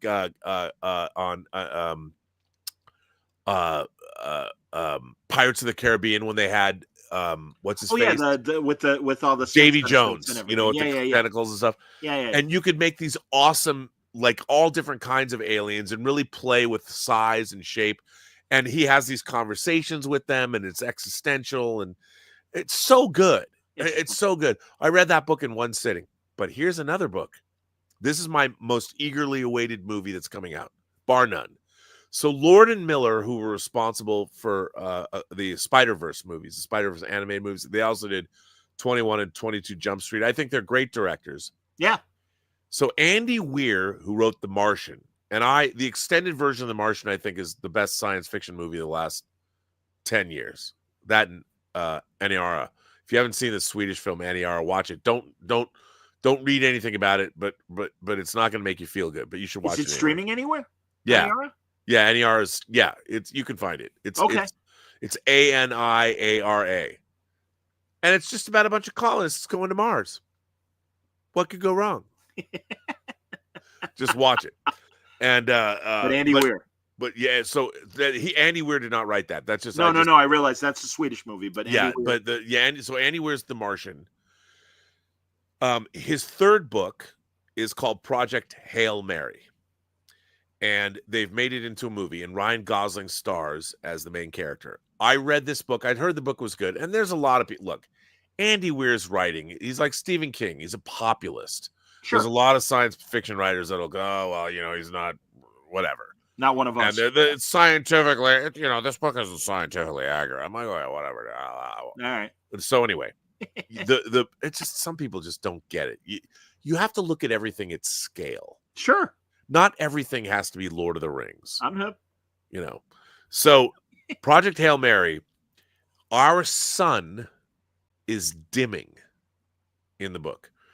And we realize that other suns, it seems to be, imagine if there's an infection with stars, and there's a whole group of stars that seem to be dimming for whatever reason. And our star is one of them. And when they look and they see, they realize that there's a center star amongst this infection that isn't dimming. So our sun, we're going to die. Earth is going to die out. Everyone's going to die. So they figure out how to make the faster than light ship, and they're going to send a crew led by Ryan Gosling plays a scientist who basically left science and he's now teaching school. He's a school teacher. But his theories and things, they need him to come back, and maybe he has the knowledge that can save humanity. So they put him on this ship, and long story short, they send him out to the one star that's not infected, and maybe he can figure out what the hell's going on and save mankind. And all I'm going to say after that is, when he gets to this star, another ship shows up. A totally alien ship that has an alien life form that is incredibly alien. Very, very alien. Who also is from a planet whose sun is dying. And they have to first figure out, here are two creatures that have no common ground. He's not a humanoid. They have no way of communicating, although they do have science, because this alien ship did appear. And you realize, and it's all about how do these two very disparate entities collaborate, and will they or won't they save both of their planets? And I will say that I read this book in one sitting. I heard it was good, and it is like the book Replay, like Ken Grimwood's book. Is it, scientifically accurate? No, not really. Okay. but it is so entertaining. And I will tell you this, my prediction is it will win. After what we saw like 6 to 8 minutes of it at CinemaCon, and they showed only the beginning. The book is so great. All the different characters are great. They showed us only the beginning, the premise, and the setup. And the last thing they showed us was Ryan Gosling's ship and this alien. It's beautifully designed. The design of it's so great. And that's all they show us. And I hope they don't. If I were marketing this movie, they already have what they need to sell everybody to see it. They should not show the alien until it comes out in March of 2026. Okay. You got to see the movie. They're going to fucking some dumbass is going to be like, well, we have to show the creature. No, they shouldn't do that. Well, it's like the Red Hulk in Brave New World, Captain America. It's like, that was dumb. That was dumb. Yeah. Barry Longyear is a great author, by the way. But, Barry Longyear wrote Enemy Mine that they're remaking. And that's what it obviously sounds more exotic than the original or the movie Enemy Mine. Right. But I do love that movie, and I think that's a great forgotten 80s sci-fi movie. JD wants to know. Go ahead. And Terry Matalas, who is the showrunner on Picard season 3, has been writing the Enemy Mine remake for Fox. Didn't know that. Wow, I'm excited for his Vision Marvel series, and I'm sorry that he's man. I don't know, man. It feels like to me, and we'll get into JD's question, but it really feels like Kurtzman and company were like, yeah, that's really cute what you do with Star Trek Picard season 3. Now go away, because we don't want you to get too much credit for something that was universally loved by old and young Star Trek fans. Idiots. And that look, the business is petty and small. Yeah. But go ahead. I thought Mickey 17 was okay. I didn't love it as much as I wanted to, but I thought it was good. I mean, okay, it's a literary adaptation based on a book. Yeah. I haven't read the book, but I really like what they did. I thought a lot of it, again, it was a little too real world politics a bit, but I like seeing a big budget literary science fiction film made by a man who won the Best Picture. Bong Joon-ho, I love Memories of Murder. So many of his movies I've enjoyed. The Host. He's worked in so many different genres, and I thought it was really I'm gonna have to watch it. Really, really interesting. So that's cool. Yeah, I mean, I dug it. I like seeing, so like, I don't know if anyone, have you seen Sinners? Have you seen Ryan Coogler's Sinners? Not yet, but obviously I love Coogler and I love Michael B. Jordan, and I really am, intrigued to see it. I'm not a big horror guy. I got to be honest. Well, it's not, the movie's so much more than that. Good. And the fact, everything about the movie, look, do I think it's the greatest movie ever made? No. But you know what it is? It's an auteurist vision. It's a man who's writing and directing, and he has a team of people that he works with. His cinematographer that shot Wakanda Forever, she's amazing. Ludwig Göransson, who did the music. It is, and people want to reduce it like, well, it's From Dusk Till Dawn. No, it's not. Okay. It's a movie about, first of all, it's a movie about America. It's a movie about immigrants. It's a movie about the Black experience in America. It's a movie about Delta blues. It is a movie about vampires. It's all of these things, and it's a true experience. When you go watch it, there might be things that you might think are heavy-handed or whatever, but you're watching an auteurist vision, and it's just drenched when you the cinematography and the Mississippi location and Ruth Carter's costumes. I mean, it's why we go to the movies. Okay. Now, but everybody, is it Lord of the Rings? No. It's Ryan Coogler making Sinners, cool. And it's got a lot of, and it's such, I was so gratified seeing it because the fact that he made an incredible deal with the studio where he's going to own it, own the film, and 25 years later, everything reverts back to him. Great. So it's generational wealth. I mean, it's all really, he is, he is an exceptional filmmaker, and Fruitvale Station, and of course Black Panther and Creed.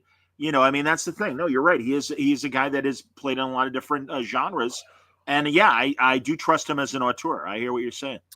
Yeah, it's just you go to the movies to see a vision of something, and I think that's what we've forgotten. We want everything. Look, It used to be. We haven't forgotten. The studios don't know how to make that anymore. Well, now the studios own everything, which is Right. the inverse. It used to be that, you know, a filmmaker would go to the studio and the studio would give the filmmaker money to go off and make what they wanted to make.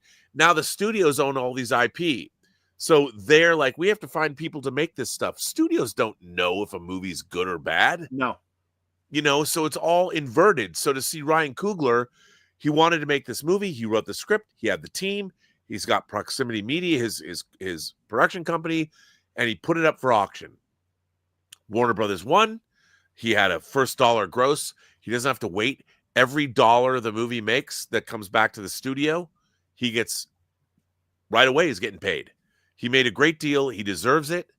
You know, and if you want to look at it as a black story, him getting some generational wealth and all that, more power to him. But I'll tell you something. It is not a quote-unquote woke movie. It is a black filmmaker making a film with black protagonists. And by the way, you know what that movie made me do? It made me look up Chinese immigrants in Mississippi during the Jim Crow South. And you go down a rabbit hole. I had no idea that there was a huge Chinese immigrant contingent, mostly Christian, in the South in 1932 during the Jim Crow era. Suddenly, I have no idea. My entire life, I'd never heard this about America. I'm like, I wonder if that's true. And sure enough, it is. And you know what? Somebody on Twitter, a guy I was going back and forth with, he didn't know either.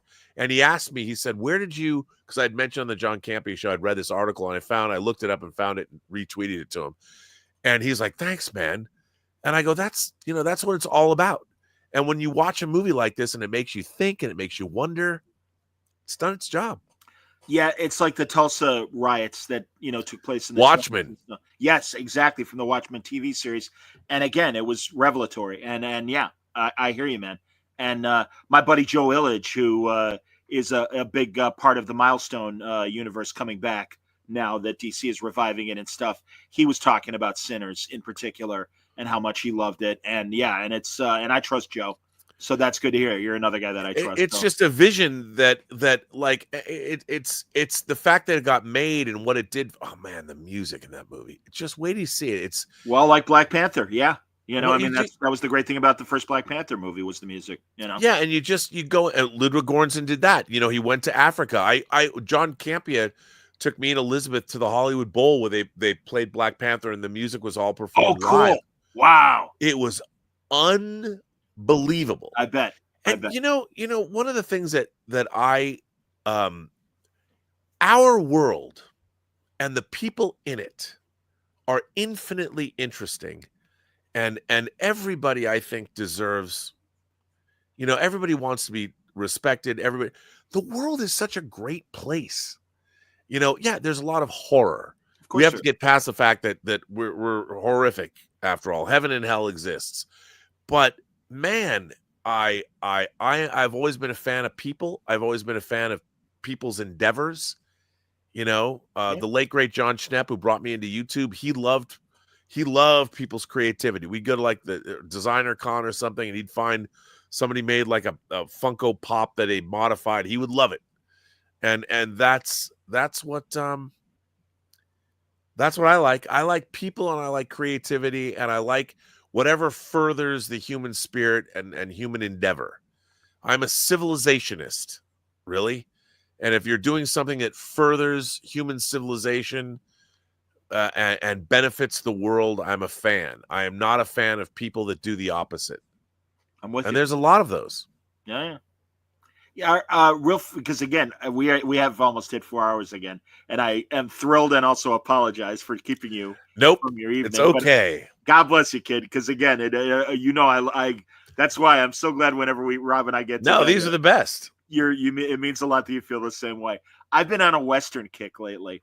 Oh yeah. And there's a great YouTube channel that I discovered, and it's this guy who's been involved with a lot of Westerns, certainly since the 80s and 90s, Rob Word, and it's called Word on Westerns.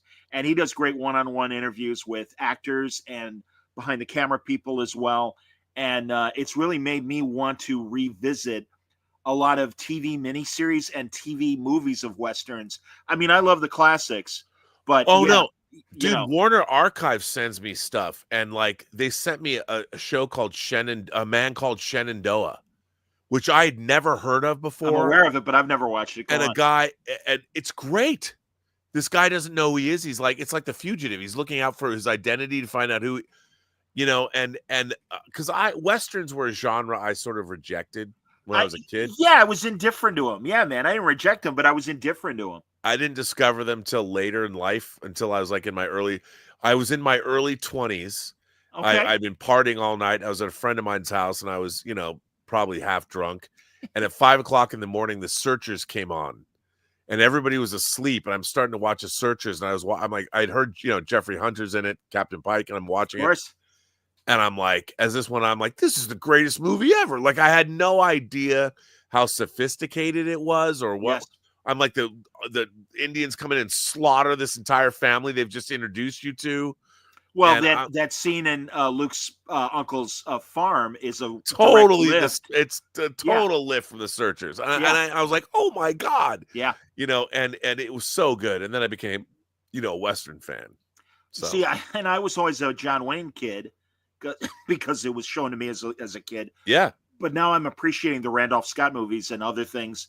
Bud Bedecker as a director. Oh my god, those movies are great. Yeah, and my buddy Gabe Hardman and I. Who we delve into old movies and stuff. We're gonna do a look at the artist. Yeah, the storyboard artist. Yeah, he's in my Superman documentary. Yes, I know. Yeah. Yes, because of course he conceived the saving of the shuttle scene. Yeah, he was one of the very first people I interviewed in September of 2004. September of 2004, when it was one of the first things I ever shot. Okay, you want to hear it? Okay, sure. So the production designer of Superman Returns and X2 is Guy Dias. Okay, one of the nicest, most talented dudes in the world. He did like Michael Mann's Black Hat. Very talented. About a year ago, I hadn't talked to him in a long time. He contacted me on LinkedIn, and we were talking, and he said, "What do you think of what if I did like Masters of the Universe?"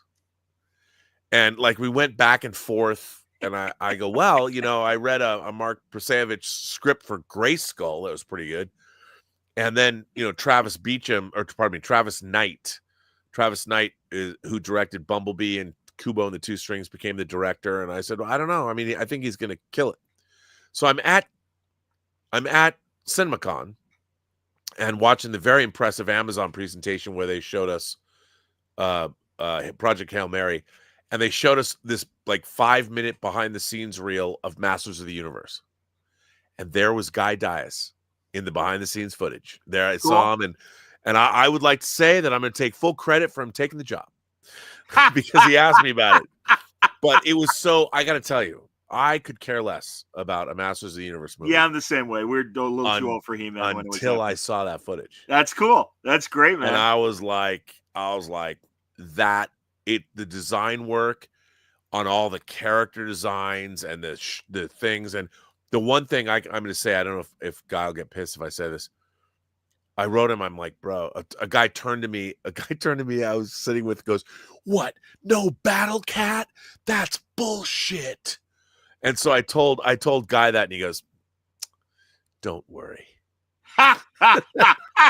That's all I'm saying. Tim Seeley will be and his brother Steve, who are massive Masters of the Universe people, will be very happy to hear that. So that's cool. But Gabe and I are going to talk about specifically Burt Kennedy, who wrote a lot of the great Bud Bedecker movies. Yep. And then was a so-so director. He did James Garner's Support Your Local Sheriff, the second, or the gun, or both. I know he did one of them. He did the Wild Wild West TV movies that they made in the 70s. Yep. So he made a lot of schlock, but he wrote a lot of great Westerns, but also I had no idea.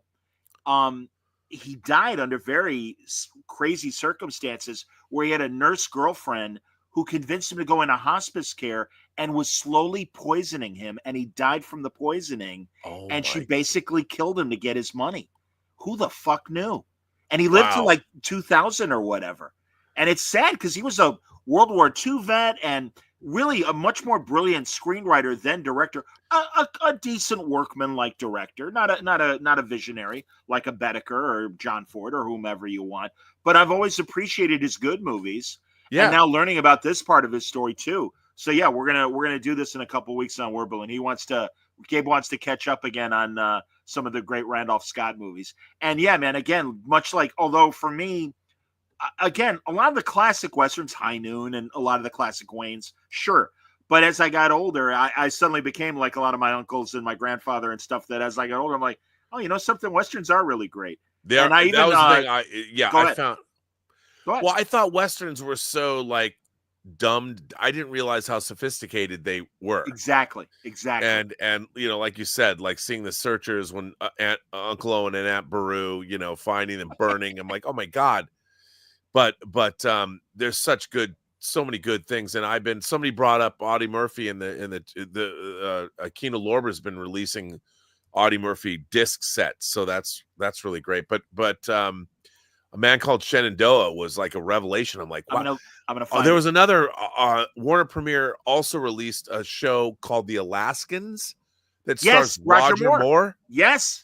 I'd never even heard of that show, and they sent me the whole series. I'm like, this is awesome. You know what's interesting? And I've read Roger Moore talk about it. He was pissed because they were taking James Garner and Jack Kelly Maverick's scripts and giving it to the Alaskans and just changing names. Kind of like what I also heard about Magnum and Rockford initially. Right. And it's like, that's not cool, but it is fascinating. And I've even gone back, mentioning the Alaskans, to Roger Moore's in the 4th season of Maverick.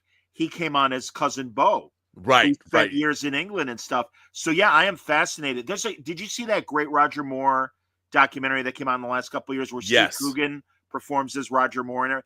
Outstanding. Amazing. It's great. And I've always loved Roger Moore, but after watching that, even more so. And what a career. And also on Garner's American Academy of Television interviews, even said he was locked in this contract with MGM, and they put him on Maverick, and he's like, all right, when I'm done with this, I'm done. And he went off and did The Saint and became a part owner of that TV show. Yes. And made a shit ton of money and had a lot more creative control of his career. You ever watch the show he did with Tony Curtis, The Persuaders? I love The Persuaders. Yeah. No, it's great. 70s stuff. cheese, but it's fantastic. Yeah, man. See, this is why I talk to Rob, is because he knows this shit. Well, yeah, I mean, it's so funny. We get on here, we can talk for 4 hours, and it's funny because I've often, you know, the last YouTube show I did was about sinners, and I've done 1,025 episodes of Robservations. Attaboy. And it's just like I struggle to find things to talk about because I don't. Look, I've said everyone knows I hate modern Star Trek. I don't want to talk about modern Star Trek. I know. I'm sorry to drag you into it again. No. I'm happy to do it with other people, but for me, I can't. I want to talk about things I like. Yeah. And there's so many things I like books, and you know, I just got the last pieces of this Partworks space battleship Yamato model I got from Japan.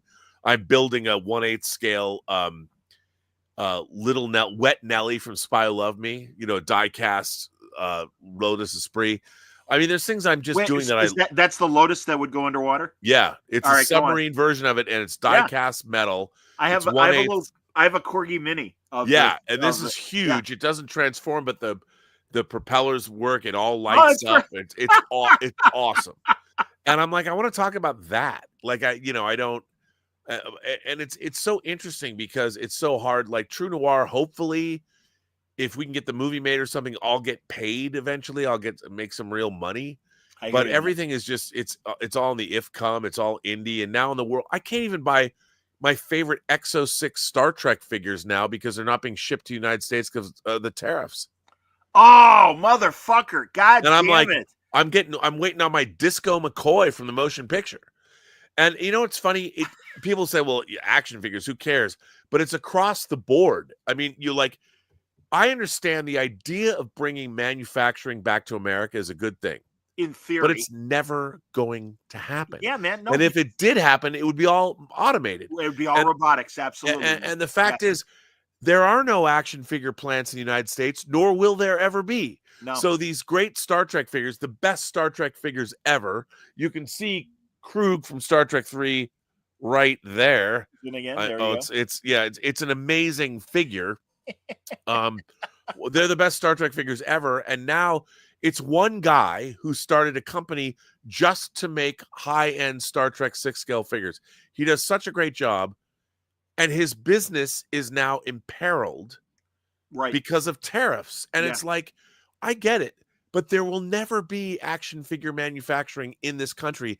And he's paid a significant fee to an American company, Paramount or National Amusements. Right. And he's licensed, and his business is being destroyed right now because of Trump's tariffs. I'm hip. Well, even comic books, all books are printed in China. And that's been one of the recurring conversations of the last month and a half or so, talking to my friends like Bendis and Mike Oming and others, and going, now what? And it's funny, Jimmy Palmiotti's like, well, the good news is his books he's always found American printers, but again, that's it's a different, you can't rely on that, and certainly not manufacturing. I even know the Prisoner figures they were making recently had to be canceled because of that same Chinese tariff problem. Wait a minute. They did? I thought so.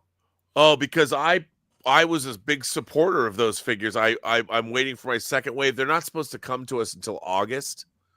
So maybe they'll get them.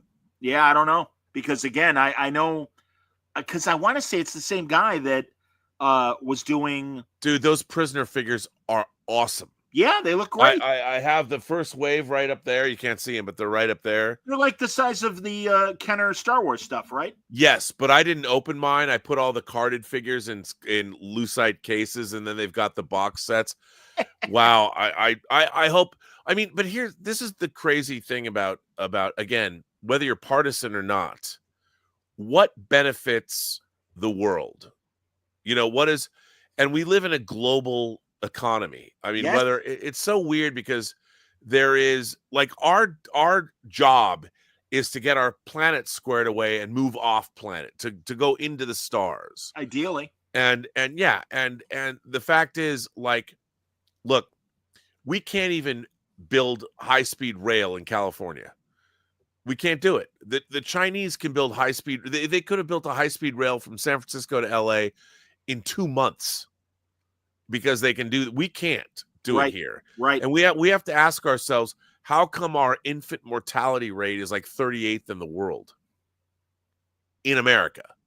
Why is it that we have obesity levels the way we have them? I mean, I love. By the way, B things, I do have the Exo-6 Bolanotaurs. I have the entire Voyager crew, and I want all of the figures, and I don't have. I'm waiting for my Dr. Crusher. I'm waiting for my Disco McCoy. And you want the company to stay in business. So do I, because they're going to do amazing stuff. And Trump's tariffs are going to wipe out not just... I want my Dark Empire artisan Luke from Hot Toys. One of my favorite Dark Horse stories, Dark Empire. Absolutely. I would normally not buy a non-canonical figure, but that figure, I love that figure. And they make another Chinese company, Mold King, makes the Eclipse, the Lego Eclipse Star Destroyer with the sweeping front. I mean, I'm like, here's the thing: when you're destroying action figure companies that are only, no one's going to get rich buying action figures. It's all about the love. And they make exceptions for electronics on these tariffs. They should give exceptions to all high-end action figure companies. We need a nerd in the Trump administration. Exactly. We do. And which we don't have, unfortunately. We did in the George W. Bush administration. I do know that. And in fact, I kind of think President Bush was a bit of a nerd. And I want to say Boxleitner said that he learned that he was a Babylon 5 fan, which cracked me up. Hey, I like that thing. Well, political. I mean, it's interesting. I mean, I just think that why is it that suddenly, these figures that some of them I prepaid for, it's all going to get like, it's so dumb. We're just not going to, and we're not going to get our manufacturing base back. No.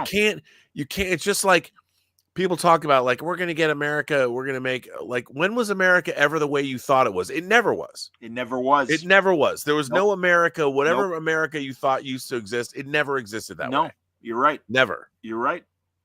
But again, we've got, well, hopefully the midterms will change things, but that's still 2 years away. Yeah, I mean, right now it's like, how are you liking your 401k? Oh, good Lord. I hear you, man. I hear you. I know. I feel for everyone. Yeah, it's. But you know what? It's so funny because you ever see Lawrence Kasdan's movie Grand Canyon with Steve Martin? Sure. Okay, yes. In that movie, Steve Martin plays a movie producer, and he has this bit where he goes, all the lessons you need to learn in life are in The Godfather.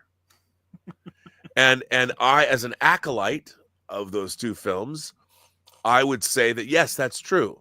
And one of the great messages or lessons that movie imparts is to never let anyone outside the family know what you're thinking.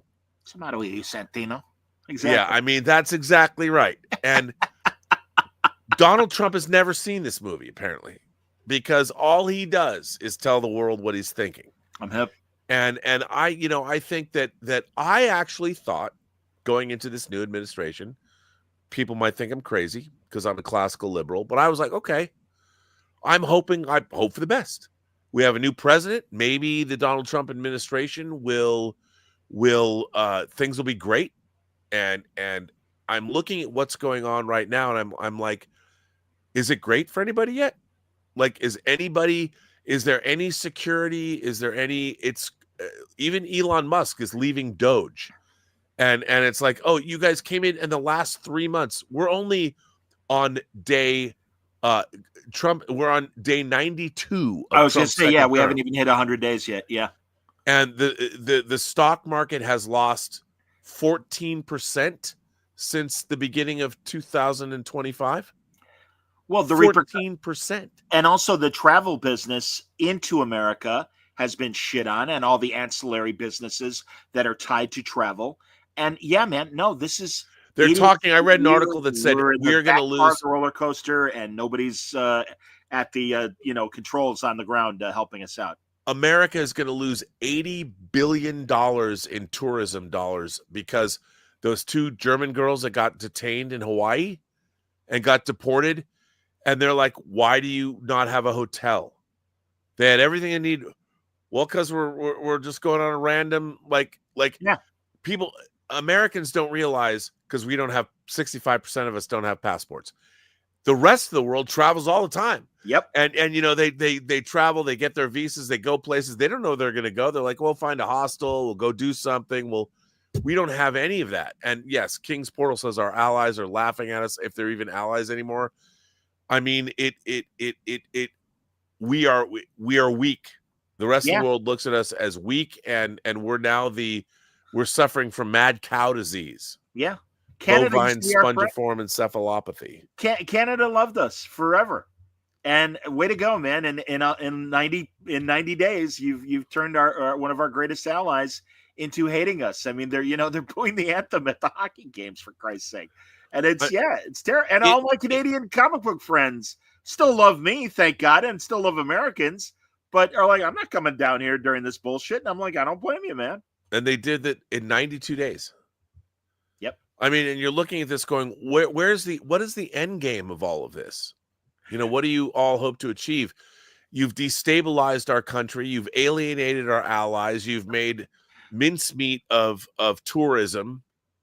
Yeah. And at the end of the day, I mean, it's such a weird look. I would like the Trump administration to do good. I would like I always want the incoming, but you look at these people, Hagseth, the Department of Defense.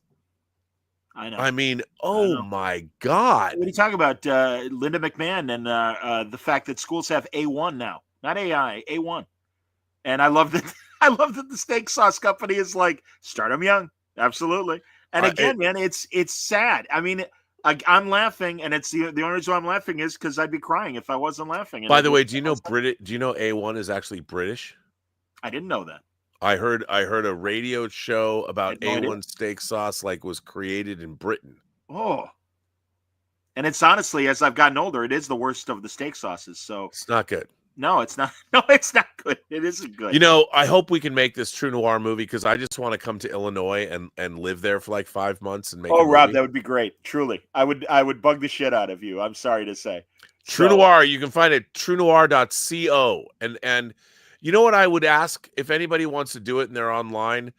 It's been frustrating because so few people, like the few people that have, like my great friend Lael Rockwell, who is the 1/6 scale man, called me up. He's like, bro, you know, this is so good. We got to do a story about this. And I'm like, well, thanks, man. I appreciate it. Because, you know, it's hard to get, there's so much stuff out there. And to get people to listen to a 5-hour audio drama or 4.5-hour audio drama is rough. I hear you, man. It's tough. So if anybody listens to it, please listen to it. Go through the whole thing. Check it out if you want. And if you feel that's worthy, tell a friend. We need all the help spreading the word that we can. And that's why I'm happy to help you and have this this platform for you. Yeah, no, I appreciate that. Oh shit, man! You've been one of my biggest cheerleaders, Rob. Truly, like I said, from the last 10 years, it's meant a lot, and I immediately loved Free Enterprise when I saw it back in '99. Which I hope we can get out again. I so do, buddy. Too. I hope you guys get the ability. I mean, I want to get canceled. There's some jokes in that movie that people are. You can't say that. I don't remember anything, but I believe you because again, it was a different time, sadly. So yeah, it was. Oh, King's Portal asks, how did you get Michael to join you? I did tell the story earlier in the podcast. Yes, but basically, we couldn't find a lead. We'd made a lot of offers to actors, and everyone loved the scripts and everything, but couldn't make it work. So we went old school. After we'd recorded all the other actors, I asked Christine Sheeks, my supervising producer, and she said, well, why don't we we'll just do it the old fashioned way. We'll ask people to submit their clients and we'll audition people. And I told her I didn't want to know who it was. I just wanted to hear the performances. And I listened to one. I mean, there was a lot of great performances that just weren't right, but they were great. But then when I heard this one, I'm like, oh my God, that's the guy. That's the guy. And I didn't know immediately that it was Michael Rosenbaum. Christine had to tell me who it was. I said, this is the guy. And she's like, are you sure? Do you want to know who it is? And I'll tell you something about, and as I said earlier, one of the most incredible professional experiences I've ever had.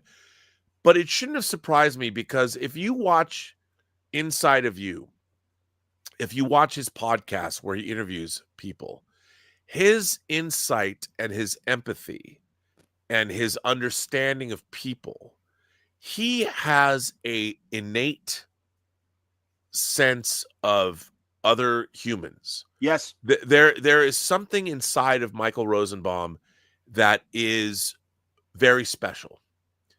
And it's what you want from an actor, but I think he has a certain empathy towards human beings where he has an understanding of what it means to be human that I don't think a lot of people have. And I think he's an untapped resource. I think that he should have his career, not that it hasn't been good. I mean, he's in a band. He has a lot of fun. He enjoys his life. Sure. But he's a great human being. And I would love to make a movie with that guy because I would love to see him prove to the world that he's a fucking movie star. I hear you, and I think he is. And hopefully that'll happen.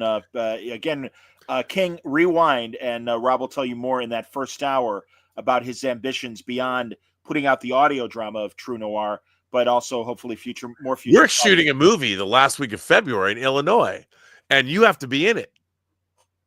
Me? Yeah. I would love to be in it. You got to be in it, dude. There's plenty of roles. You got to be in it. It would be my pleasure. That would be great. You got to be a cop. I would love that. That would be fantastic. B Thing says, I actually found Free Enterprise on DVD at a Second in Charles the other day. It was like finding the Holy Grail. Yeah, you can still find it used, I would imagine. Is it I hope it's the Anchor Bay version and not the Pioneer version. But either way, the Anchor Bay. And by the way, the movie's deeply flawed, and I'm going to fix it. Very good. You're just like Warren Beatty. Can't keep your hands off the movie. I respect that. Oh, King's Portal says John needs to be more than an extra. Oh, John will have lines. Don't you thanks, worry. King. And thank you, Rob. John will have lines. He will have lines. You know, my dear friend, Fred Van Lente, the comic book writer, his wife is Crystal Skillman, who's a very accomplished off-Broadway playwright. And she had one of her productions here in Chicago, and it was a great thing. And she needed an offstage radio voice. And she's like, would you be the radio announcer? I'm like, that would be great. I have not done theater since high school. And I would, on radio, my sports radio years, I would create comedy sketches and I would imitate people and stuff. So, there's definitely a ham in me. Let's be honest. So, no, I would love that. That would be fantastic. Well, if we do this theater event where we play, you got to MC it. Oh, Rob, it would be my pleasure. I'm hoping, I told you, and everyone's seen the video, the commercial, if you're watching the video at the beginning, that we're doing a music box showing of the Alex Ross documentary. Yeah. I am one of the talking heads in the documentary, and they're finding out exactly how much time for beyond the screening that they will have. And if there is a Q&A, I will be doing that. I would love to moderate. That would be wonderful. By the way, I want to contact the music box and be like, hey, how about doing an audio drama night? I mean, please, if we could get the music box, because it's all Chicago set. Yeah. And we could do the whole thing with an intermission and do all 4.5 hours one night. That would be, it's like Burt Lancaster in Field of Dreams. That's my dream, Ray Kinsella. That's my dream. And do you know of a place where you can make dreams happen? Yes, the Music Box Theater in Chicago. After watching that thing at CinemaCon with that guy who runs the Music Box, who gets up there, and if the Music Box wants to do, have they ever done a show where there is no picture? There's bold. Just sound. Now, I don't know if the sound is great there. It looked like it's a great theater. It's a great theater, and I can't really judge. I haven't, they even do the 70 millimeter versions of various epic movies and things. I will talk to my friends who made the Alex Ross movie, because I will make. There is a visual component to it. It just if you watch the I don't know if did I send you the whole cut together version that's on Vimeo with you have to. No, please do. I'll send you, because I did make it. It shows we have graphics for each chapter. Oh, that's great. It's pretty dope, so you can see it. But I would, you know what? It would be my dream to go to the Music Box, especially because when I saw this video at CinemaCon, I'm like, I can't believe the Music Box exists. It's a show. I gotta go there, man. And the guy gets up there, and I don't know what they were showing, but they were doing, and all this. It looked like it looked like the church, my church. It looked like the church, And it would be to do. You could even do it. It'd be 2.5 hours. Not even that. It'd be like 2:20 or 2:15 and 2:15. You could break it up. Episodes 1 through 5, and it's like one long program. And you could make it a thing where you close your eyes and whatever, and you sit in the dark. Who's ever done that? And it is a Chicago story. Yes, you're doing it though in Iowa, though, correct? We're doing it in Iowa at Beck and Woods Theater. We supposedly like June 30th, maybe. Okay. I don't know but it would be dope to do it at the in Chicago at the Music Box. I hear you, buddy. It'd be one night, one night. I don't know if anybody. Could you get people to come? I mean, if we made it a big event in Chicago, I could get Rafer Weigel's sister, Jennifer Weigel, is still doing broadcasting all over Chicago. Sure she is. Call her up, help me out, Well, and I've got my, there are other Chicago media outlets like the Superstation, WGN. Locally, they are all about real news, but also news magazines. And literally 14 out of 24 hours a day, they are about what's happening in Chicago. So there are outlets to promote this thing. And absolutely, man, I'd help you to do that. I mean, it'd be totally, I never thought about doing this, but for real, now see, this is the kind of thing I'm like, well, let's just do it. Like it's the kind of thing where why not do it? It's like, yeah, we're going to make a movie in February of 2026. What do you think? We're not? I mean, this is the kind of thing where and more, by the way, more often than not, the I don't ask for permission, I beg for forgiveness. It's worked out. I'm hip. It's Rob, honestly, as I said at the beginning of the conversation, and I'm going to likely chop up this audio in a couple parts, but that said, what I admire about Rob is a self-starter, just like all my favorite comic book people that don't wait around for a publisher to do it. They just do it themselves, and that's what's been the great thing about crowdfunding. Rob was able to get independent financing for True Noir, and we also crowdfunded it. And yes, you did. Yes, you did. Excuse me. But it absolutely got an all-star Hollywood cast to make this thing a reality. And it is from top to bottom a fantastic multi-part, 10-part story that is engaging and entertaining. And what you want to do is turn off the lights, put your earbuds in, and let it all flow over you. And it is a great experience. And it will transport you to this story in a way that movies can't, because everything is given to you. But you have to use your imagination. The good news is the audio will take care of you and tell this incredible detective story. I love hearing you say it, because somebody told me that too. They're like, in this day and age, because people hear audiobooks all the time. And the funny thing is, I was playing this in the car the other day for Elizabeth, and it was frustrating because there's the sound of the car. I have a Hyundai. Okay. Now I'm driving a Prius. I had a Hyundai. All right. So my Prius has a good sound system in it, but it's stock.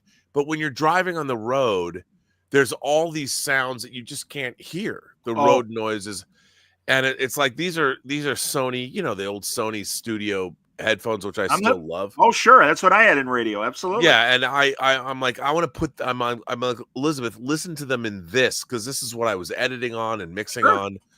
And now they have surround headphones, and you can get some surround beats or whatever. And it's like only thing about earbuds is they can't. We have, like, when gunshots happen, you feel them. If you're listening, there's bass, and in 5.1 there's a whole low frequency component to it, so it's pretty dope. I mean, there were literally times where there was 300 tracks of audio. You said, yeah, Jesus Christ. Great sound design, everybody. Truly, you will feel like you're at the Chicago World's Fair in 1933. You will feel like you're at the Barney Ross, Tony Canzoneri lightweight title fight. That is one of the scenes. You'll feel that you're there live in Florida for an FDR speech. It's really great. And again, Barry Botswick is FDR. David Strahan, and I'm saying his name wrong, but David Strathairn. David Strathairn, thank you. Frank Nitti as Frank Nitti. Anthony LaPaglia as Al Capone, and of course Michael Rosenbaum as Katie Sackhoff as Michael Rosenbaum's love interest Janie Doherty. My favorite though is 93-year-old Renee Taylor as Barney Ross's mom, Mrs. Oh, I didn't know that was Renee, and of course you worked with her in Tango Shalom. and I asked her to do it. I'm like, she was an Academy Award nominated screenwriter. I mean, it was mother of the nanny, wife of Joe Bologna. Why? Yes, and I mean the fact that she's still working her ass off, and C. Thomas Howell. Is she still with us? Oh yeah. Oh, that's a relief. Fantastic. That's great. She's doing plays. She's doing short films. I mean, that woman is a pistol. God bless her. That's fantastic. And they just released Cinematograph, a sister label of Vinegar Syndrome. Just released a movie called Neil Simon's Lovers and Other Strangers that stars Alan Arkin. Sure. His son, Adam Arkin, is also in True Noir, playing the character of John Beam and, Bill Sadler. And I look at my cast. I can't even believe it. Jeff Combs. I mean, it's funny. I sent I haven't heard back from him yet, but Jeff Combs is Anton Cermak. Oh my God. What a tour de force. He was so good. He's amazing. Yeah. No, this is really, congratulations on the cast, the full production. And again, everybody, truenoir.co is the URL to order this fantastic audio series from Rob. And yeah, man, I will do what I can to help you make a connection at the Music Box. And and then we're all anticipating that February start of the film shoot. That's great. Yeah, King's Portal asks about directing voiceover. I did talk about that extensively at the beginning of this, at the first hour of this podcast. Thank you. Yeah. By the way, thank you, John, for allowing me to talk about that and promote it. Because Rob, Yeah, come on. I mean, I spent 1.5 years of my life trying to get this thing made. Yeah. And it's like, it's you've always been so supportive of what I've done. So it's and by the way, can I just go back to the convention during the pandemics? Sure. There were multiple conventions. We did do 3 of them at least. And I, you guys asked me back, and I got to talk to some great people. I mean, those were great. It was my pleasure, Rob. And I have to say that I mean, why stop? Well, I hear you. When it certainly during the pandemic, it made sense to get everybody. And that's right, because we were all kind of stuck inside anyway. And that's the thing. And also, frankly, the ways that we could make money, a lot of the in-person conventions have taken that to their in-person conventions. Of course, and made it harder for us to make money. But I have to tell you, one of my collaborators that I am not with anymore was like, "Oh, we have to pay people like Coy and Amy Dallin, and it wasn't maybe it was Amy. I think Amy might have done one of them." And I'm like, they either want to do it or they don't, and nobody's making money before we do. And I'm like, no, I'm not gonna. I'm like, no disrespect to Coy or some of the other people. No, and I'm like, and it's not Coy. This was this guy, and I'm like, listen, we're not making money yet, and also, I know people that will want to do this because they would like the opportunity, like yourself, to talk to these people. Well, and here's the thing, like, there's a whole you cannot. There's not enough money that you could give me that would be more important to me than to actually speak to Howard Chaykin. I'm hip. I knew that. And you just can't. I mean, money's nice, fine. Yeah. But Howard Chaykin is I have been, let's see, the first time, of course, Star Wars, but for me, it's American Flag. Yeah, 40 years American ago. Flag, I think 82? Okay, sure. And it was American Flag 8 that I bought where it says USA for sale and Reuben Flagg painted not. Yes. It's episode issue 8. Issue 8. And that was the first issue. And of course, back then I went and just immediately got the whole. And what's so funny to me about Howard Chaykin is so when I first met him at this Bruce Con at the Shrine Auditorium, I've told you this before, he was in a really bad mood. Like he's probably getting divorced. And I walked up to him and I was like, Mr. Chaykin, it's so your artwork and your panel design and Ken Brusniak's lettering and all, it's so incredible. He's like, whatever. I'm like, no. It really meant something to me. And I told him, I said, I ran for high school president my senior year of high school. And I tried to emulate your work and I drew myself as the cover of American Flag 1. And he almost cracked a smile, but he was not in a good mood. and it was the only time in my life I met, well, that's not true. I met a hero of mine that I was not impressed by, but because I loved him so much, and we've talked subsequently and interviewing him again, and I will always love Howard Chaykin. And meeting him at that convention at the Bruce Schwartz Con at the Shrine Auditorium, even him being in a bad mood, and I was like, I know you care about your artwork. I know, because it's so fucking good. You might be in a bad mood now and you might try and put me off, but you can't, because I love your work that much. And when I talked to him for that convention, I was like, I was right. Excellent, man. No, he's in a much better place these days. He absolutely is. He's awesome. I mean, man. And look, I understand when his comics, I mean, his Twilight miniseries that he wrote for DC, which whoever talks about that, it's amazing. Amazing.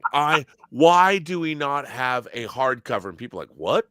What are you talking about? It's all of DC's cosmic characters. Yes. He wrote a miniseries. I think it's 3 prestige issues. Yes, that's right. That's right. And it's all the 50s and 60s cosmic DC characters that were always silly and fun. And this is a very dark dystopian take on all of them.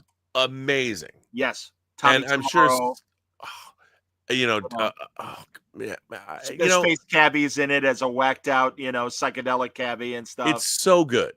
Wasn't it Garcia Lopez? Didn't he? Yes. Drew it? Yes. Yes. Another genius and another a very humble man, but one of my favorite people. Who, by the way, drew Atari Force.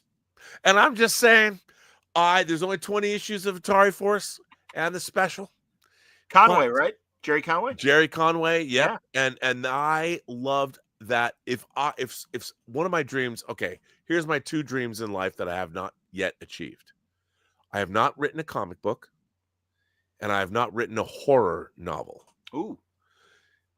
But I would love, they've talked about rebooting. I mean, they don't own Atari Force, so they can't do it. No, yeah. I love that comic so much, and I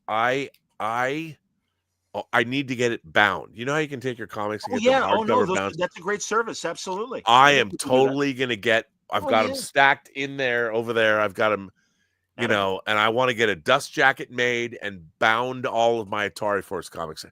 And one day when I'm dead, someone's going to pull it off the shelf and go, what the fuck is this? Why do you want this? Because it's awesome. I'm hooked. Atari. And by the way, don't sleep on Atari Force, kids. You can get them cheap. True. You can find them in a dollar bin. There's only 20 issues. You're right. Unless you get into the video. Don't look for the video game. That's a whole different rabbit hole. Just get the 20 DC comics. I get it, man. Absolutely. No, you're right. And it's just like the people that loved the original run of ROM Space Knight. And, although the ROM omnibuses are great. That took a long time to disentangle or untangle. Wow. Yes. And Yes. ROM and Micronauts. Yes. Well, I can't, but right here, I mean, there's only 3 of them. So, I mean, if you saw all just the incredible vast array of mess that is in here, it's. I mean, I've got a Caroline Munro Star Crash action figure over there. I love her. Oh, I love her. My God. No. Come on. By the way, have you seen that the new Marvel Legends series does have a ROM figure? No, I didn't realize that. That's awesome. Wow. Yeah. Wow. That's very interesting because, yeah, man, like I said, it took a long time to untangle all those rights. Yep. And everything. That's pretty amazing. Jesus. Unbelievable. Killer. My man. Excellent. We should end this stream. I know. I have to go move the cars. I know. I'm so sorry. Elizabeth's ready to kill me, I'm sure. No. So, it's all good. No, that's cool. Dude, as always, a pleasure. You know that. And it means a lot that you come Thank back. you so much for having me on. This is so much fun. I will, honestly, tomorrow I will text my friend because it's a little late to text him now. But I will text him and ask him to help us out and find out who the contact is at the Music Box to help you out. I would love to make that contact because it would be so much fun. And by the way, we could turn it into a charity event or something. Whatever. Yeah. No, I hear you, man. After watching that video at CinemaCon, I'm like, I need to go to that theater. As I told you, Eddie Muller is here every year with his Noir Film Festival, and they do special events all the time. They have a fantastic bar that is adjacent to the theater that they have built out. And no, it's a great thing. If we don't get the big room, we'll get the little room, and the little room's attractive as well. So, yeah. All right, sir. Well, thank you, John. Thank you. You're the man. Oh, you're the man, and it's always a pleasure, buddy. So, all right, have a good night, and thank you for waiting to go to the grocery store until tomorrow. I'll go tomorrow, but I'm going to watch the last 2 episodes of Andor. As am I. Thank you, Rob. All right, Ben. All right, I'll let you out. Thank you very much, everybody. Thanks very much for watching and listening. And until next time, I'm going to talk to Jeff Lemire on Thursday, and that should be a fun conversation. So until next time, everybody, please stay safe, stay happy, stay healthy.